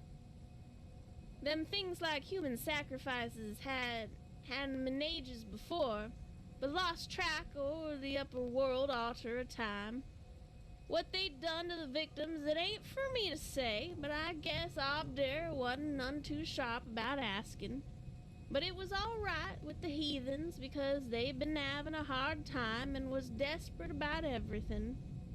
They give a certain number of young folks to the sea things twixt every year, May and Eve and Halloween, regular as could be. Also give some of the carved knickknacks they made. What the things agreed to give in return was plenty o' fish. They druv 'em in from under the sea, and a few gold-like things now and then. Well, as I says, the natives met the things on the little volcanic islet, going thar in canoes with the sacrifices, etc., and bringing back any of the gold-like jewels as they was coming to 'em. At first, the things they didn't ever go on to the main island, but after a time they come to want to. seems they hankerin' after mixing with the folks and having jintin' ceremonies on the big days, May and Eid and Halloween. You see, they was able to live both in and about water and what they call amphibians, I guess. The Kanakyews told 'em as our folks from the other islands might want to wipe 'em out about if they ever got wind of their being there. But they says they done cur merch because they could wipe out the whole brood o' humans if they was willing to bother. That is, any as didn't even startin' signs such as was used on by the lost old ones, whoever they was. But not one to bother, they lay low when anybody visited the island. When it come to mating with them toad-looking fishes, the Canyooks kind of balked, but first they learnt something as put a new face on the matter. Seems that human folks has got a kind of relation to such water beasts, that everything alive come round o' the water, and only needs a little change to go back in again. Them things told the Canucks that if they ever mixed bloods, there'd be children as 'ud look human at first, but later turn more and more like the things, till finally they'd take to the water and join to the main lot o' things down there. And this is the important part, young feller. Them as turned into fish things and went into the water wouldn't never die. Them things never died except when there was kilt revolt. Well, sir, it seems by the time Obed knowed them islanders, there was all full of fish blood from them deep water things. When they got old and begun to show it, they was kept hiding until they felt like taking to the water and quitting the place. Some was more teached than others, and some never did change quite enough to take to the water, but mostly they turned about just the way them things said. Them as was born more like the things changed hourly, but then as was nearly human sometimes stayed on the island till they was past 70, though they'd usually go down under for trial trips before that. Folks as had took to the water generally come back a good deal to visit, so a man's 'ud often be a-talking to his own 5 times great-grandfather, who'd left the dry land a couple o' 100 years or so afore.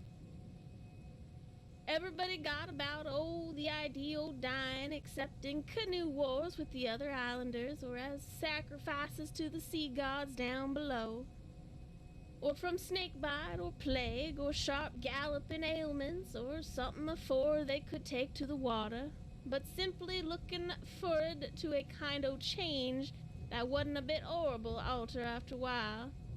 They thought what they'd got was well worth all they'd had to give up. And I guess Ob did kinda come to think the same hisself when he chewed over Wallakee's story a bit. Wallakee, though, was one of the few who hadn't gone of the fish blood, being of a royal line that intermarried with royal lines on other islands. Wallakee, he shewed Obday a lot o' rites and incantations as had to do with the sea things, and let him see some of the folks in the village as they had changed a lot from human shape. Somehow or other, though, he never let him see one of the regular things from right around the water.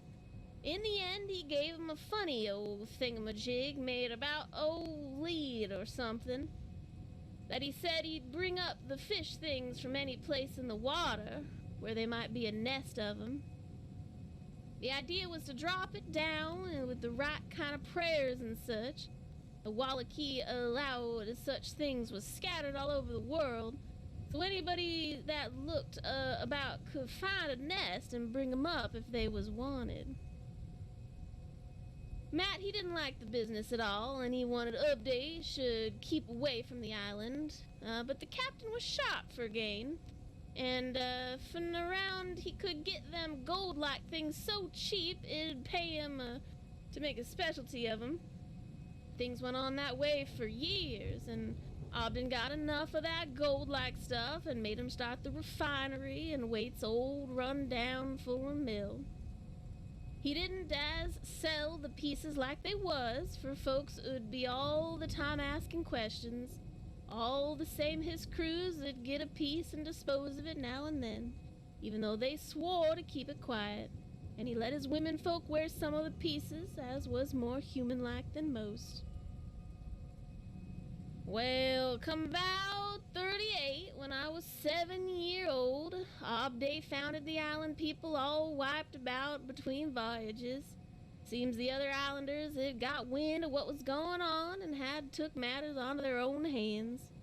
Suppose they must have had, arter all, them old magic signs, as the sea thing says, was the only things they were afeared of. No telling what any of them canics will chance to get a hold of when the sea bottom throws up some island with ruins. Older in the deluge. Pious cusses these was. They didn't leave nothing standing on either the main island or the little volcanic islet, except what parts of the ruins was too big to knock down. In some places they were little stones strewn about like charms with something on 'em, like what ye call a swastika nowadays. Probably them was the old swan signs. Folks all wiped out, no trace, so no gold-like things, and none of the nearby Canucks could breathe a word about the matter. Wouldn't even admit they'd ever been any people on that island.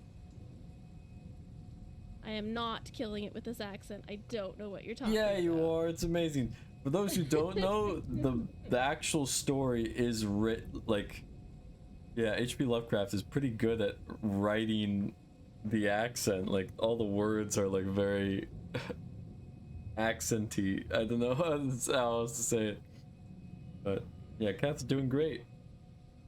Do continue, please, if you want. I would love to hear you try at some point, but it's fine. Oh, no, I could keep going. Do you want me to finish it off? No, it's fine. I got it. It's Alrighty. not Alright. Southern Cath. Oh my goodness. It's the only way that I can do this, because all of these words are garbled. Okay. Let's see.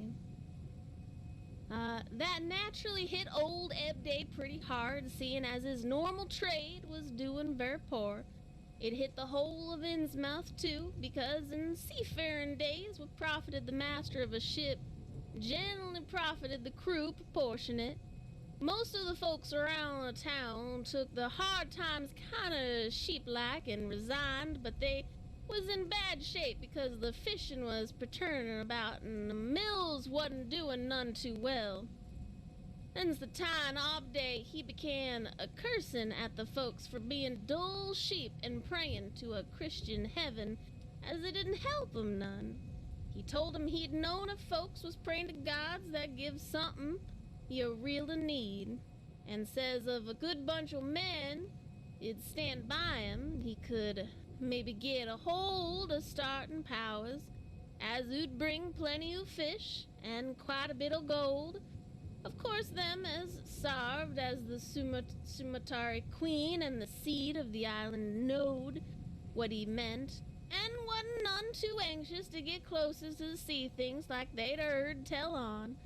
But then, as didn't know that 'twas about, got kind of swayed by what Obday had to say, and begun to ask him what he could do to set him on the way to the faith as 'ud bring him results. Here the old man faltered, mumbled, and lapsed into a moody, apprehensive silence, glancing nervously over his shoulder, then turning back to stare fascinatedly at the distant black reef. When I spoke to him, he did not answer, so I knew I would have to let him finish the bottle. The insane yarn I was hearing interested me profoundly, for I fancied there was contained within it a sort of crude allegory based upon the strangenesses of Innsmouth, and elaborated by an imagination at once creative and full of scraps of exotic legend. Not for a moment did I believe that the tale had any real substantial foundation, but none of the less the account held a hint of genuine terror. If only because it brought in references to strange jewels clearly akin to the malign tiara I had seen at Newburyport. Perhaps the ornaments had, after all, come from strange island, and possibly the wild stories were lies of the bygone Obde himself, rather than his antique torpor. I handed Zadok the bottle, and he drained it to the last drop. It was curious how he could stand so much whiskey, for not even a trace of thickness had come to his high, wheezy voice. He licked the nose of the bottle and slipped it in his pocket. Then, beginning to nod and whisper softly to himself, I bent close to catch any articulate words he might utter, and thought I saw a sardonic smile behind the stained, bushy whiskers. Yes, he really was forming words, and I could grasp a fair proportion of them. Oh no. Poor Matt. Matt, he also was aging it. Tried to line up the folks on his side, and had long talks with the preachers. No use. They run the congressional parson about old town, and the Methodist feller quit. Never did see a resolved Babcock and the Baptist parson again. Wrath old Jovely, and I was a mighty little critter, but I heard what I heard, and I seen what I seen. Dagon and old Ashereth, Belial and Beelzebub, Golden Calf and the idiots of Canaan and the Philistines, Babylonish abominations, Menene, and Tekel a parson. He stopped again, and from the look in his watery blue eyes, I feared he was close to a stupor after all. But when I gently shook his shoulder, he turned on me with astonishing alertness and snapped out some more obscure phrases. Don't believe me, eh? Then just tell me, young feller, why did Captain Obday and 20-odd of the folks used to row about in Devil Reef in the dead of night and chant things so loud you could hear 'em all over town when the wind was right? Tell me that, eh? And tell me why Obday was loosing dropping heavy things down in the deep water on the other side of the reef, where the bottom shoots down like the cliff lowering ye can sound. Tell me what he'd done with that funny-shaped lead thingamajig as Walkie had give him. Hey, boy, and what do they call haul up on May Eve and again the next Halloween? And why the new church parsons, fellers as they used to be sailors, wear them strange robes and cover themselves in them gold-like things Obday brung, eh? The watery blue eyes were almost savage and maniacal now, and the dirty white beard bristled electrically. Old Zadok probably saw me shrink back, for he had begun to cackle evilly. Beginning to see, eh? Maybe you'd like to been me in them days when I seed things at night about to see from the capolo top of my house. Oh, I can tell you, little pitches heaving their big ears, and I wasn't missing nothing. Oh, what gossiped about Captain Obday and the folks about to the reef. How about the night I took my pa's ship glass up to the Cuppaloo and see the reef a bristling thick with shapes that drove off quick soon the moon ritz. Obday and the folks were in a dory, but them shapes drove off far into the deep water and never come up. How'd ye like to be a little shaver alone in a Cuppaloo and watching shapes as wasn't human shapes? Hey? The old man was getting hysterical, and I began to shiver with a nameless alarm. He had laid a gnarled claw on my shoulder, and it seemed to me that it was shaking, was not altogether that of mirth. Suppose one night ye seed something heavy-headed often Obday's dory beyond the reef, and then named next day a young feller went missing from home, eh? Did anybody ever see hide or hair or old Hiram Gillum again, did they? And Nick Pierce, and Lully Waite, and Ardenham Southwick, and Henry Garrison, eh? Shapes talking sign language with their hands. Them had real hands. Well, sir, that was the time Obday begun to get on his feet again. Folks seen his 3 daughters a-wearing gold-like things as nobody ever seen on him before, and smoke started coming up around the finery, chimlin'. Other folks were prospering too. Fish begun to swarm into the harbor fit to kill, and heaven knows what side cargoes were begun to ship out about in Newburyport, Arkham, and Boston. Was then Obday got the Old Branch Railroad put through. Some Kingsport men fishermen heard about the catching and come up to sloops, but they was all lost. Nobody never seen 'em again. And just then our folks organized the Esoteric Order of Dagon and brought Masonic Hall. Often cavalry camaraderie for it. Matt Elliott was a Mason and again the selling, but he dropped about sight just then. Remember, I ain't saying Ogden was set on heaving things just like they was on that Kaneki Island. I don't think he was aimed at fuss to do no mixin', nor raise no youngins to take to the water and turn 'em into fishes with eternal life. He wanted them gold things, and was willing to pay heavy, and I guess the others were satisfied for a while. Come in 46, the town done some looking and thinking for itself. Too many folks missing. Too much wild preaching at meeting of a Sunday. Too much talk about that reef. I guess I done a bit of telling. Select man Maori what I seed from the Cuppalo, and there was a party one night as following Obday's crowd around the reef, and I heard shots betwixt the dories. Next day, Obden and 32 others was in gaol, with everybody a-wondering just what was afoot and just what charged again. Him could have been got to Holt.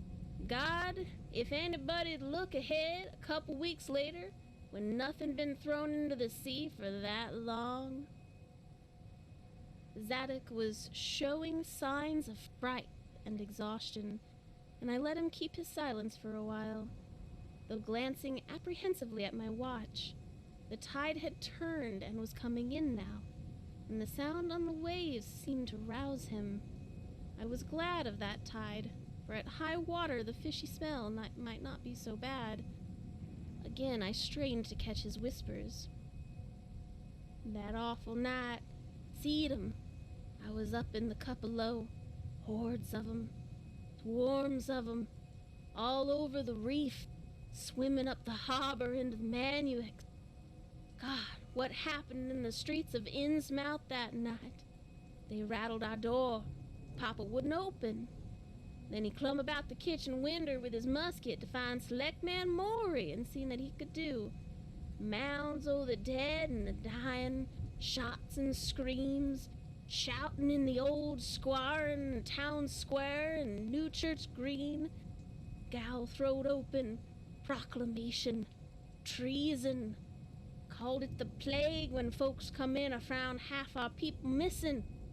Nobody left. But then as in joining them with Obden and them, things or else kept quiet. Never heard o' my papa no more. The old man was panting and perspiring profusely, his grip on my shoulder tightening. Everything cleaned up in the morning, but there was traces. Obday, he kinder takes charge and says things is gonna be changed.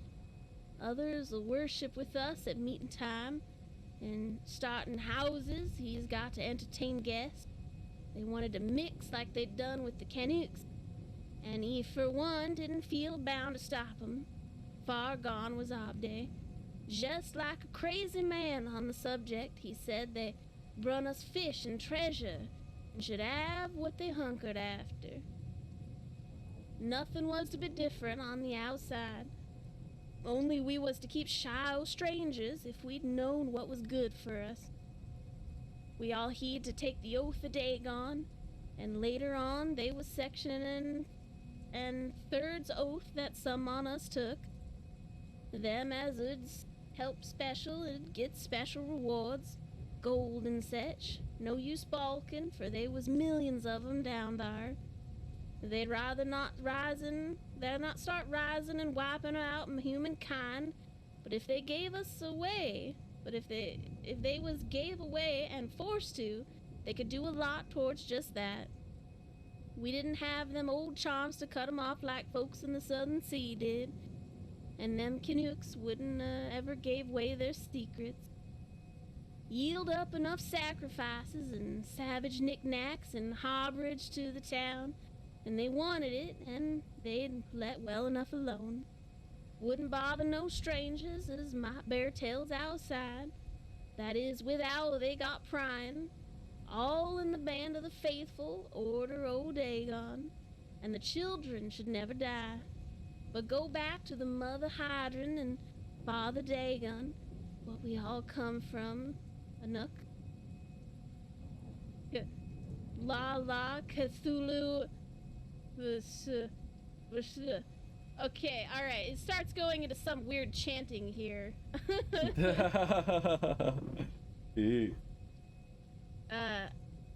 Batagan Pitanigu Megalawahafa Cthulhu Relay Wagaha Nagala Fatakahagan.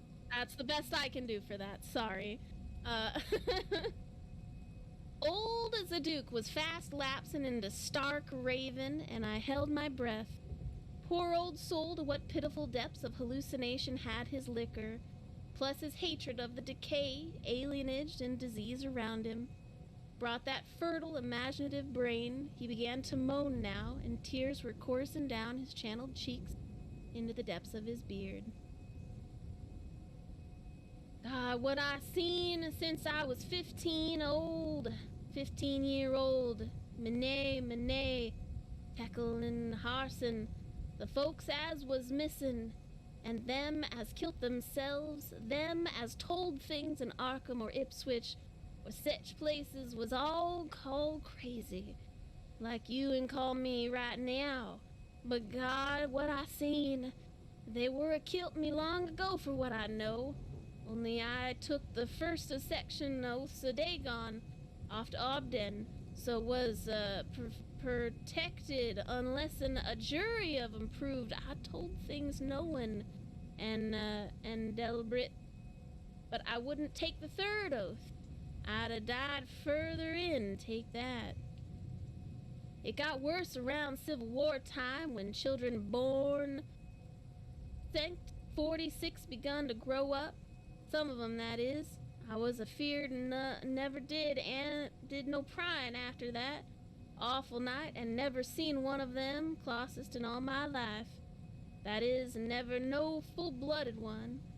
I went to the war, and if I'd had any guts or sense, I'd have never come back, but settled away from here. But folks wrote me things wasn't so bad. That I suppose was because government draft men was in town now 63. After the war, it was just as bad again. People begun to fall off, mills and shops shut down, shipping stopped and the arbor choked up.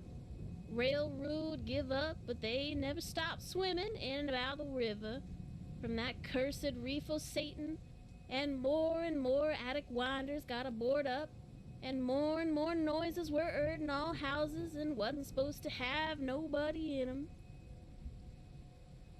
Folks outside have the stories about us. Suppose you heard plenty of 'em, seen what questions we asked. Stories about things they'd seen now and then, and about that strange jewelry that still comes in from somewheres, and ain't quite got all melted up. Nothing gets definite. Nobody'll believe nothing. They call them gold-like things pirate loot, and allow the Innsmouth fucks, his and fur and blood, and is distempered or something. Besides, them that lives here chew off as many strangers as they can, and encourage the rest not to get very curious, especially round night time. Beasts balk at the critters, hosses and wussin' mules. But when they got autos, that was all right.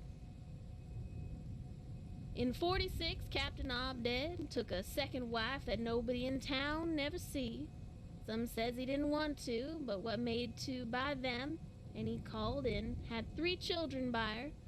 2 as disappeared young, but one gal as looked like anybody else, was educated in Europe.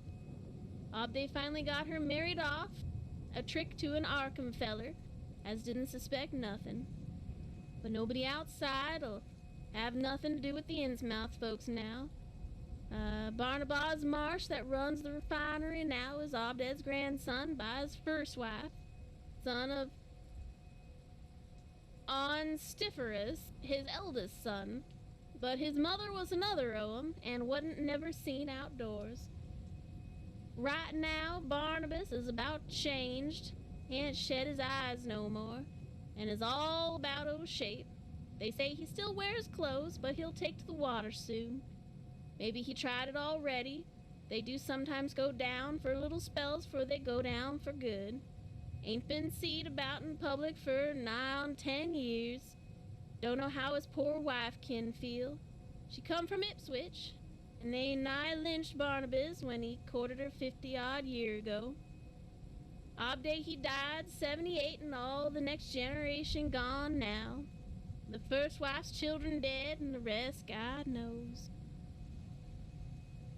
The sound of the incoming tide was now very insistent, and little by little it seemed to change the old man's mood, from maudlin tearfulness to watchful fear.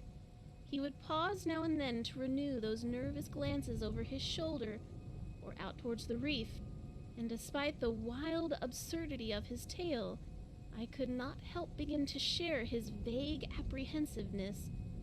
Zadok now grew shriller, and seemed to be trying to whip up his courage with louder speech.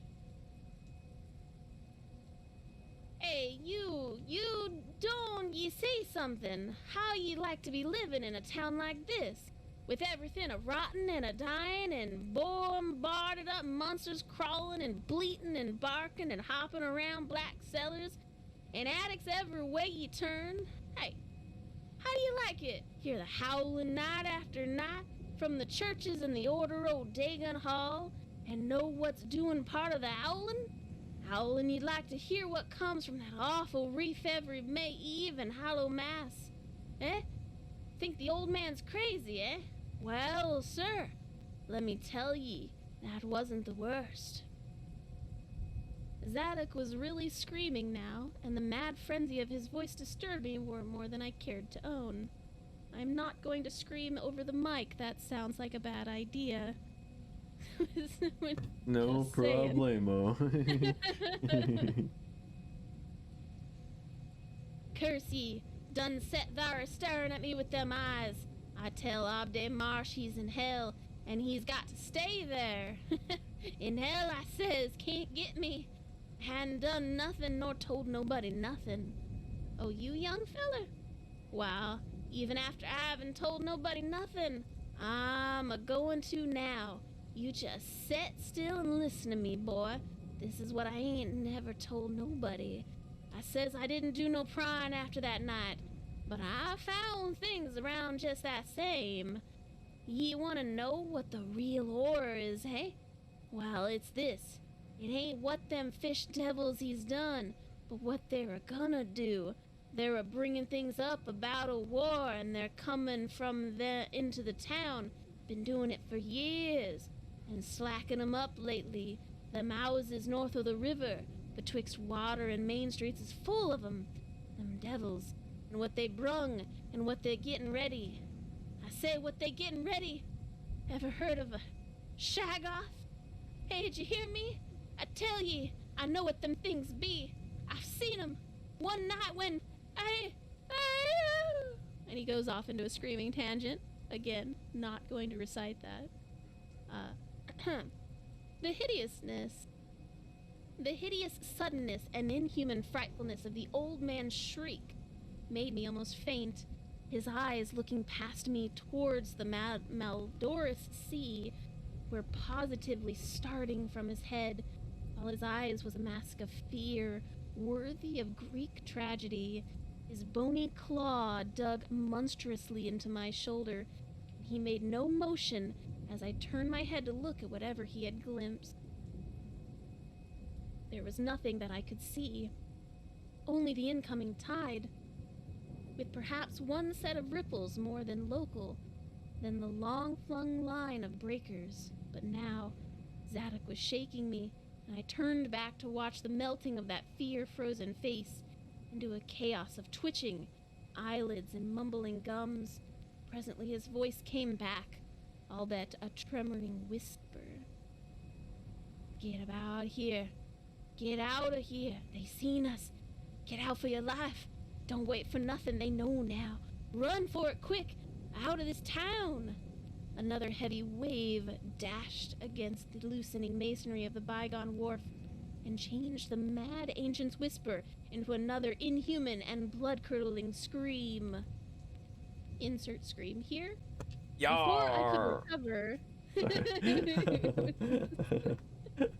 Before I could recover my scattered wits, he had relaxed his clutch on my shoulder and dashed wildly inland towards the street, reeling northward along the ruined warehouse wall.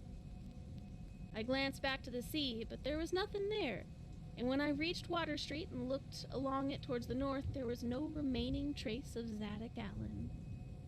Wowzers.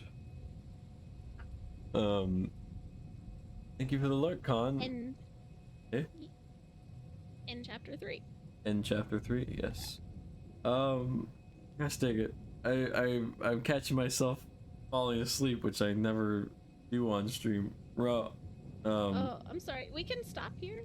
Yeah, I think since I didn't do Orphan of Kos and, you know, I'm getting sleepy partway through this, I think I'll pick up both of this on another stream, just so that I can give it my all in a good headspace. But Kath, you're such an amazing reader. My goodness. Thank you. That was I amazing. Heck yeah. You succeed. So I think I'll wrap up stream here since we're on the 5-hour mark, but thank you everyone for hanging out. If you are looking forward to the rest of the tale, don't worry, we are going to read the rest of it just at a later date because yeah, sleepy. Boy. Sleepy boy. Oh. Alright, let's go raid someone. And next time we'll read, I'll definitely open up Bloodborne because the rain and the thunder and all the atmospheric effects is just, it's perfect for reading, so. Real quick, before you do the rating thing, I don't know if you were watching your stream that often or your game at all. Yeah. But like all of the shades that showed up of other people always perfectly lined up with your character, so it looked like your character was changing outfits ghostly out. That's so funny. Oh my goodness. That's awesome. I love that. The subtle observations.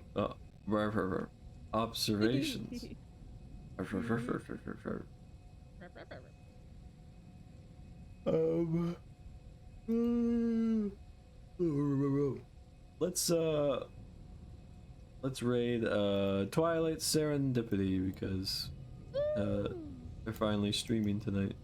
Or she's finally streaming tonight, so that's hype. Hype. So I'm gonna sleep immediately after stream because I'm close to passing out. But I love being with you all, and yeah, thank you Emma for being here. Oh, and thank you Kath for literally saving my sanity, and you're amazing. Of course. Thank you so I'm much. glad my reading voice could bring you some solace. Absolutely, and big ups to Khan and Angel and Kane and Dusk and everyone who stuck around to hang out and support me and Kath. You guys absolutely rock my world, and I love you with all my heart. And yeah, let's raid Twilight Serendipity. It'll be Paladin raid, so you know you could bust out the Paladin raid message and show Saren lots of love. But yeah, all right, that'll be all. Take care, everyone. Love you guys. Bye bye. Bye bye. Bye bye.